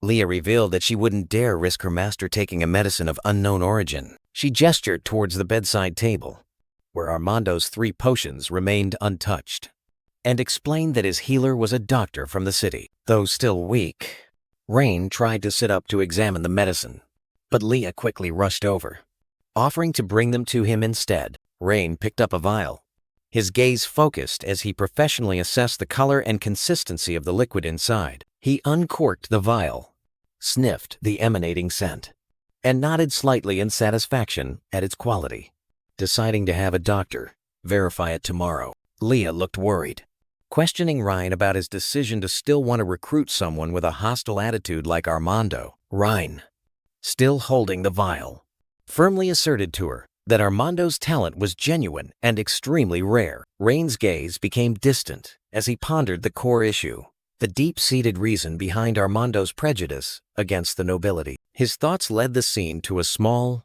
secluded wooden house nestled in a moonlit forest. Inside his laboratory, Armando Cresta walked towards the cluttered workbench. He quietly picked up an old photo frame, his gesture full of reverence.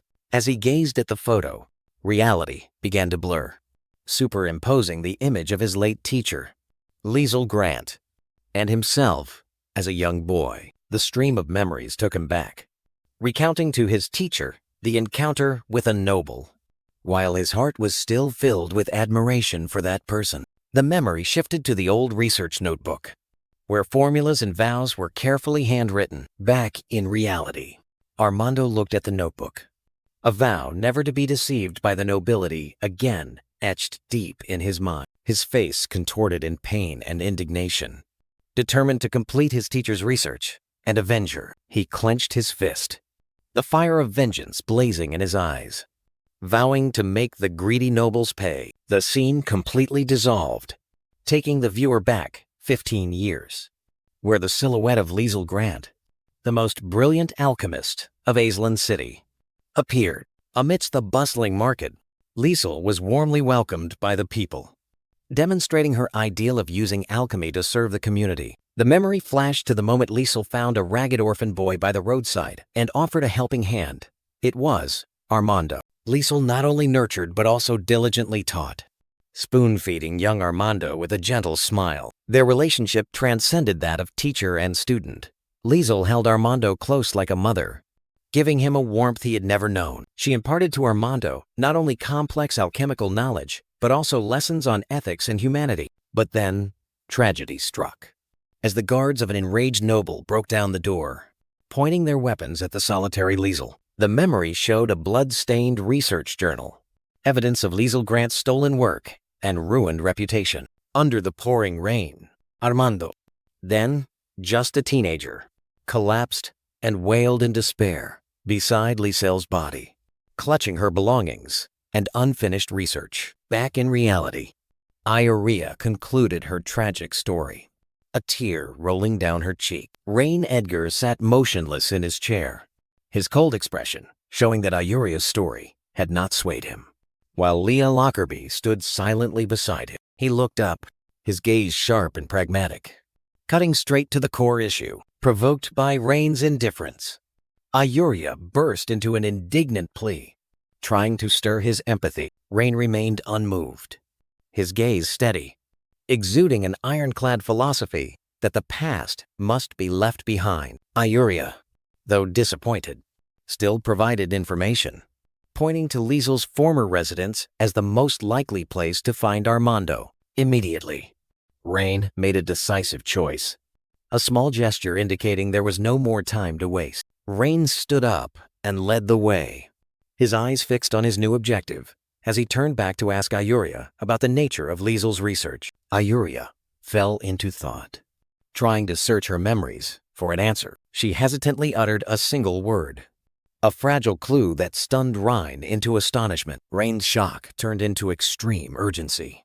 He demanded she confirm the information immediately. Losing his composure, Rain grabbed Iuria's shoulders, his eyes boring into hers, seeking certainty, while she looked back, utterly bewildered by his intense reaction. A shocking realization flashed in Rain's eyes as he grasped the significance of this information, a discovery that could change the entire world. Iuria expressed her skepticism to Rain, dismissing the subject they were discussing as merely a toy. A sudden fire of urgency ignited in Rain. He seized the startled Iuria's arm, pulling her along with an undeniable command to take him to the location immediately. A brilliant flash of insight lit up Rain's face as he connected the clues. The toy was a steam engine, and its creator, Liesl, must have left invaluable blueprints. His mind reeled, images of the blueprints overlapping with fragmented knowledge of steam technology from his previous life as an engineer.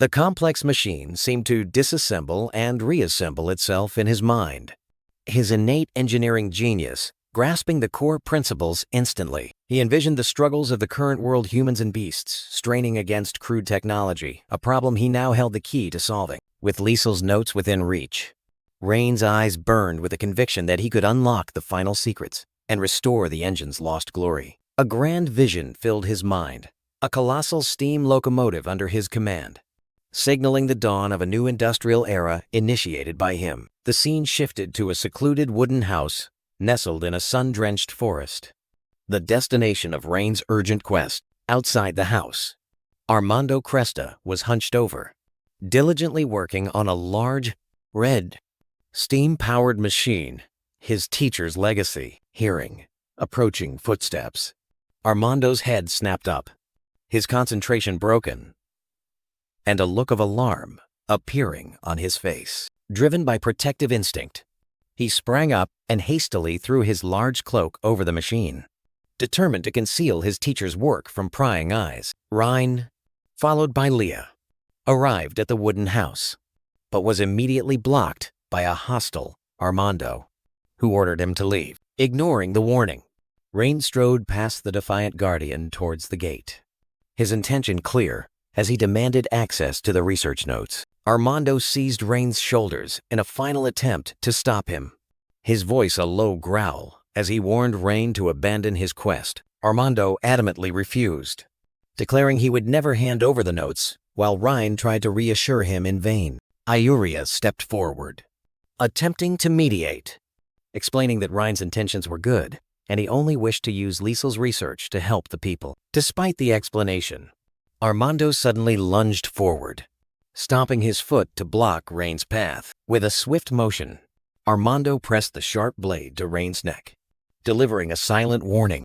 Armando snarled, his eyes full of contempt, ordering Rain and the others to leave, declaring this was no place for nobles. From behind, Leah's eyes turned icy, a deadly resolve forming as she perceived a threat to her master. Without hesitation, Leah drew a dagger hidden in her attire, ready to intervene to protect Rain. Amidst the tense atmosphere, Leah moved to shield Rain, who maintained his confident demeanor. Facing the threatening Armando, Rain gently placed a hand on Leah's shoulder, signaling her to step back with a self-satisfied smile, completely in control of the situation. Rain stepped past Leah, directly facing the stunned Armando, his eyes filled with pity for the other's ignorance. Rain looked directly into Armando's eyes, sharply questioning his shallow understanding of the true significance of the steam engine. With his arms crossed, Rain continued his verbal assault, accusing Armando of squandering Liesel's great research instead of fulfilling her wishes. Struck in his pride, Armando roared back, challenging Rain's right to judge research he knew nothing about. Ignoring Armando's rage, Rain offered a confident smile and made an unexpected proposal, a gesture inviting a gamble. Still confused and wary, Armando clutched his dagger, demanding Rain explain the wager he had just proposed. Rain Edgar, with a confident demeanor, laid out the first condition of the wager, his gaze challenging Armando Cresta. He extended his hand, a gesture both inviting and decisive, presenting the second part of the agreement, his own departure if he failed. Armando burst into contemptuous laughter, deeming Rain's offer a ridiculous farce. He looked at Rain with disdain, clenching his fist, emphasizing the absurdity of a noble daring to touch his teacher's legacy. Rain remained calm, while Leah Lockerbie glanced at him, a subtle gesture confirming that Rain was trapping Armando with his own words. Cornered, Armando gritted his teeth and accepted the wager, but a new intent flashed in his eyes, indicating he wouldn't let Rain get what he wanted easily. Armando stepped forward, pointing directly at Rain's face, angrily proposing an additional, humiliating condition to protect his deceased teacher's honor. Ayuria appeared flustered, placing a hand on her chest and trying to dissuade Armando, arguing that his demand had gone too far. Armando ignored the plea, crossed his arms, and looked at Rain with a challenging gaze, forcing him to make a final decision. Rain smirked, a cold and calculating smile, accepting Armando's condition without hesitation. With the agreement sealed, Rain turned, hands in his pockets, gesturing the way to the steam engine with the air of a victor. Guy. For a moment, Rain imagined himself gloating as Armando toiled by the boiler, an image of sweet retribution. A gigantic white cloth was pulled away, revealing something massive underneath. Liesel Grant's intricate machine appeared, a red metal steam engine standing majestically in the courtyard, emanating a latent energy. Leah and Ayuria looked at the machine together, their faces filled with astonishment and confusion at the strange device they had never seen. Rain Edgar confirmed, with undisguised reverence, his hand almost touching the metal casing of the steam engine. Admiration erupted on Rain's face, while Leah Lockerbie and Ayuria stood behind him, astonished by the colossal machine. Rain's hand glided over the machine's surface, his heart filled with admiration for the genius who created it. Liesel. Leah Lockerbie looked at Rain with curious eyes, quietly asking about the true significance of these inventions. Rain turned back, a confident smile on his lips as he asserted that anyone who could create this was a genius in any world. Armando Cresta puffed out his chest proudly, asserting that his teacher Liesel surpassed all other alchemists. Rain turned to Armando, realizing that he had spent his entire life just keeping this machine operational. A fact Armando confirmed with a saddened expression.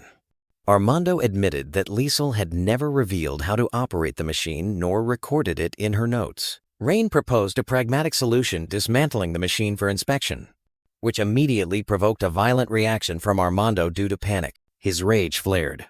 Armando raised a warning finger, fearing that his teacher's work would be ruined forever. Ryan crouched down, his sharp and confident gaze a challenge, asserting that there was no machine he couldn't fix. Rain ordered Armando to fetch a screwdriver, but received only a completely blank and confused stare in return. Completely incredulous, Rain brought a hand to his face, his disappointment evident as he realized Armando's unbelievable knowledge gap. Armando replied with an innocent look, wondering why Rain didn't know the basic fact that the machine was assembled with magic. Armando solemnly explained that the machine was a masterpiece crafted by dwarves, a creation that a noble like Rain could never comprehend. Rain sighed, his face disheartened as he realized there were no suitable tools. Rain's gaze became resolute. He turned to Leah and made a wordless request, and the maid immediately nodded in compliance. Leah's sharp dagger blade was skillfully inserted by Ryan into the narrow slot of the machine,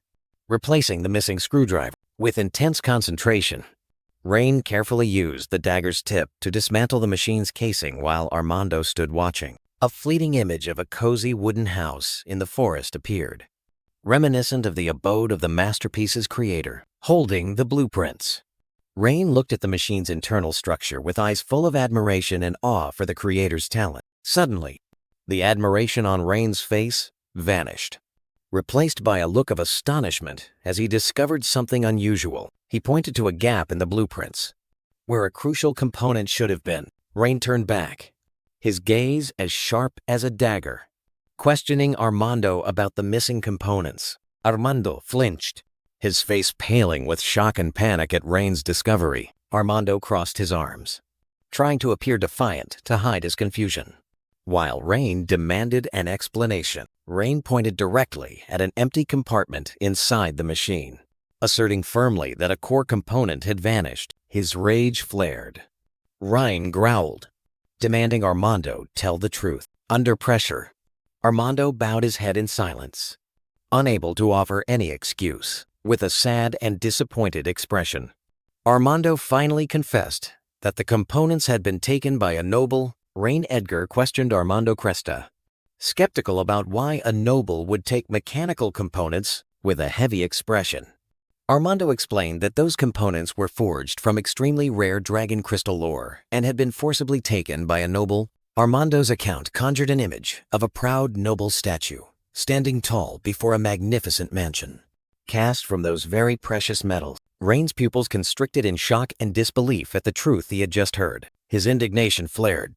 Rain clenched his fists, despising the act of destroying priceless components just to create a testament to foolishness. Rain's eyes turned as sharp as daggers. He pressed his face close to Armando, silently ordering him to reveal the noble's identity. Armando hesitated, avoiding Rain's gaze. He looked up at the sky helplessly, trying to warn Ryan about the power of the person they were about to confront. Ryan sneered, a smile full of defiance and contempt for any threat. With an overwhelming aura, Rain took a step forward, determined to find the one who dared to obstruct his plans. The scene shifted to the wooden house where the tense conversation was taking place. Under pressure, Armando trembled, sweat beading on the back of his neck. Finally, he uttered the name in fear. The image of Duke Oscar appearing like a powerful phantom behind him. Standing behind, Ayuria gasped in surprise upon hearing the name. She clearly recognized this person. Rain immediately turned to Ayuria, his eyes questioning, asking her to explain Duke Oscar's background, while Leah Lockerbie stood by, observing. Ayuria began to reveal, explaining that Duke Oscar was originally just a minor noble in Aisland City. A stream of memories appeared, showing a younger Oscar engrossed in alchemical experiments, winning glory in an imperial competition and receiving accolades. Oscar's image continued to appear, standing powerfully before a territorial map, signifying his bestowal of land and the title of Duke. Rhine interrupted, his sharp gaze inquiring about the location of Oscar's territory. Ioria replied, identifying the territory as Gransel, located to the upper right of Aislinn City. Leah immediately interjected with a serious expression, warning Rhine that the Gransel territory belonged to Grand Duke Teleros Elroy and was outside the Edgar family's sphere of influence.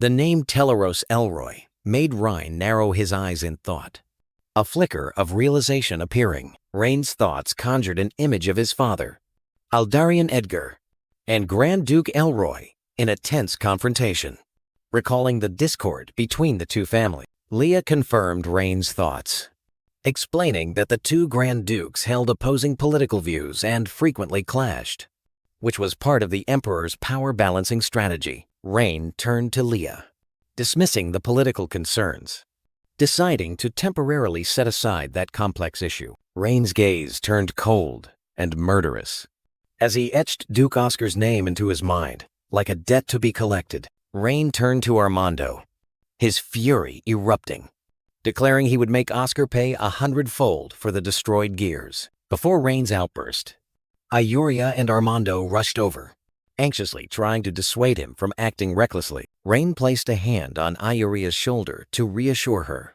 his gaze firm, asserting that Oscar was the one who posed a danger and he would pay the price. Armando, still startled, looked at Rhaene incredulously, asking again to confirm his decision to directly confront a duke. Rhaene looked at Armando, his gaze resolute, promising not only to repair the machine, but also to make Duke Oscar pay. Rhaene's face shone with iron determination, a silent declaration that he would show his enemies his true worth. Rhaene turned to Ioria, his gaze focused on the technical matter, inquiring about the existence of the blueprint in Liesel's notebook. Armando raised a finger, shaking his head decisively, confirming that the crucial information was not in the notebook. Armando's train of thought conjured the large, bearded figure of a dwarven blacksmith, revealing that the professor had discussed the fabrication with him. Rhaene pondered, processing the new information.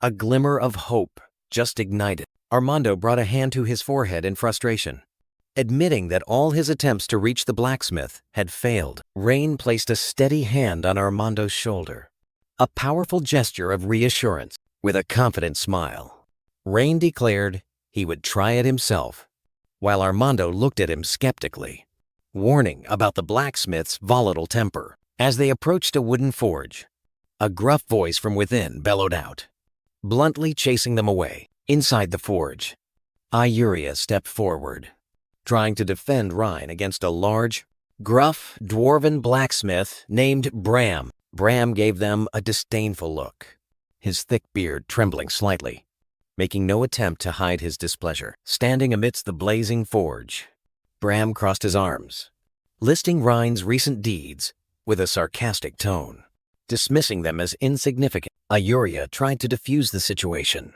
smiling and praising Rhaene as a rare, benevolent lord. Bram dismissed the praise with a wave of his hand, declaring that a lord caring for his people was only natural, just as he had to forge iron. Rhaene Edgar smiled confidently, raising a hand to explain the responsibilities of a lord, while Ioria stood beside him, looking slightly flustered. Bram squinted skeptically, his thick beard trembling slightly with annoyance at the lofty words. With a gruff expression, Bram crossed his arms, questioning the true purpose of the two uninvited guests. Rhaene lowered his voice, his gaze turning serious as he got straight to the point, requesting Liesel's engine blueprint. The name Liesel struck Bram like a knife to the heart, causing his eyes to widen in shock, his fury erupting.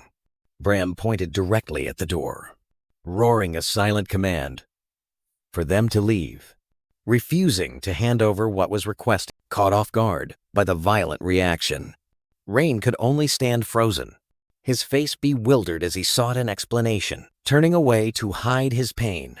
Bram's face contorted in regret as he revealed the tragedy of Liesel's death. Bram threw his head back and wailed in despair, vowing never to recreate the machine that had taken the life of the one he cherished. Unable to stand still, Armando Cresta rushed forward, pointing at Bram and loudly criticizing his contradiction. Bram closed his eyes, ignoring Armando's accusation with stubborn silence, refusing to argue further. With an unyielding expression, Bram asserted that even with the rarest materials, all efforts would be futile. Rain's eyes gleamed as he grasped the crucial detail in Bram's words, a new plan beginning to form in his mind. Sensing the shift, Bram turned back to face Ryan, his gaze sharp and challenging. A confident and somewhat provocative smile spread across Rain's lips as he launched his psychological attack, questioning Bram's skill instead of the materials. Under the brilliant sunlight,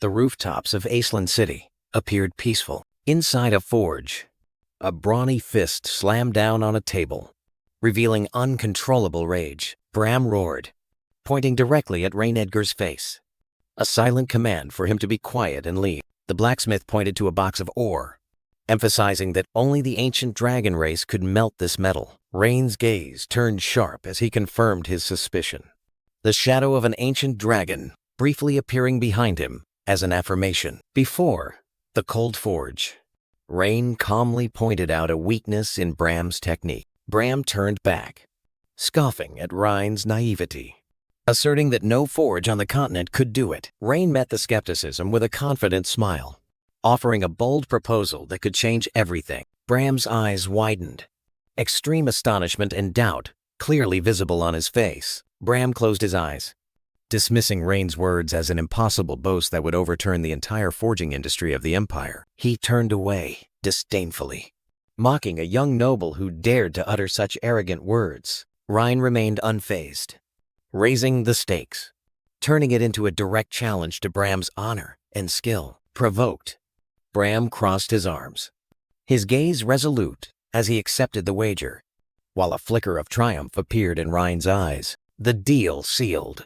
Rain stood there with the confidence of a victor, facing Bram, who sat in silence, torn between doubt and self-esteem. Without another word, Bram stood up and walked out the door, leaving Rain alone with the promise of the impossible. Bluntly rejected, Bram roared a silent command and turned his back, allowing no further argument. The wooden door slammed shut decisively, ending the conversation. Unfazed, Rain Edgar quietly observed the forge, his expert gaze sweeping over each brick. A confident smile subtly formed on Ryan's lips as he discovered a serious flaw in the forge's design. Rain calmly picked up a sledgehammer from the rack, its weight seemingly not affecting him at all. With a determined expression, he advanced towards the forge, the hammer in his hand, ready for an unexpected action. A powerful swing of the hammer struck, breaking a section of bricks on the forge's body. Ayuria and Armando Cresta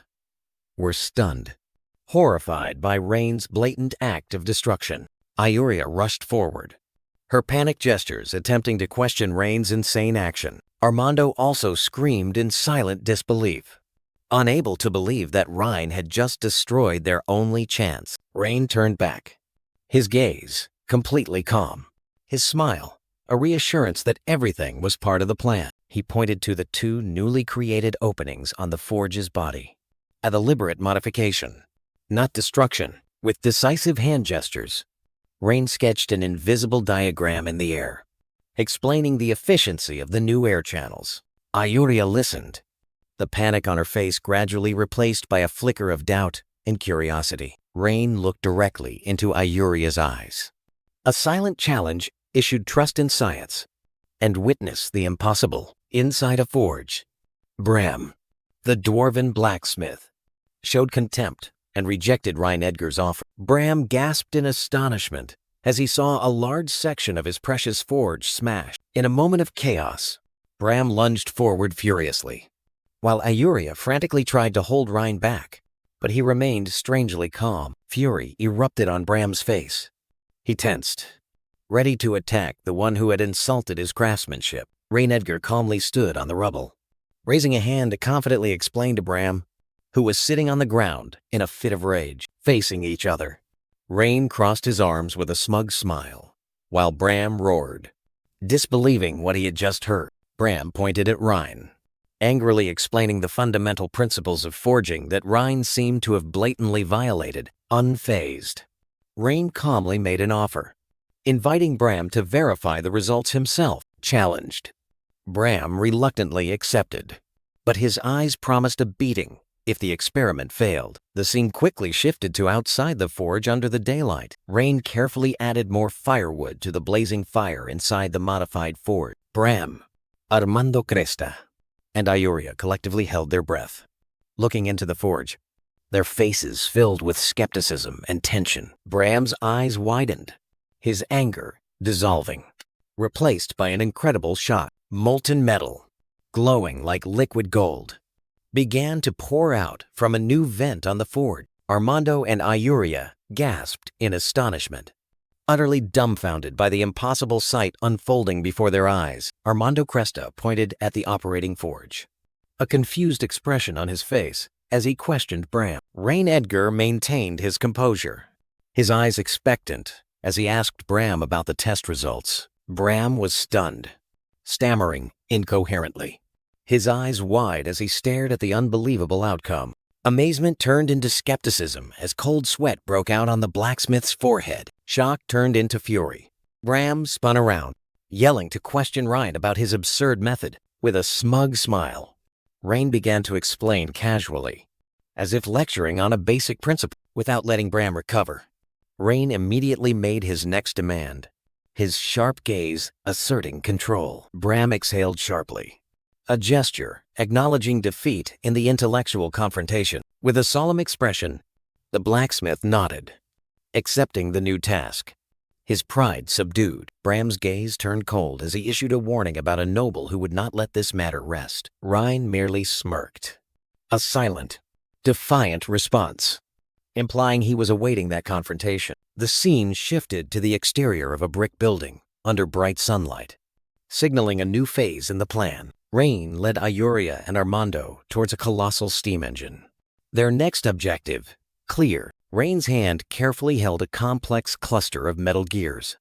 The newly forged result. Rain held up the mechanical part, a triumphant smile on his lips as he confirmed it was the heart of the machine. With a smug smile and fiery eyes, Rain Edgar declared that a new era was about to begin. Walking beside Ryan Edgar, Leah Lockerbie looked at the metal gear in his hand with a worried expression, doubting its durability. Leah's gaze turned towards Rain, concern evident on her face as she envisioned the machine potentially exploding. Ayuria stepped forward, clasping her hands, offering to find safer alternative materials, while Leah still looked at Ryan with anxiety. Rain waved his hand, dismissively, explaining to Ayuria and Armando Cresta that using rare materials was merely a sign of ignorance. Armando raised a finger, his face alight with indignation as he loudly defended his teacher's honor. Rain coldly turned away, his sharp gaze reminding Armando of the bet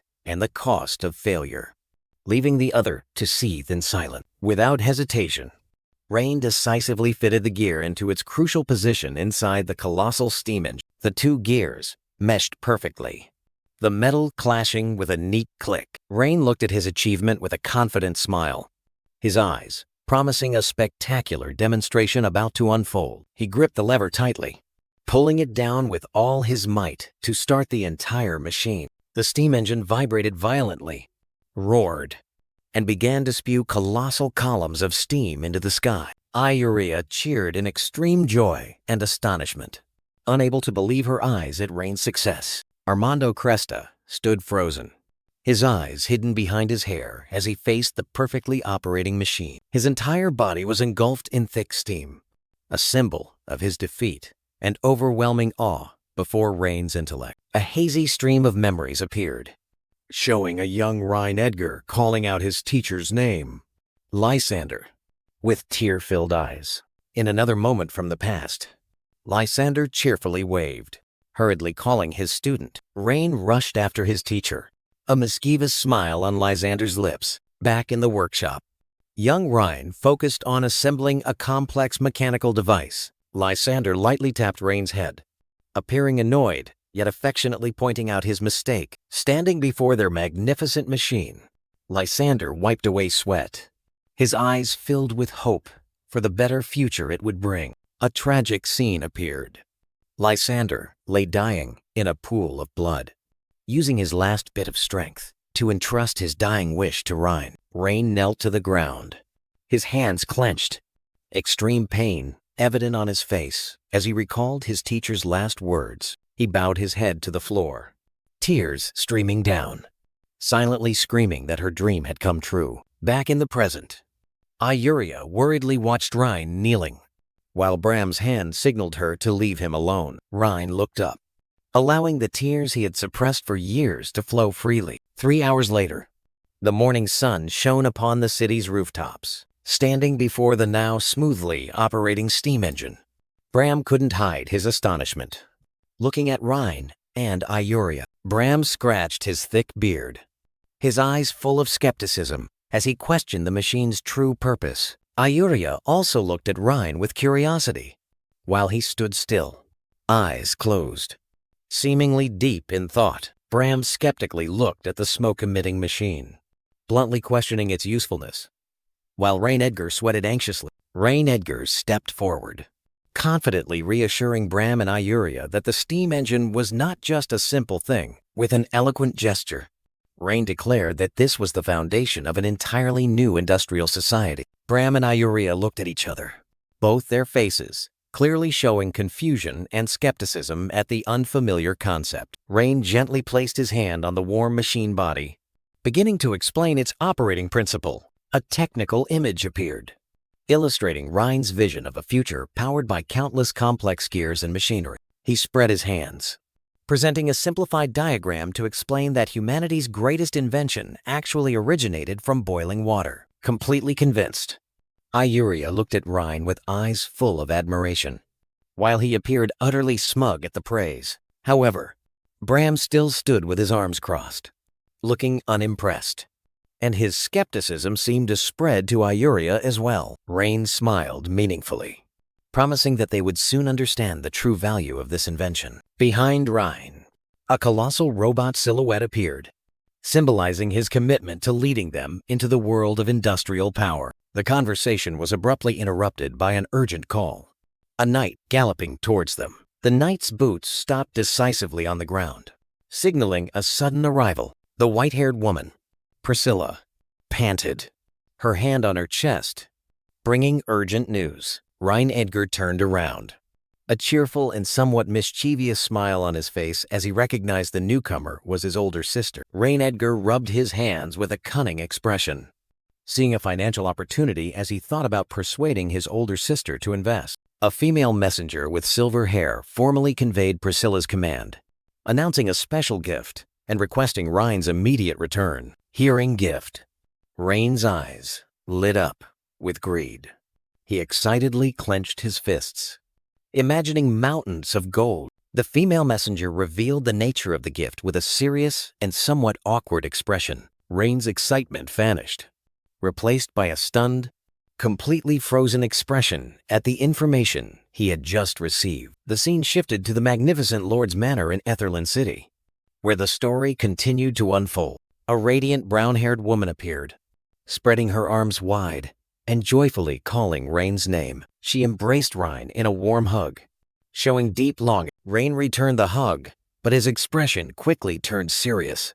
He gently pulled away to ask an urgent question. He pointed towards a group of young women standing by, demanding an explanation for their presence. Rain faced his older sister with a confused look, while she looked at him with an innocent question. Rain's older sister smiled mischievously, placing her hand on her chin and teasing him about his personal preferences. Rain turned away helplessly, spreading his hands to explain that the matter was not at all as she thought. He complained that the presence of the group of women was causing the surrounding nobles and staff to look at him with judgmental eyes. The teasing smile on Rain's older sister's face vanished, replaced by a sharp, authoritative gaze as she realized someone dared to disrespect her younger brother. Rain broke out in a cold sweat, Feeling desperate as he believed Leah was looking at him like a pervert, he hurriedly pulled his older sister aside, urgently complaining about Leah's icy demeanor. Rain's older sister put her arm around him, smiling mischievously and suggesting that Leah's reaction only proved she cared about him. Rain waved his hands desperately at his sister's logic,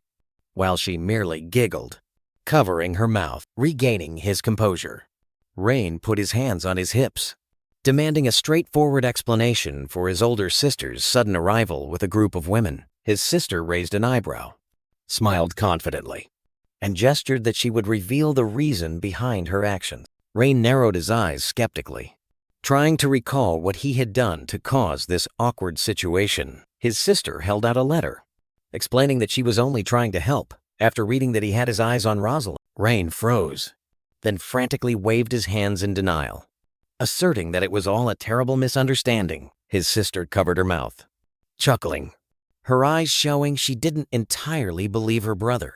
While an image of Priscilla briefly appeared, relentlessly, his sister turned to Leah, playfully asking if she would mind if Ryan had more women. Leah maintained a professional demeanor, solemnly declaring that she was merely a maid and had no right to comment on such matters. For a moment, Leah's gaze drifted, affirming that the final decision rested with Ryan, but a fleeting sadness crossed her face. Rain wearily rubbed his forehead, turning to tell Leah not to mind his sister's meaningless teasing. Noticing her brother's fatigue, Rain's sister gently clenched her hand, realizing her joke might have gone too far. With a smile, Priscilla Edgar signaled the end of the charade, ordering the maid Gwen to escort the girls away. The scene shifted to a city bathed in brilliant sunlight, focusing on a building with a tall water tower. In the office, Rain Edgar pointed to a large map, presenting his plan to build a dam to Priscilla.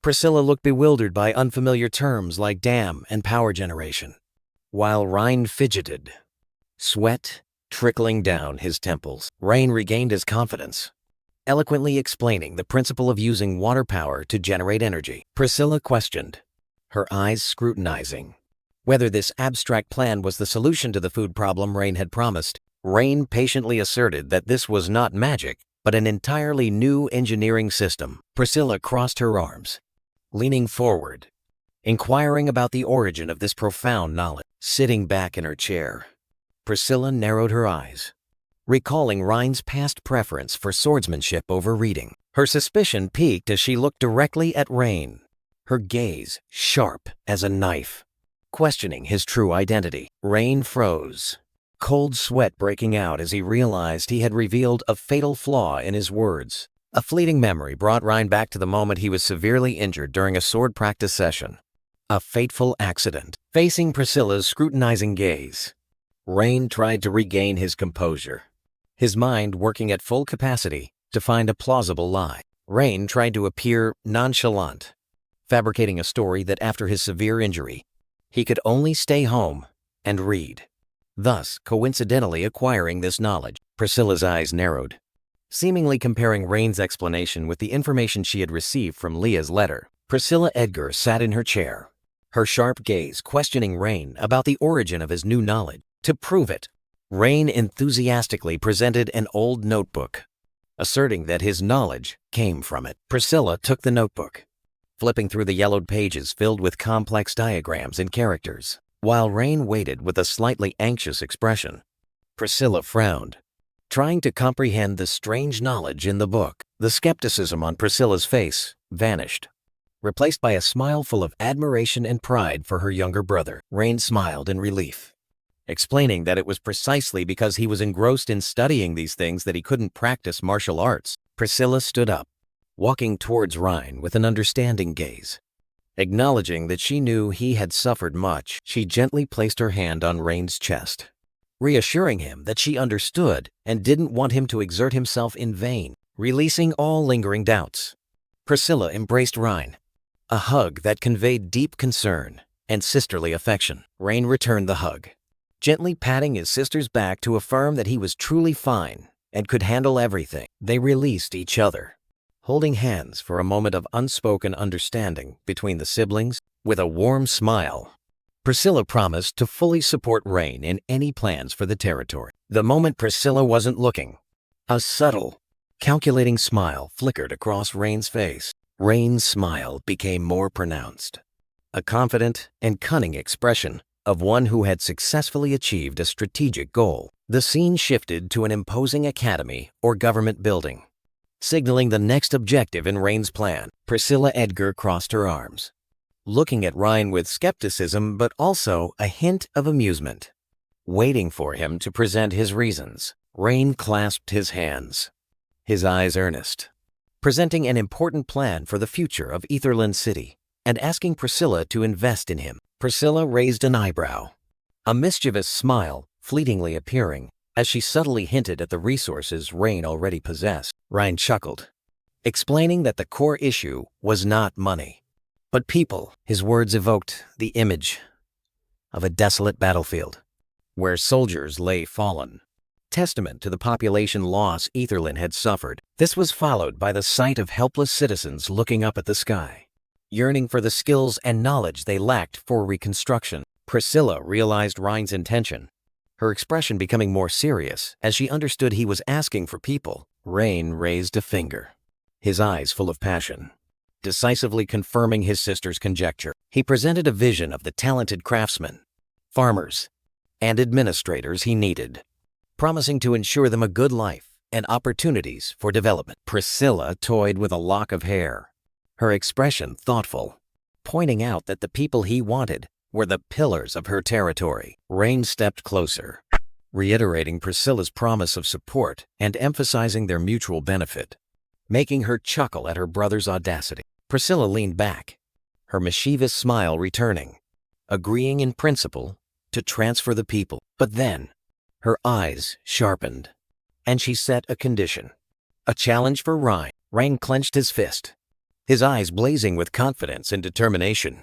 He was ready to accept the challenge to prove the power of his industrialization plan. After Ryan left, Priscilla sat relaxed in her chair, sipping a cup of tea, while her loyal attendant Gwen stood watching in silence. In the luxurious room, Priscilla Edgar informed her attendant Gwen that her worries about Ryan had been alleviated. Gwen stood at attention, affirming her belief that Rain's intelligence and diligence would help him develop the territory. Priscilla set her teacup down, the relief on her face vanishing, replaced by a cold expression. Her expression hardened, her eyes flashing with a cruel glint as she decided to make the Emperor pay for harming her brother. She stood up, turned to Gwen, and gave an unspoken command, requesting an investigation into the princes to find the weakest target for her retaliation plan. Both looked out the window, Priscilla's back exuding an iron resolve, a vow of revenge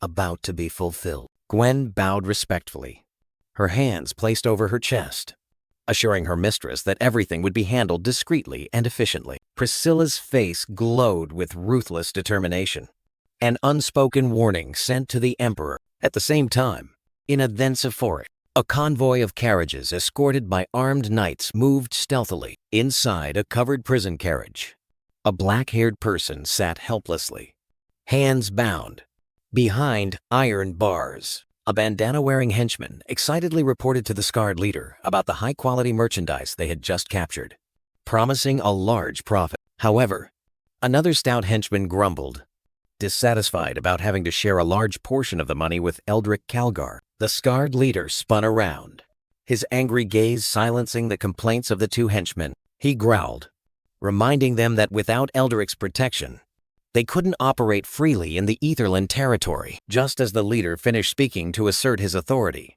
a panicked scream echoed from afar, signaling impending danger. A blond slaver galloped his horse, his face panicked, as he urgently reported to the bald, scarred leader. The leader was stunned, spinning around and roaring, an inarticulate question, demanding an immediate explanation. The messenger's memory brought the group back to the gates of Etherland City, where he recounted facing completely unfamiliar guards. In the flashback, he reenacted trying to bribe the new soldiers, but they flatly refused and questioned him back with scrutinizing gazes. Still, in the flashback, he gave a forced laugh, recounting how he had to lie about visiting relatives to escape and learned that their lord had been replaced. Back in reality, the bandana-wearing henchman, with a worried expression, suggested to his leader that they should abandon the mission and retreat. The leader roared in anger, rejecting the idea of fleeing in despair and fear. He pointed towards the covered prison carriage, emphasizing the valuable cargo inside and the huge reward they couldn't give up. The bandana-wearing henchman still hesitated, expressing fear that the new lord might not let them leave easily. Regaining his usual cold demeanor, the leader raised his hand to signal the entire convoy to stop.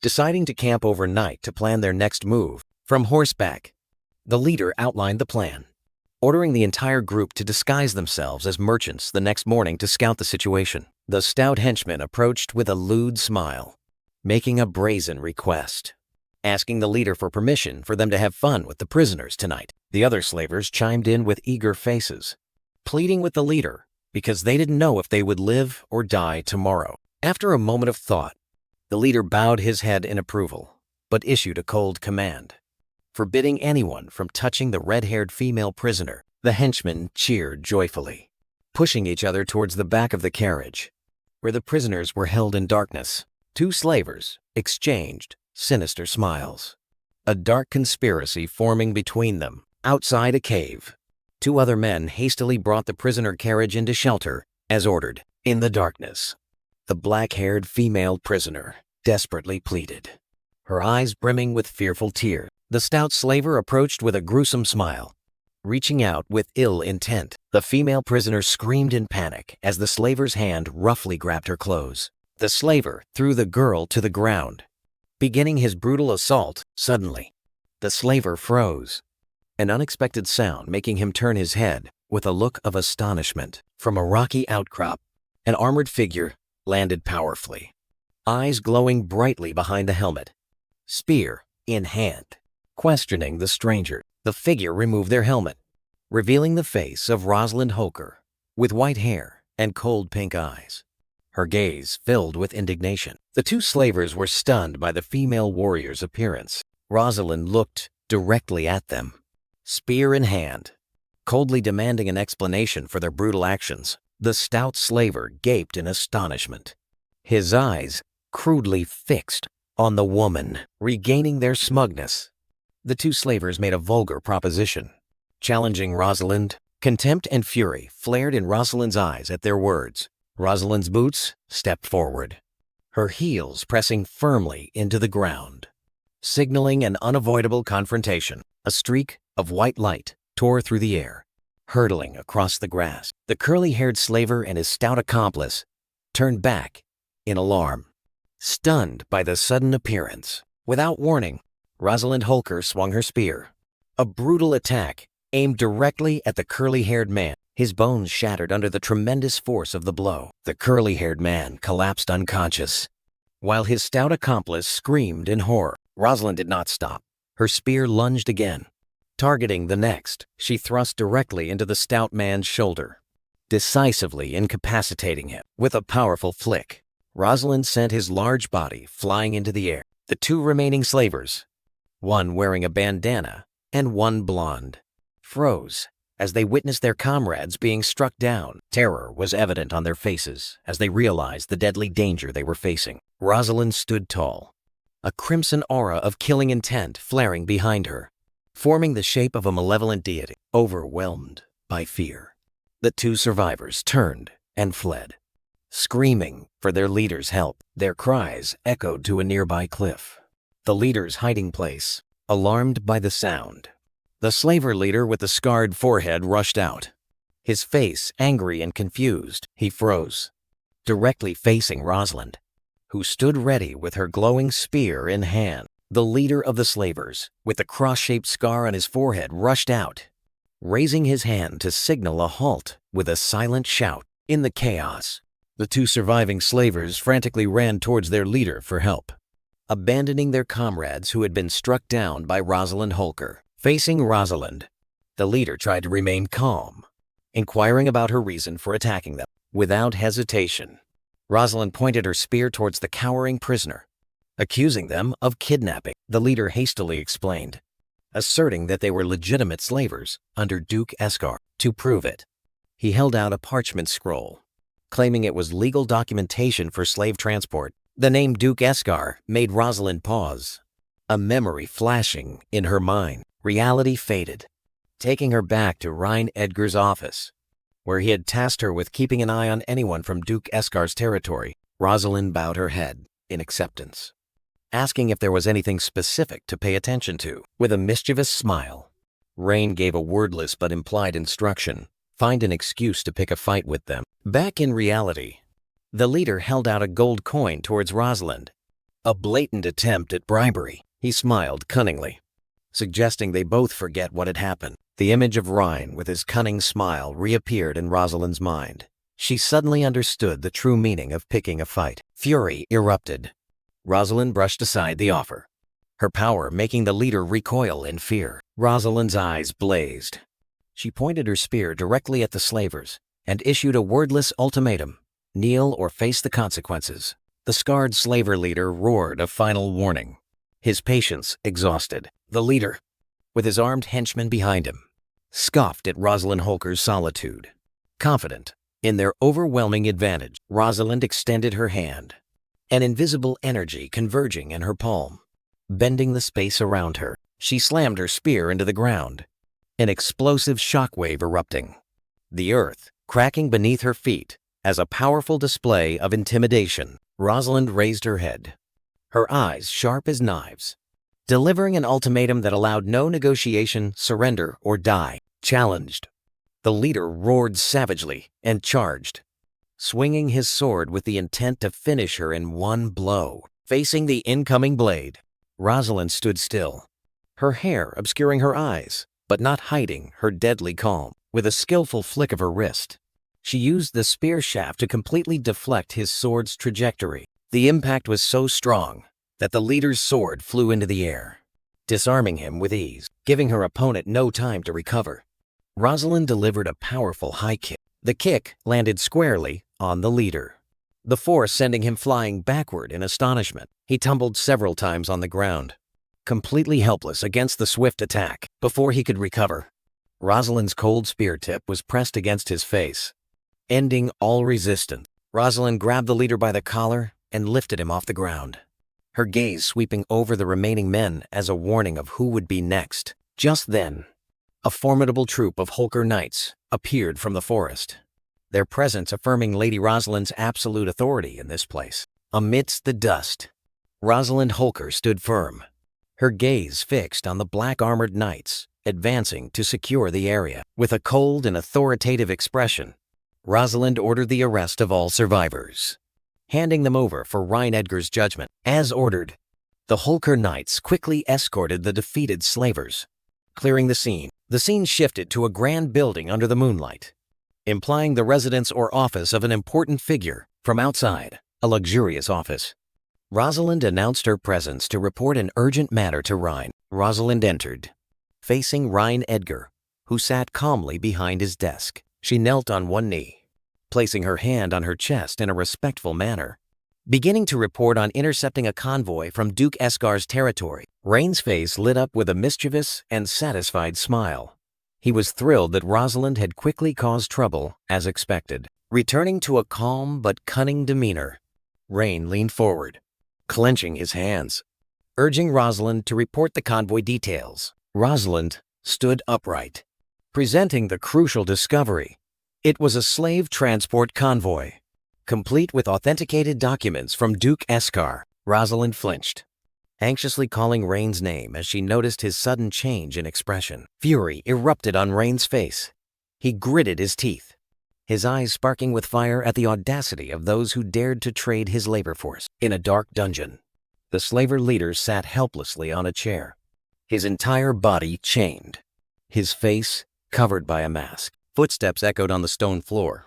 A pair of elegant men's shoes and a pair of women's high heels advanced into the dungeon. Ryan Edgar, accompanied by Selena, walked directly towards the chained leader, ready for the interrogation. Ryan Edgar stared at the prisoner, his cold gaze silently accusing him of human trafficking in his territory. The scarred leader smirked, his defiant attitude showing no fear, but rather mocking Rain's authority. Chained to the chair, he leaned back, threatening that cooperation was the only option if Rain didn't want a tragic end. Rain maintained an impassive expression, inquiring about his relationship with the former lord, while Leah Lockerbie stood beside him, silent and ready. The trafficker boasted about selling women to the Orvis Empire, and an image of Eldrick Calgar briefly appeared as proof of past complicity. Rain Edgar's eyes narrowed, and he pressed for the location where the remaining victims were hidden. The leader burst into maniacal laughter, demanding Ryan kneel and beg for information in ultimate defiance. Ryan Edgar stepped closer, his shadow falling over the prisoner as a final warning that stubbornness would be paid with extreme torment. Still confident in Duke Escar's protection, the trafficker looked up at Rain with disdain, believing himself untouchable. Rain Edgar leaned down slightly, his hand extended as if brushing away dust, asserting that such protection was worthless here. The trafficker tensed, trying to maintain a tough facade, refusing to be subdued by the threat. Losing patience, Rain Edgar glanced at Leah Lockerbie. A cold command issued. Without hesitation, Leah swung her hand, a white flash gleaming from her knife. A painful scream tore through the silent air of the dungeon as the torture began. From above, Rain, Edgar, and Leah coldly watched the leader writhe on the floor, his defiance completely shattered, completely subdued. The scarred human trafficking leader revealed the location of the remaining victims, an abandoned wooden house in the southern forest. Immediately, Rain Edgar ordered Leah Lockerbie to dispatch Rosalind and the cavalry to rescue the captive. Rain Edgar turned away, casting a knife-sharp glance back, a silent warning that any deception would come at a high price. Slumped, but still furious, the human trafficking leader roared a venomous warning, revealing that Duke Escar's assassin squad was waiting there. A savage smile spread across his lips, certain that Rain and his people were walking straight into their deaths. Under the cover of night, the cavalry, led by Rosalind Holker, along with Rain Edgar, advanced into the forest, heading towards the designated target. Leading the troops, Rosalind Holker approached the wooden house, her eyes focused and vigilant. She turned back to report to Rain Edgar,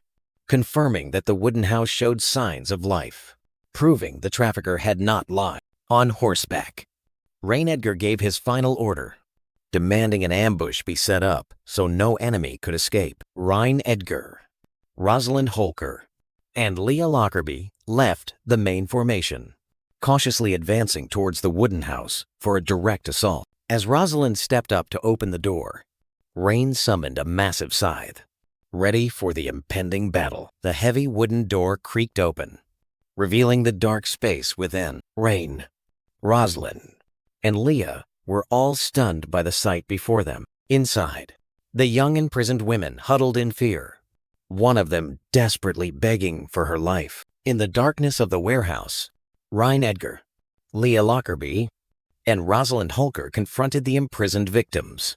The girl's eyes filled with despair. With a resolute expression, Rain Edgar ordered Rosalind to rescue the victims, and she immediately confirmed the task. Without hesitation, Rosalind turned and advanced towards the cloth-covered cages to free the girls. Suddenly, an arrow tore through the air, flying straight towards Rosalind from the darkness. With a lightning-fast reflex, Rosalind swung her sword to form a steel shield, deflecting the incoming rain of arrows. She turned back, shouting an urgent warning about the ambush to Rain Edgar. In response to the command, Holker's cavalry immediately tightened their formation, erecting a steel wall with their shields to protect Rain. From the opposite side, a group of hooded assassins emerged from the shadows, surrounding them. Their leader, Ravenlock Eldwin, stepped forward, his sharp gaze scrutinizing Rain's group. With a feigned calm demeanor, Ravenlock Eldwin offered a truce, attempting to de-escalate the situation. Rosalind angrily rejected it, her hand tightening on her sword hilt, ready to charge into attack. Rain Edgar raised his hand, signaling Rosalind to stop, his eyes still fixed on the enemy. Rain stepped forward, directly confronting Ravenlock Eldwin, demanding an explanation for the ambush. A smug smile spread across Ravenlock Eldwin's lips as he revealed a shocking truth. They had been selling slaves to Duke Eskar for years. In a dark warehouse, two young female captives, one with brown hair and one with black hair, huddled in cages with desperate eyes, treated as mere goods. Ravenlock Eldwin extended his hand, a cunning, inviting gesture, offering a share of his human trafficking profit. With a sinister smile, Ravenlock made a final offer, promising to gift the imprisoned women as a present. Fury erupted on Rosalind Holker's face, her eyes blazing at the kidnapper's cruelty. In contrast to Rosalind's anger, Ryan Edgar remained terrifyingly calm, causing her to turn and look at him with extreme astonishment. Rain looked directly at the hooded assassin squad standing ready for orders, showing no sign of wavering. Ravenlock confidently spread his arms, certain that his offer of 10,000 gold coins a year would sway Ryan. A scornful smile flickered across Rain's lips. He mocked Ravenlock's offer, as if it were just a joke. A fleeting memory of his sister Priscilla Edgar cheerfully handing him a box full of pure gold made Ravenlock's sum worthless. Back in reality, Rain crossed his arms, looking down at Ravenlock, asking how much he could truly pay. Rain closed his eyes, proposing an astronomical figure, 100,000 gold coins a month, as a final challenge. Ravenlock took a step back, his face paling with shock and anger at Rain's outrageous demand, inadvertently admitting they didn't earn that much. Seeing his opponent had lost composure, Rain turned away with a cold expression. The negotiation was over. Rain's gaze turned knife-sharp, and he issued a deadly command to Rosalind, turning the kidnappers into targets. Behind their sturdy shields, Holker's cavalry unanimously confirmed Ryan Edgar's order. Bows already drawn. Desperate, Ravenlock Eldwin pleaded for a chance to retreat and report to his superior, Duke Eskar. His eyes flashed with malice, secretly planning revenge once he could escape this encirclement. In a last-ditch effort to buy time, Ravenlock held out a small pouch of money, an ironic bribe. Ryan Edgar coldly refused with a wave of his hand, his eyes signaling Rosalind Holker, who nodded decisively. Realizing all negotiation efforts were futile, Ravenlock roared a command for his subordinates to flee. The entire group of hooded assassins turned on their heels, frantically rushing towards the only exit. They burst out of the building, heading straight for the distant, hazy mountains as an escape route. To block their retreat, Rosalind spurred her horse forward, leading the pursuit with a determined expression. On horseback, Rosalind roared a silent command, signaling that Eskar's archers must be eliminated. In response, a rain of arrows from the fleeing enemies flew towards Rain's formation, a desperate attempt to hinder them. Cornered, Ravenlock clasped his hands together, his face contorted in concentration. Wielding magic, a massive wall of water suddenly rose, completely blocking the rain of arrows. With a resounding roar from behind, Ryan Edgar merely observed the unexpected defense silently, his expression completely unreadable. Rosalind Holker launched a powerful attack, forcing Ravenlock Eldwin to retreat defensively. With a triumphant expression, Rosalind declared the enemy's defeat, ordering them to accept death. Ravenlock gritted his teeth as he watched his subordinates being completely overwhelmed, the situation becoming hopeless. Despair was evident on Ravenlock's face. He realized that if they continued, all would be annihilated here. From a distance, Ryan Edgar calmly watched the battle with crossed arms, as if everything was under his control. In despair, a spark flashed in Ravenlock's eyes. He had found the only way out. He ordered his subordinates to provide cover, his gaze fixed on Ryan with the intention of taking him hostage. The hooded assassins obeyed, simultaneously raising their swords and charging forward to create a suicidal attack, clearing a path for their commander. Amidst the battle, a knight shouted a warning to Rosalind as the assassins unexpectedly redirected their attack towards Ryan. Rosalind immediately turned back, shouting urgent orders to all the soldiers, demanding that they protect Ryan at all costs. Despite the chaos, Ravenlock charged straight towards Rain, while the black-clad knights hastily formed a defensive barrier. Breaking through the barrier, Ravenlock drew a dagger, his eyes filled with murderous intent. as he lunged at Ryan in a final attack, his face contorted in a desperate effort, believing that Ryan's death was his only way to survive. Just as the dagger was about to strike, Rain's steel fist blocked Ravenlock's lunge, stunning him on the spot. A hooded assassin was sent flying backward with a look of astonishment, while in the distance, Leah Lockerbie and Ryan Edgar stood firm. Leah Lockerbie clenched her fists, her eyes burning with cold fury. With terrifying speed, Leah charged forward, leaving a cloud of dust in her wake, while Ryan calmly observed. Struck by the blow, Ravenlock Eldwin clutched his face, blood gushing from the corner of his mouth, a look of extreme shock evident as he realized the maid's extraordinary strength. Ravenlock gritted his teeth, helplessness and rage erupting as his plan crumbled before an unexpected opponent. Leah stomped her foot on the ground, channeling all her strength to prepare for a decisive attack. In a final, desperate attempt, Ravenlock roared a silent challenge and charged straight at Ryan, swinging his dagger for the killing blow. Coldly and precisely, Leah raised her foot, using her heel to block Ravenlock's dagger just before it could reach her. Leah spun around, delivering a powerful roundhouse kick that struck Ravenlock directly and sent him flying into the air. Ravenlock and another of his henchmen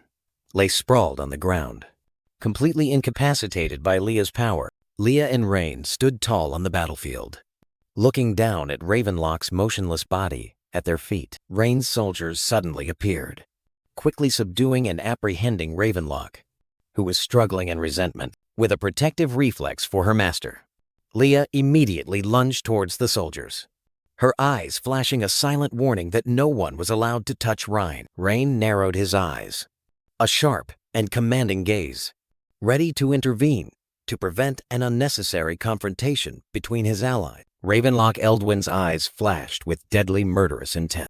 After striking Ryan Edgar down, Ravenlock roared a curse and swung his sword for the finishing blow. From a distance, Leah Lockerbie cried out a desperate warning as she realized the mortal danger. A sword unexpectedly pierced Ryan's shoulder, pain and shock evident on his face. Rosalind Holker screamed in horror as she witnessed Ryan being struck. Leah froze, her eyes wide with terror, suppressing the pain. Rain held the sword firmly in his shoulder and issued a decisive command to calm his panicking troops. Amidst the chaotic battle, Rain's soldiers roared and rushed to form a protective circle around their injured commander. Realizing the chaos was a golden opportunity, Ravenlock turned, deciding to flee to save his life. Rosalind rushed to Rain's side, her concern for him overriding everything else. Standing in front of the supported Rain, Rosalind raised her hand, ordering the soldiers to cease pursuit, prioritizing escorting their master to safety. Rosalind turned, her eyes urgently commanding Leah to provide immediate first aid. Receiving no answer, Rosalind turned back and realized Leah had vanished without a trace. Under the moonlight, a deserted trail wound through the dense forest, hinting that a solitary pursuit had begun. Under the cover of night, in the dense forest, a man in a black cloak sped away like a ghost, determined to survive and report to Duke Escar.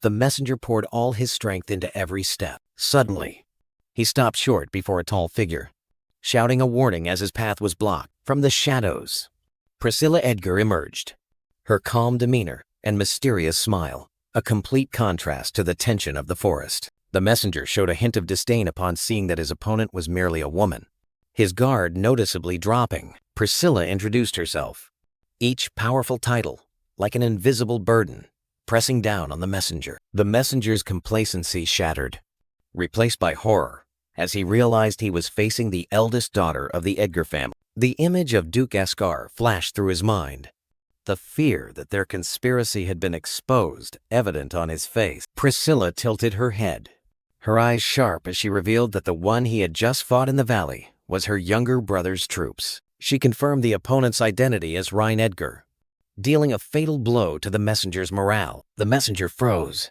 his entire body trembling as he understood the gravity of having confronted Grand Duke Aldarian's son. With a satisfied smile, Priscilla commented on Rain's growth, as if the entire encounter had been a test orchestrated by her. The messenger could only stand stunned, confused by her cryptic words. Priscilla turned and walked away gracefully, leaving the messenger in despair.